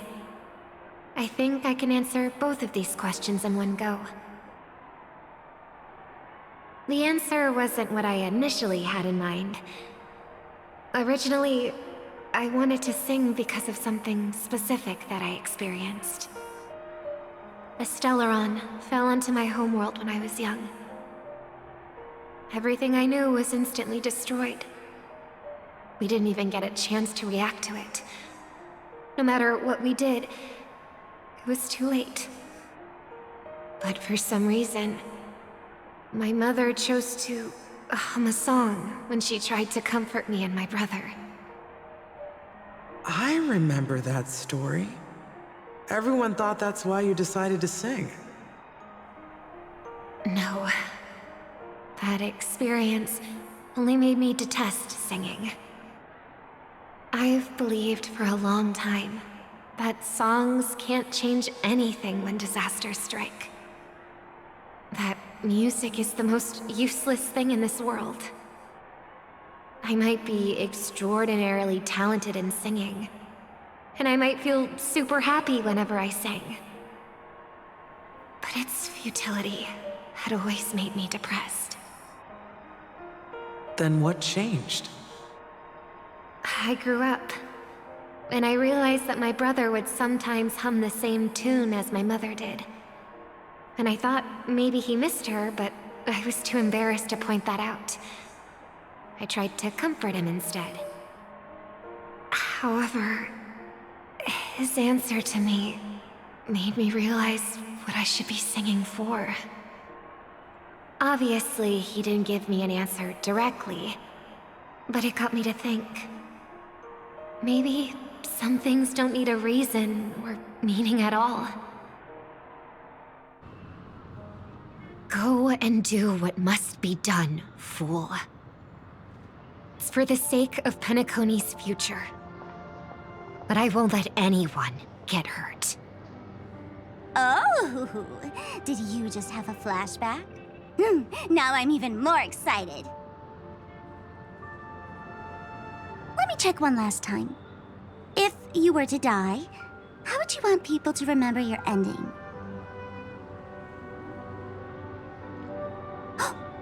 Like a bird, she lived her life, graceful and composed.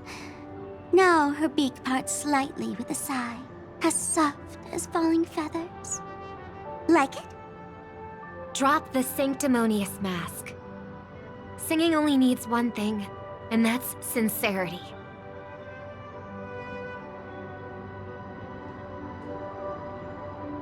My brother. Birds born with wings need no reason to soar into the sky. And those forced to fall back to Earth don't need anyone's condescending sympathy.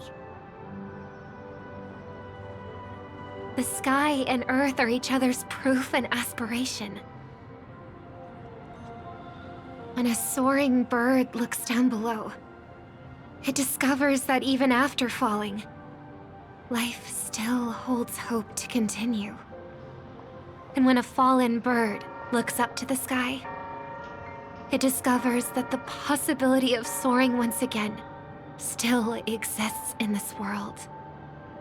Perhaps they'll never truly understand each other. But what people need isn't understanding. It's showing a little more compassion for the way others choose to live. And, when necessary, extending a helping hand. Even if you become the only star and prevent everyone from soaring into the sky, they will still be inspired by your radiance, flap their wings with all their might, regardless of whether they've been hurt in their fall. Thus, the Order's sweet dream will eventually fall. Oh, triple-faced God. If I manage to step onto the path of harmony, then please extend your hand and shelter those who believe in you. And if I am a bird destined to fall, doomed to never sing again, then while the sound of me hitting the ground may be my last note for the harmony, it will never be this world's swan song. In the name of the sweet dream, the Charmony Festival now begins!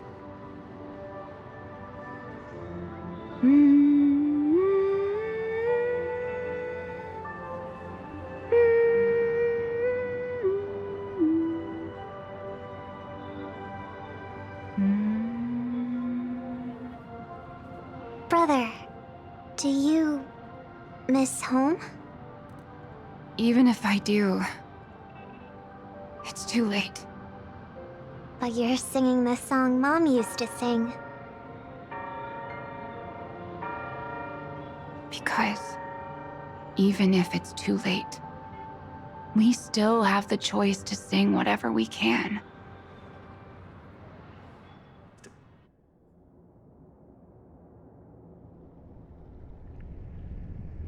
Welcome to the horizon of existence.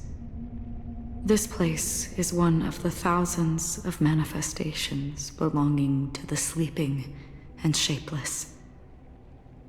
And it's also an exit out of the nihility for the awake ones. Let's bid our final farewells here. Remember your name. I'll be waiting for you at the end.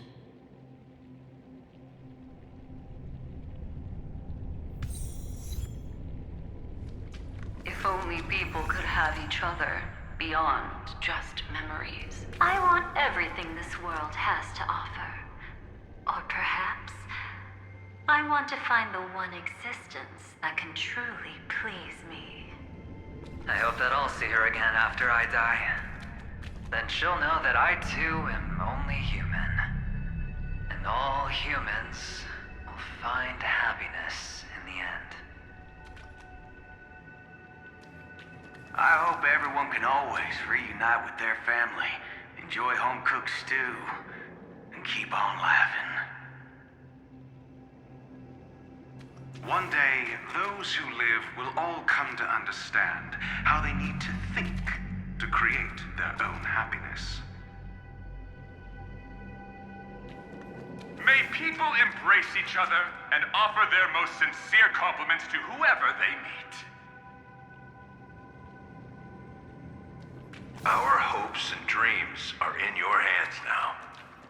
Please guide them to witness every sunrise that is yet to come.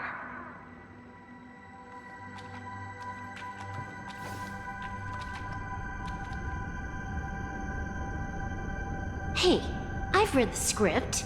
Why are you asking me?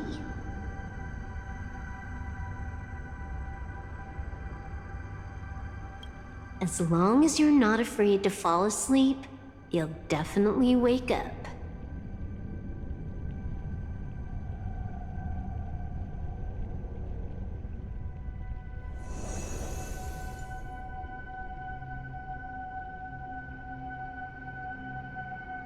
It's not the time to leave your final words yet. We all believe in you. You need to believe in us, too.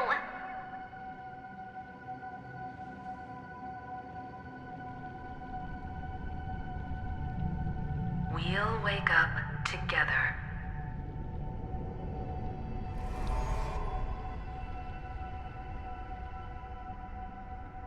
Why does life slumber?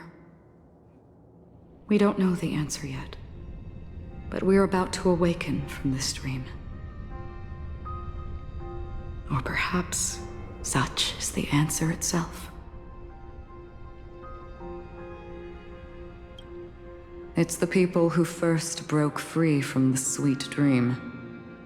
The sleeping and shapeless caught a glimpse of their desires. It was because they held on to these desires that they could dream. It was because these desires were never fulfilled that they could wake up.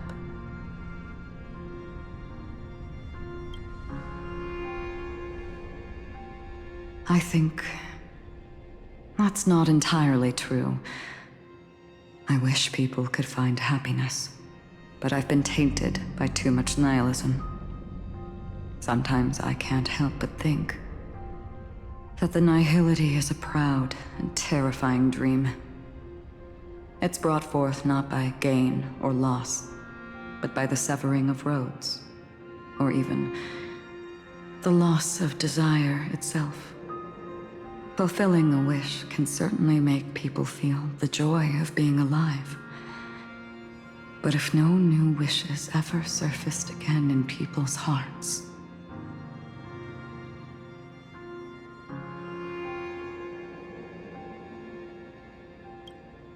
indeed, behind the shadow of the nihility, there must exist the most blazing source of light in the world. Just as every life that edges closer to death fervently approaches the end of the nihility, we must pursue that primordial light. Before you go, would you tell me your wish? I'm glad. The answer itself doesn't matter. What matters is that you've made a decision.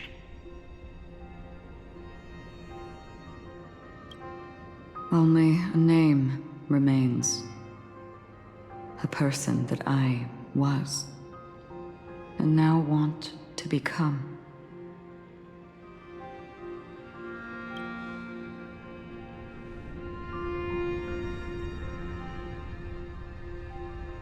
You're looking right at it.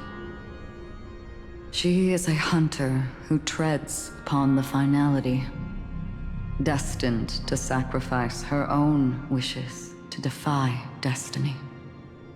But no matter which path you and she walk, death will always be the destined finale and the last reunion. Are you ready? She too was here not long ago. You can witness her resolve through this. Witness how that tiny spark of bug light broke free from the pull of the nihility.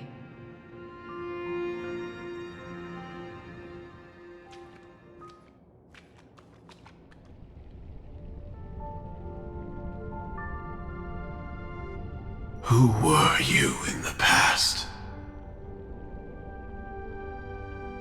The scenery. Am I dead? Really dead? Death is one step away from here. Step over this place, and you will truly embrace death. Or you can turn back.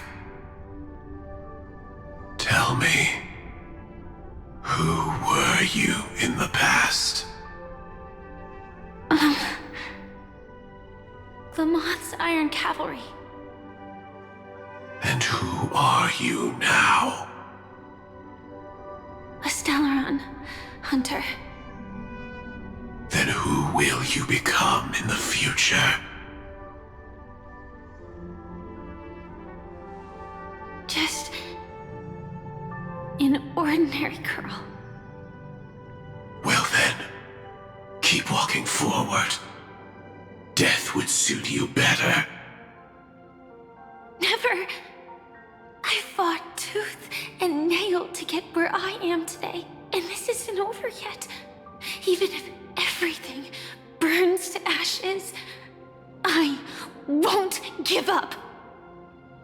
You should know that's a wish that can never come true. You couldn't become an ordinary girl, even in the last sweet dream. Why do you think that?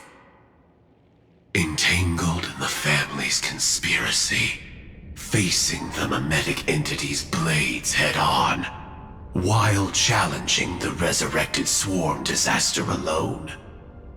Armed only with the script that can peer into the future. That's more than enough cards stacked against you. Do you really think that the time you spent with him proved anything?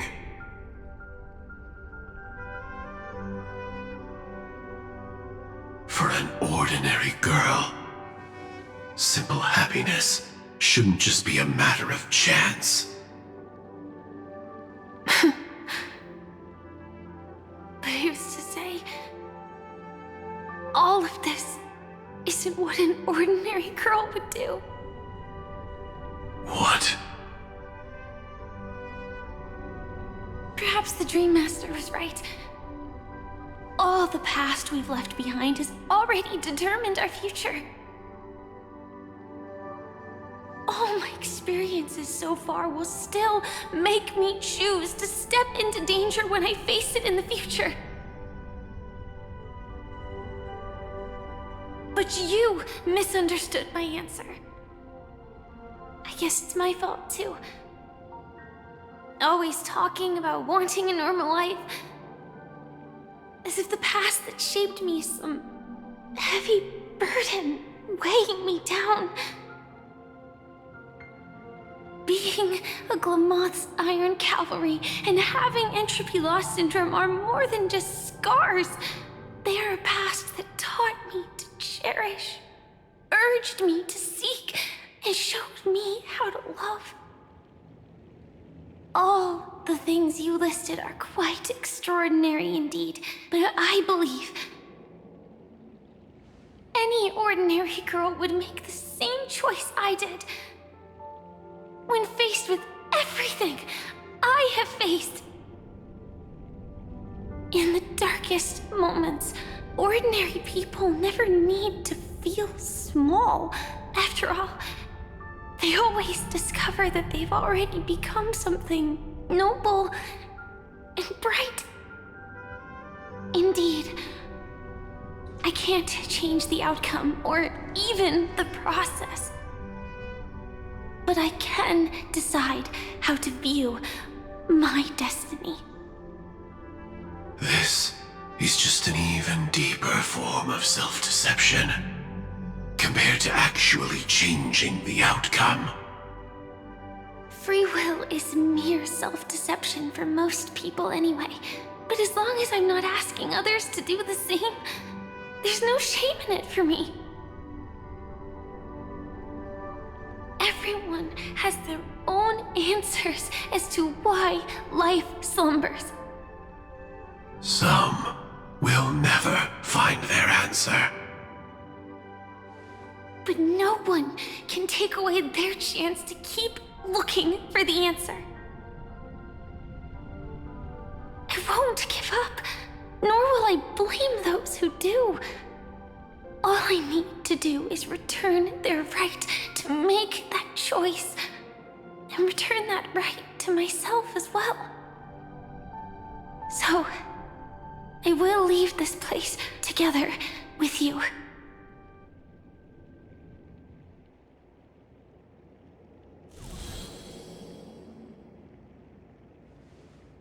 Even if embracing my former strength means speeding towards my death.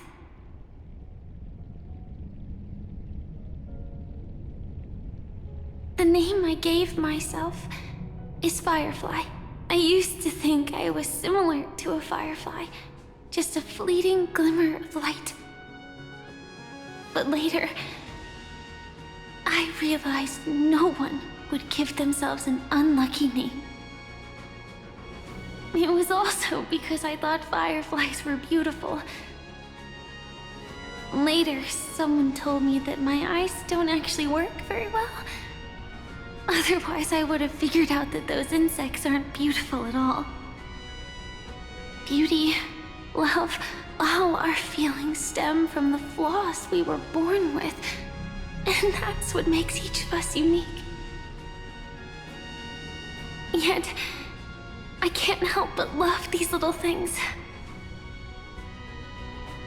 Even though I'm sensitive to cold and can't stand the night wind, I still go stargazing.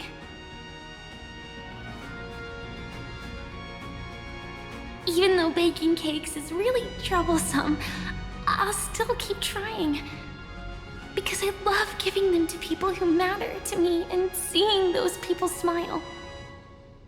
I love going around looking for cute dresses, not to show off to others, but because it makes me feel good. So, I won't mind any flaws anymore. I won't fear any new scars. I'll give it my all to find what I love, and I won't let destiny take them away. So...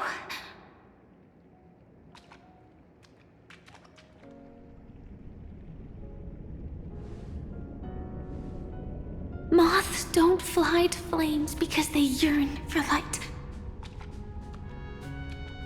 It's about going through the flames, igniting yourself and burning with the most intense light. My destiny won't fall into darkness. I will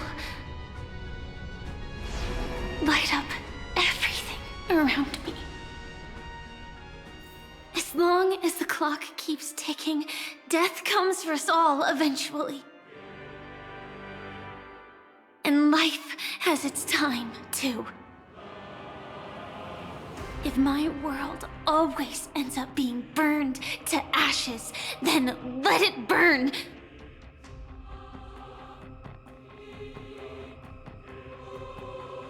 As long as I can keep burning, then wherever I am will be flames, not ashes.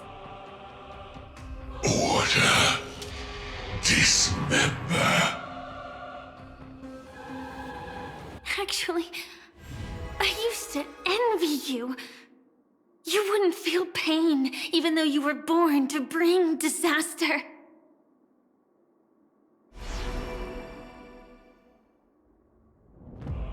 But you should be envious of me now. I'm unwilling to face death, nor do I want to keep fighting. But when faced with destiny,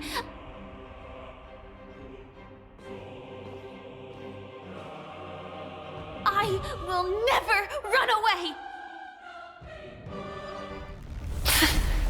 My dreams were always a scorched earth, where even a single new bud could never bloom. But I will still burn, and keep on burning, until new life rises from the ashes!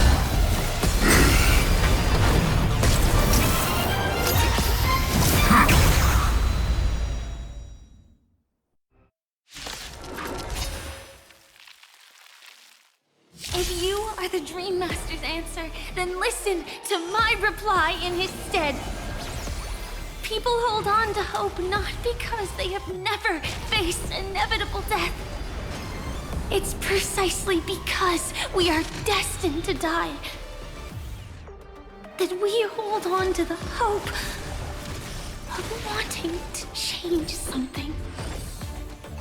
I can't die. Man, but me. thanks. Me. As you wish.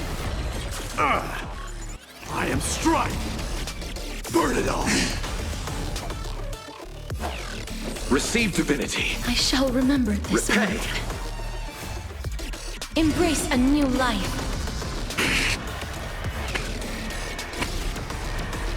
May death protect us! Ready to digest. Order. Mutation. So feeble. Execute. Devour. Wilt hear.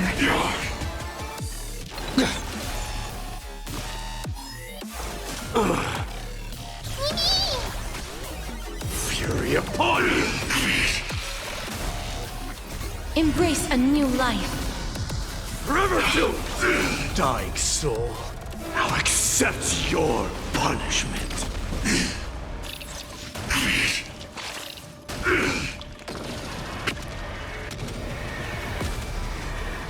May death protect us! Let's settle this. Bloom. I can't Light die. as you wish. I'm on it. Thanks. Trust me. We can do anything!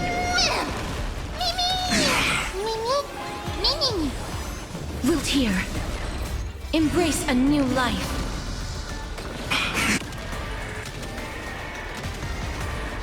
May death protect us!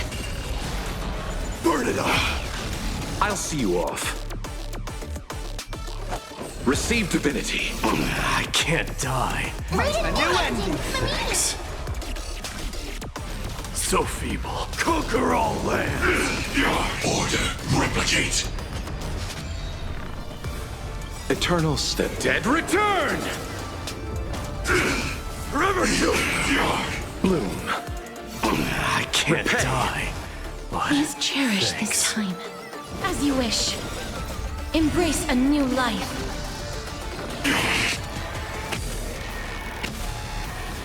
May death protect us! You chose the wrong enemy. Capturing initiate bite mutation.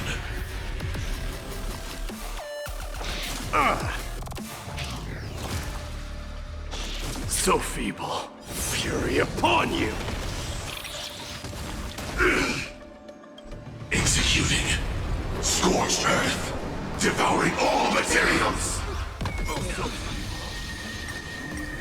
Dying soul. Face me. I'll accept your punishment.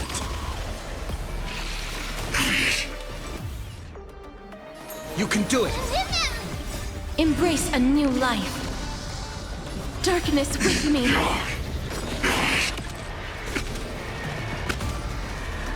May death protect us! Burn it all. Trust me. We can do anything!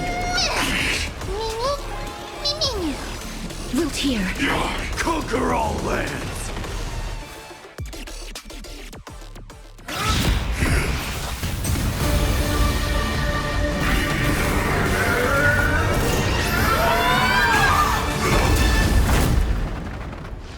I knew it. Everything's far from over. If embracing fate is also a form of resistance, Then this time.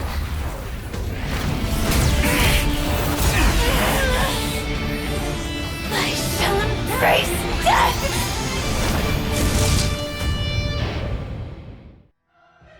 To live is to imagine a future version of yourself. But fate is never fair. The choices people make are almost completely dictated by their past. No matter how much they try to move forward, there's no guarantee they'll see the future they've imagined. It's the same for every path. The nihility already exists, whether you admit it or not. And nothing can ever completely escape from nihility. Most paths make people believe that this world is good. That as long as you are willing to believe, you would gain power because of your belief. But that does not apply to the nihility. The nihility is absurd and vast, capturing those who were unwilling to blindly believe, yet are powerless to fight back. It has nothing to do with good. Be it willing or blind, the way people obtain strength from faith should come from within, not from being forced to bow their heads. This will be a tough journey. Are you still willing to return to the starting point once again?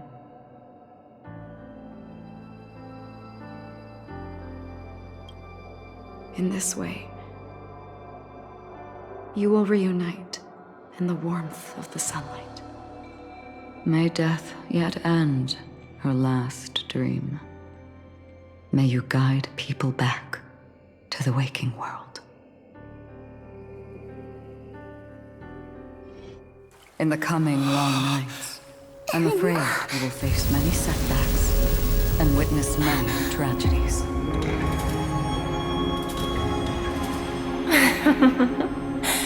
I come to greet. I come to wine.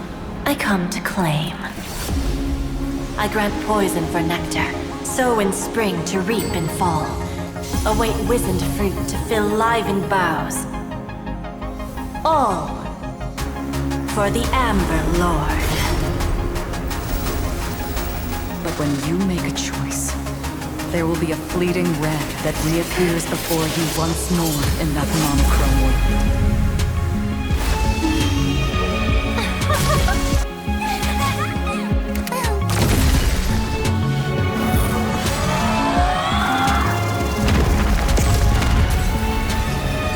What you must do now is ponder its significance, and then return to the waking world.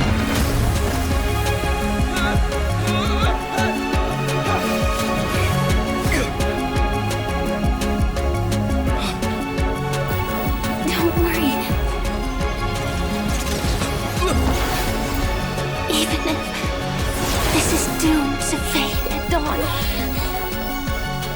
I won't fear waking up from this dream. Go. Take back the right to trailblaze. For them and for me. That's where we will all find our answers.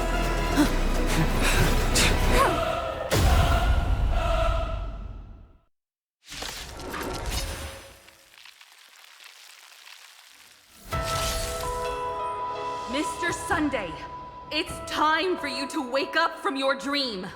The future of Penacony won't belong to the Order, but will be determined by human will. The divine power of Enna, actually. So be it. It wasn't my intention anyway. Let us discern in human form the final conclusion.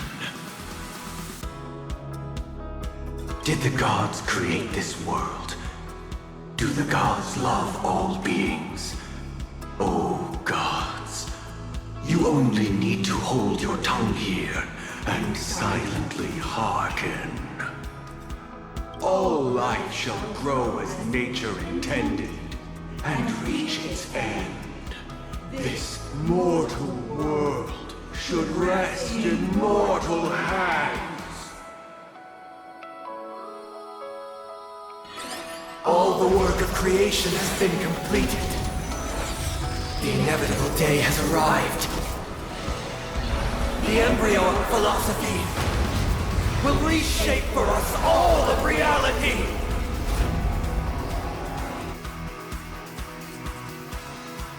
No more gods will ever stand here again. This paradise shall be forged by the King of humankind!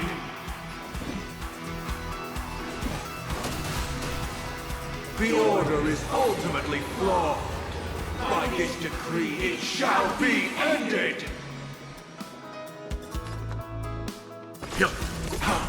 The remembrance is fleeting and impermanent. By this decree, it shall be ended! No way! Rosalina gave her life to protect the sweet dreams past. Watch this awesome move! The hunt brings only futile misery. By this decree, it shall be ended! But Tiernan's bullets still protect the sweet dreams present! This sanctuary is but a vision! Break! I have something for you. The nihility leaves no light unextinguished. By this decree, it shall be ended! Survive or be destroyed. There is no other choice. Fighting is mean. The Trailblaze knows it attempts the impossible.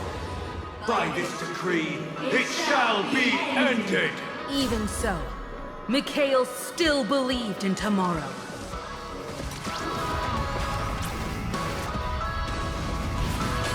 Leave it to me.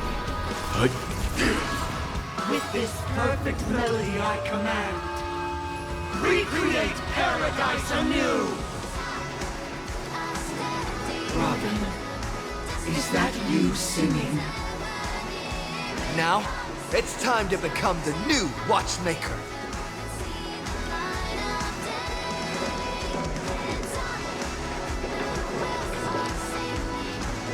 Only by blazing a trail forward can we set time in motion and give it meaning. Only after the sweet dream ends will tomorrow come. People will keep moving forward, discovering countless new wonders. Tomorrow, people will know that the world will still welcome countless marvels worth fighting for. A stagnant sweet dream can't imprison our desires. May this journey lead us starward!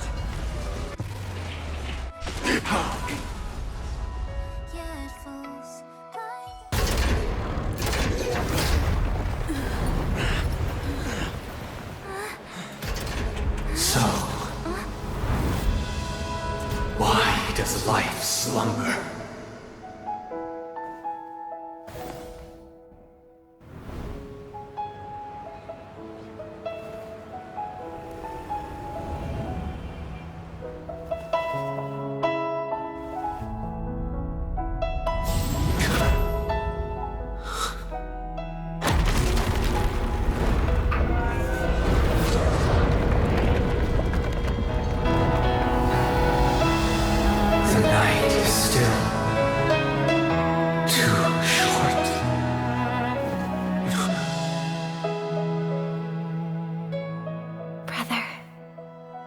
Dream is over.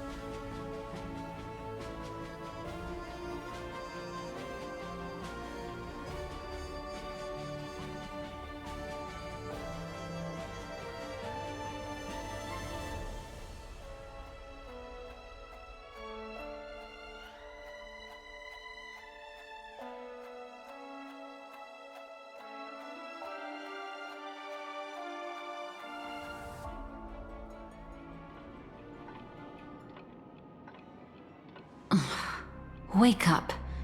It's time for this dream to end.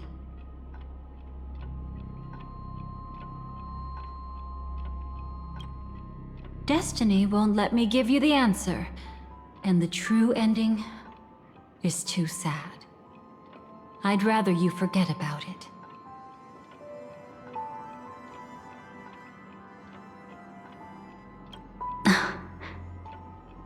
Well then, I must come clean about my final lie. I never showed you anyone's memories, not even my own. All you've seen is a script I came across by chance. It recorded everything that had happened, and using its stimulation, you actually managed to enter the memories from your own perspective and remember everything anew. It means you're different, unique. You've done something no one has ever done before. Even though your memories were cremated to ashes, you were able to recall them once more, treasuring them once again in your heart. The Stellaron Hunters say you are the one who can turn the wheels of time and give it meaning. That you are the one who can alter destiny and make whole what is incomplete. Come, I want to show you something. Elio?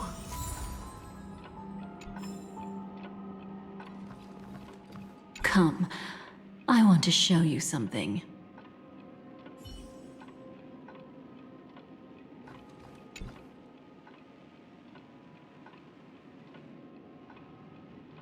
This is what I promised to give you. The truth about the finality. This cat is not Elio, but a strand of Terminus's divine corpus.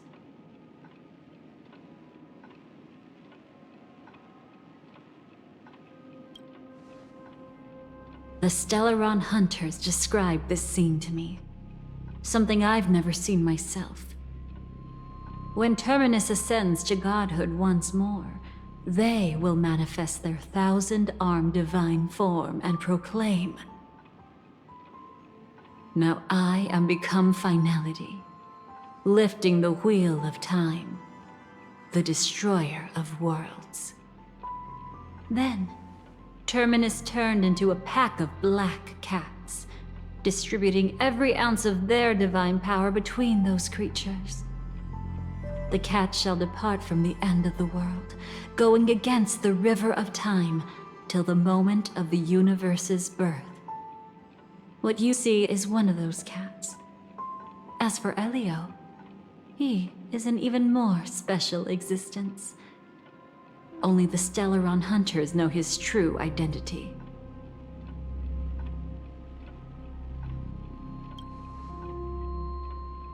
It will tell you the truth regarding the ending you haven't yet remembered. But you must be prepared.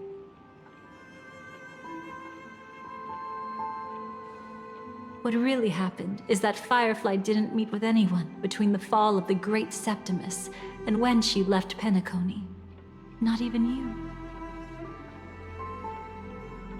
She knew how tragic her third death would be. So she only dared to watch you from afar and hid on her lonesome when she was about to fade away. But even sad memories are precious. If you can accept farewells with grace, then you'll gain the strength to create reunions. When you bid farewell to loved ones, you should cry while they can still hear you. That's the only way they'll know just how many people love them. You know, I often wonder if everything I'm doing right now is just a whimsical gift from destiny. That I haven't really decided anything, but merely being tossed around at its mercy. But right now, I don't care. Because my joy is real. My sorrow is real. And you will be the same. Remember, if you have regrets that must be mended, then shout with all your might from the depths of your heart. Let it be passed to the end of time, and make Terminus, who is about to set off, hear your call. The fact that you can see this black cat means Terminus is in the process of passing by you. The power of only one black cat cannot change much, but your past is Terminus's future. If it remembers your voice and decides to change something in its own future, your past will change accordingly.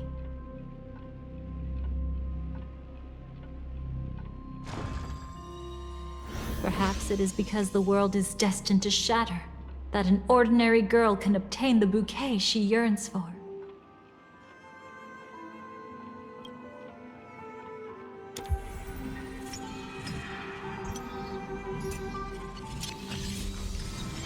Go forth and deliver that bouquet with your own hands, so that no one will be left with regrets.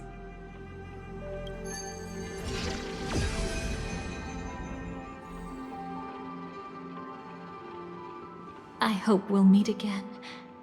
The only one who could ever please me.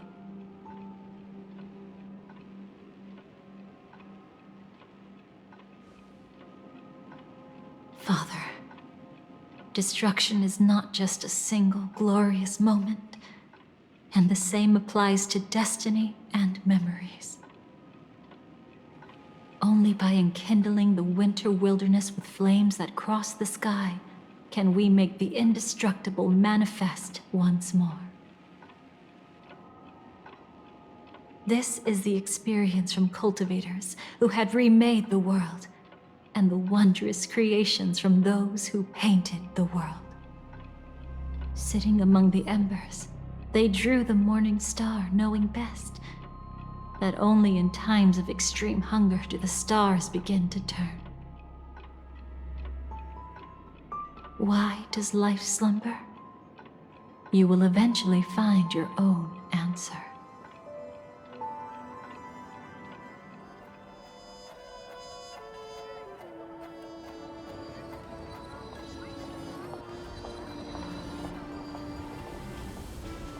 Then, let's go reclaim everything that was forgotten.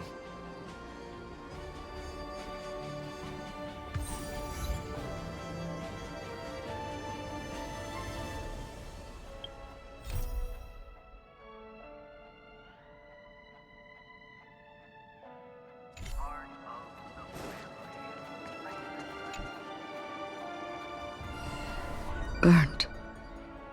Yes. Just like with Mr. Aventurine back then. Nihility infected the dreamscape the moment you drew your blade. Thankfully, this is the world within the dreamscape. Constance took all the knot upon herself and burnt it away completely. Perhaps she won't be able to fully recover for a long time.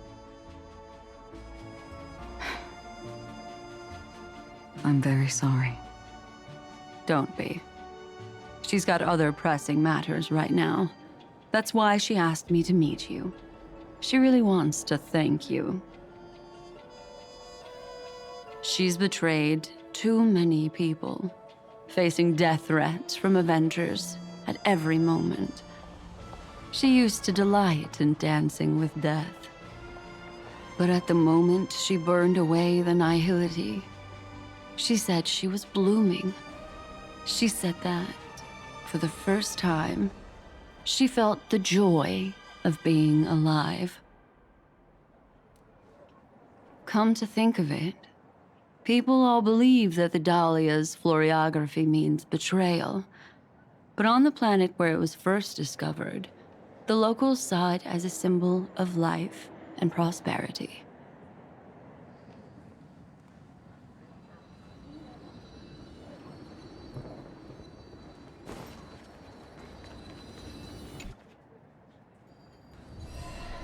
Creating a brand new path. That's truly astonishing. You must have some ideas as his sister, right? If he really managed to do it, what kind of path would that be? I think it must have been a battle between different kinds of the Trailblaze. However, my brother came to the wrong conclusion.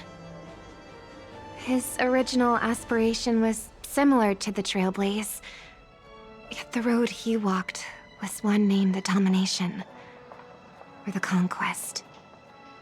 Even if someone wishes for everyone's happiness, that's still a selfish wish. There will always be those who don't want to be saved, who want to save themselves.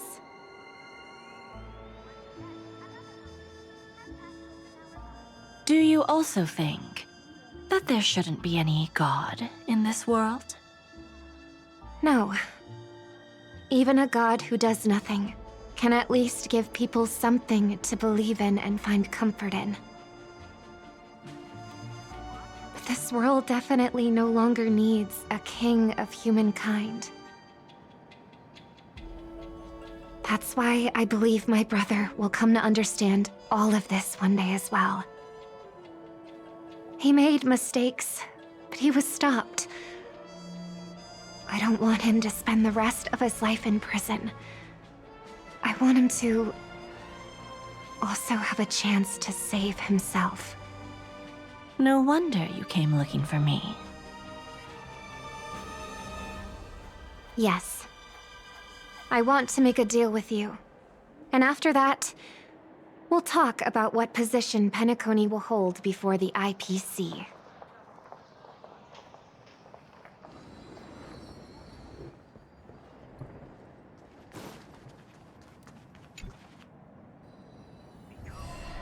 You arrogant gambler.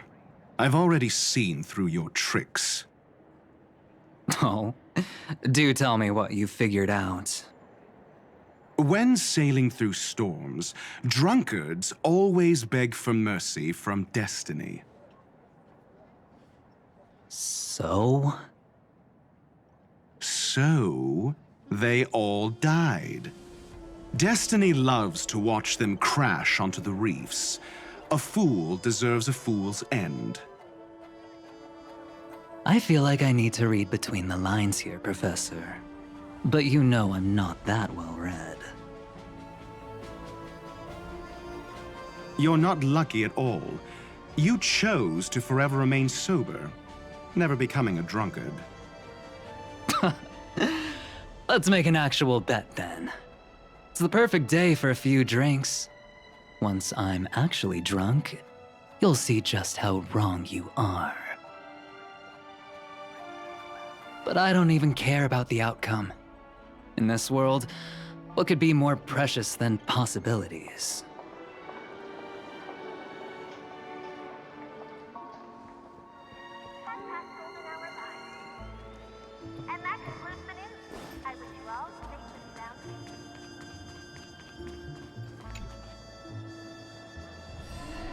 So, you still don't want me to join? That's Elio's decision. He saw my future? In all possible futures where you join the Stellaron Hunters, you will ultimately choose betrayal. You shall become a Lord Ravager named Ephemera, poised to destroy the Remembrance. Those were Elio's exact words, and your payment. Payment? After everything is over, we want you to burn some of his memories. May I know why? He can't head to the next stop with these memories. It would draw the Destruction's attention to him too early, and he'd die there.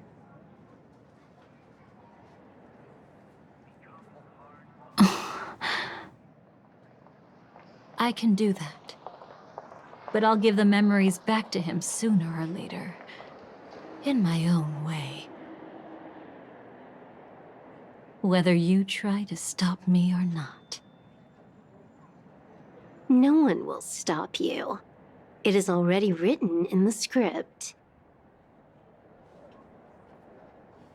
It will be a new beginning. The 4 apocalypses will converge towards the destruction because of it, while the cosmos will join hands to overcome that annihilation.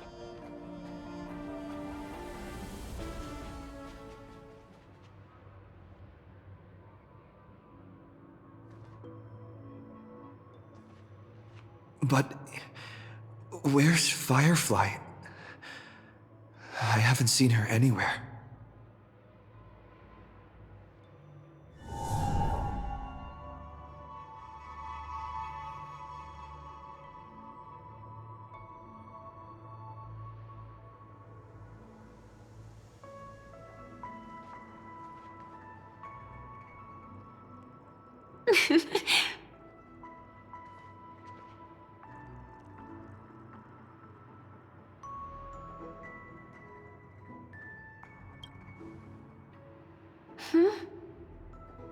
How did you know I was here? Sorry. I wasn't trying to avoid you. But I have my own reasons. Can you just let me stay here by myself?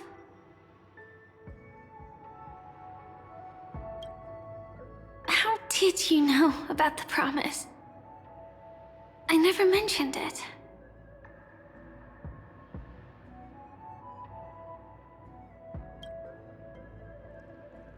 Maybe it's not just mysterious, but also gentle. I don't think I've mentioned it, but I wrote down everything I wanted to do in my journal before coming here. I'm staying here because I want to fulfill the last wish written in it. I've been quietly following you and watching you from afar for a while, but I still didn't want to disturb you. I hope your dreams begin with a smile and end with one too.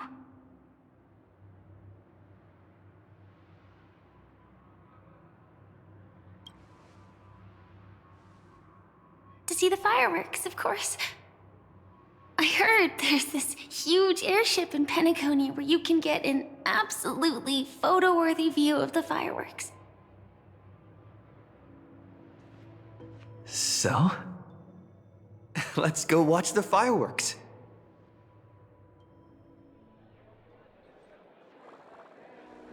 It really is the perfect spot. You've got great taste.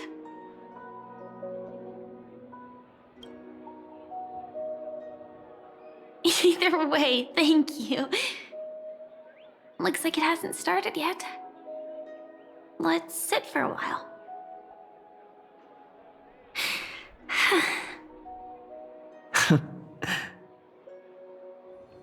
I wonder whether everyone feels speechless at times like this. Maybe it's neither. There's a saying that I always liked. When it comes to someone we want to meet, we always imagine the scene before it happens.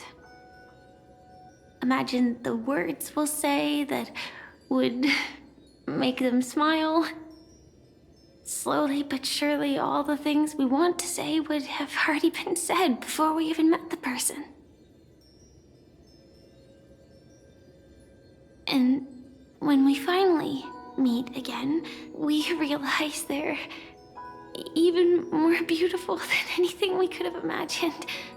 Yet, at that moment, we find ourselves at a loss for words to express just how amazing they really are.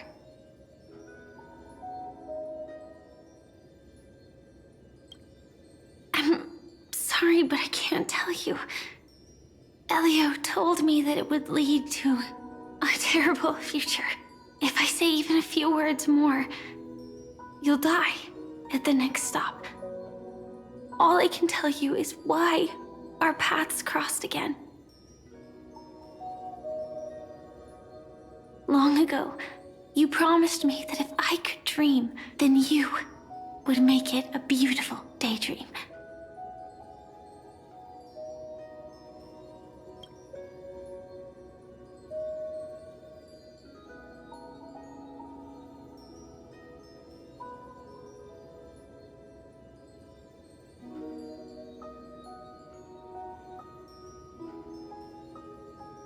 What matters isn't how they've changed, but that you still hold those same genuine feelings for them.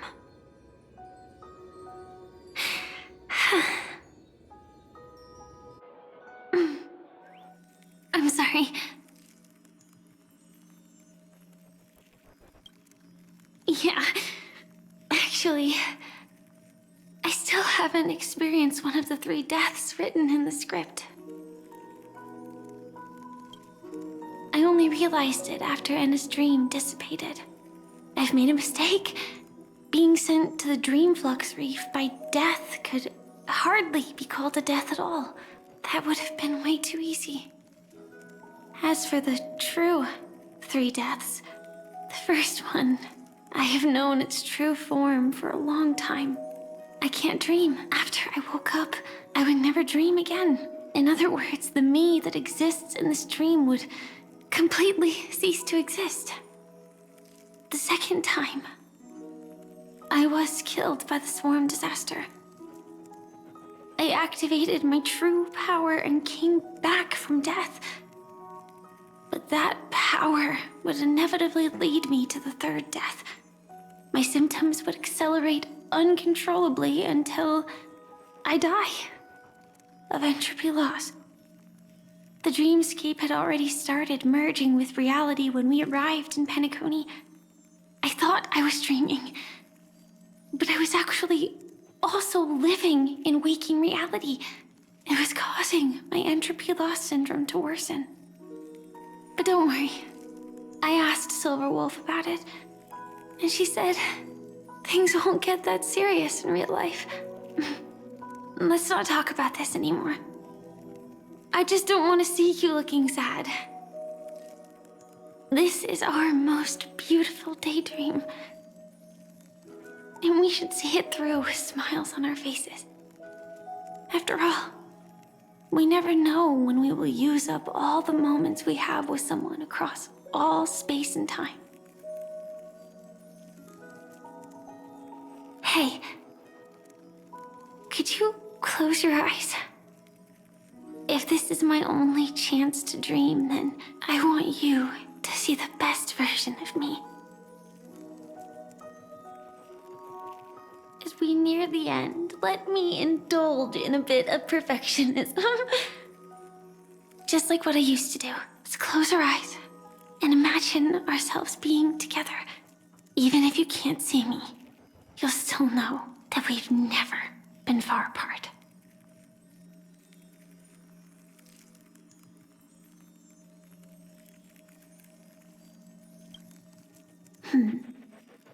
Let me think.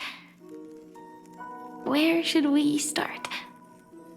Right. We should start where everything began, of course. Right at that golden hour. When you came to save me. That being said, we could also pretend we're strangers who just happened to meet there. Me, I'm a student traveling to the golden hour, and it'd be nice if I had a bit more pocket money. Oh, and when I show up there, I should dress up a little fancier. And you're a student too, but you came here from a really, really distant planet, completely unfamiliar with your surroundings. Then, a bunch of mean-looking thugs jumped out, trying to pick on you. When that happens, I'll step up to the plate. Yeah. Let me be the one to save you this time.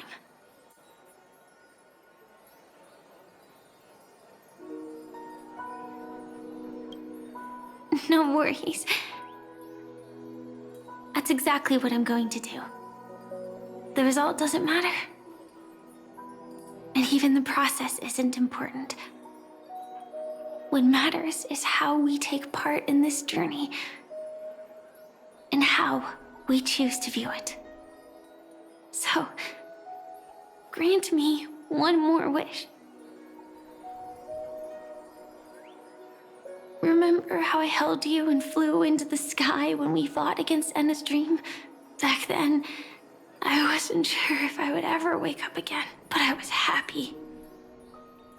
We were standing shoulder to shoulder once again, fighting against things that we believed were wrong, and we'd do anything for each other. Still, I have a tiny, selfish wish. I know you won't forget this moment, but when you look back on it, I want it to feel lighter. Maybe there were no enemies at all. It was all just a prank. And when I carried you up into the heavens, what we saw there wasn't the terrifying swarm, but rather the fireworks that I never got to see.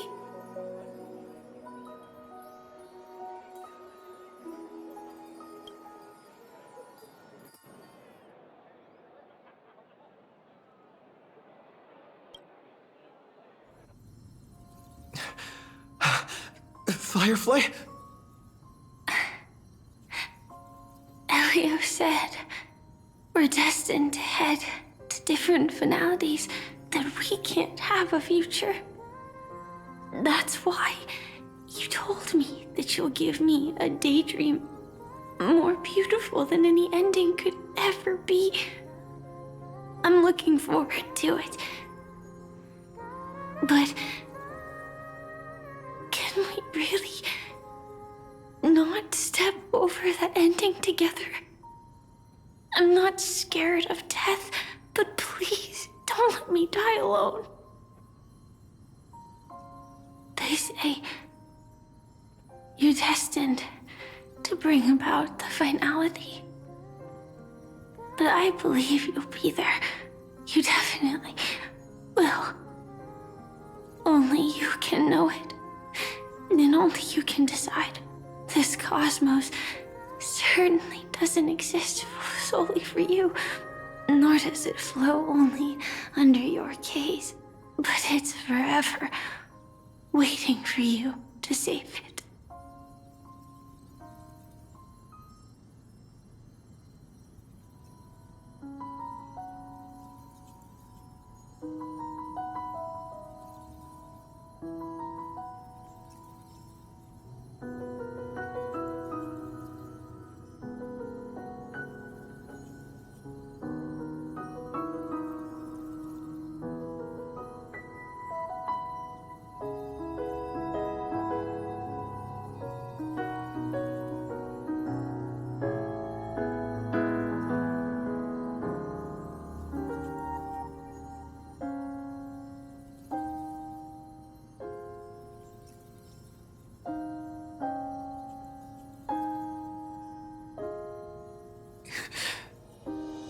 Even so, I'll still be the last thing you forget.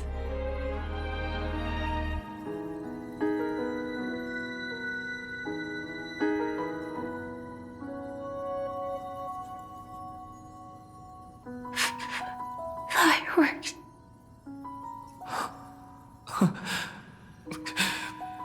No. Well, she might still be able to see it.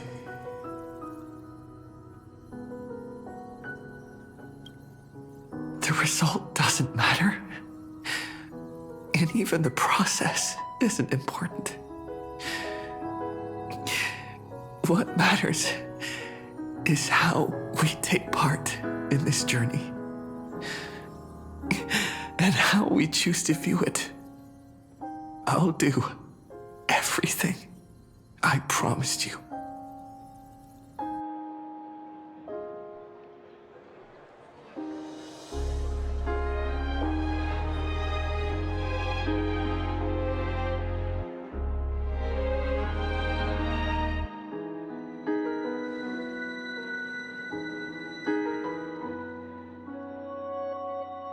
Am I still one step too late?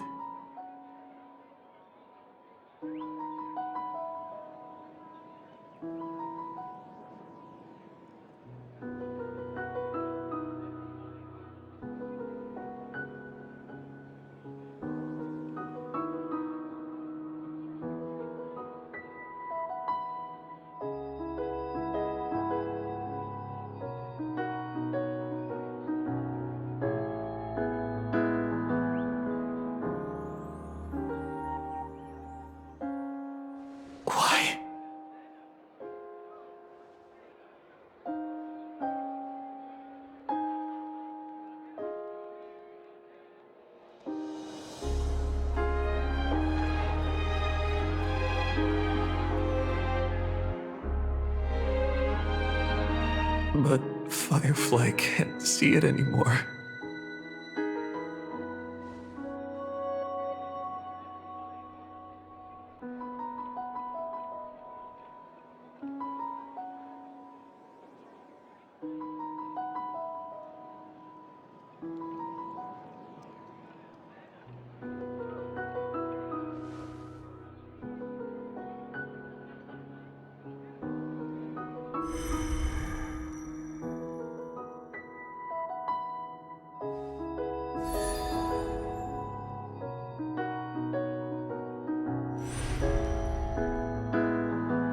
No.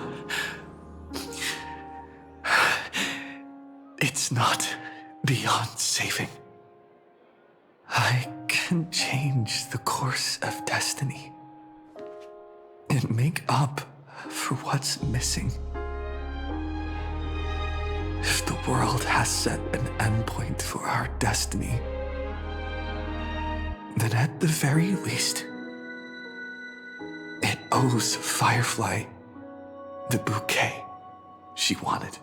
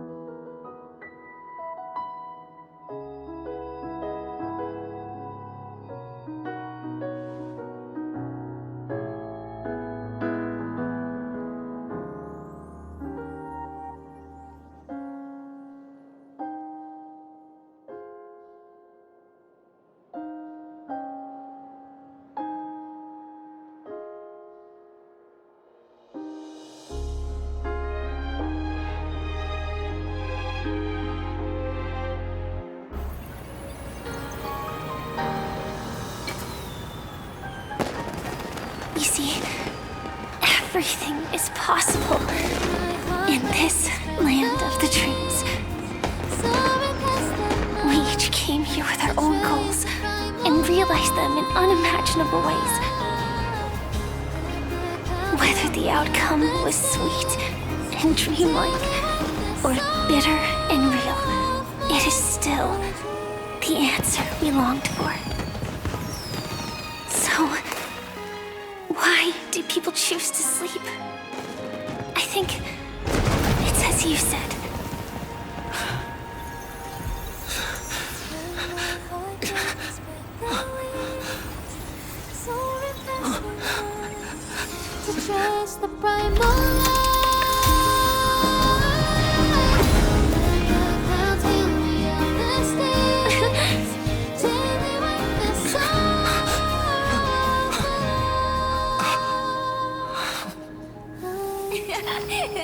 So when tomorrow comes, we'll wake from our dreams, smiling.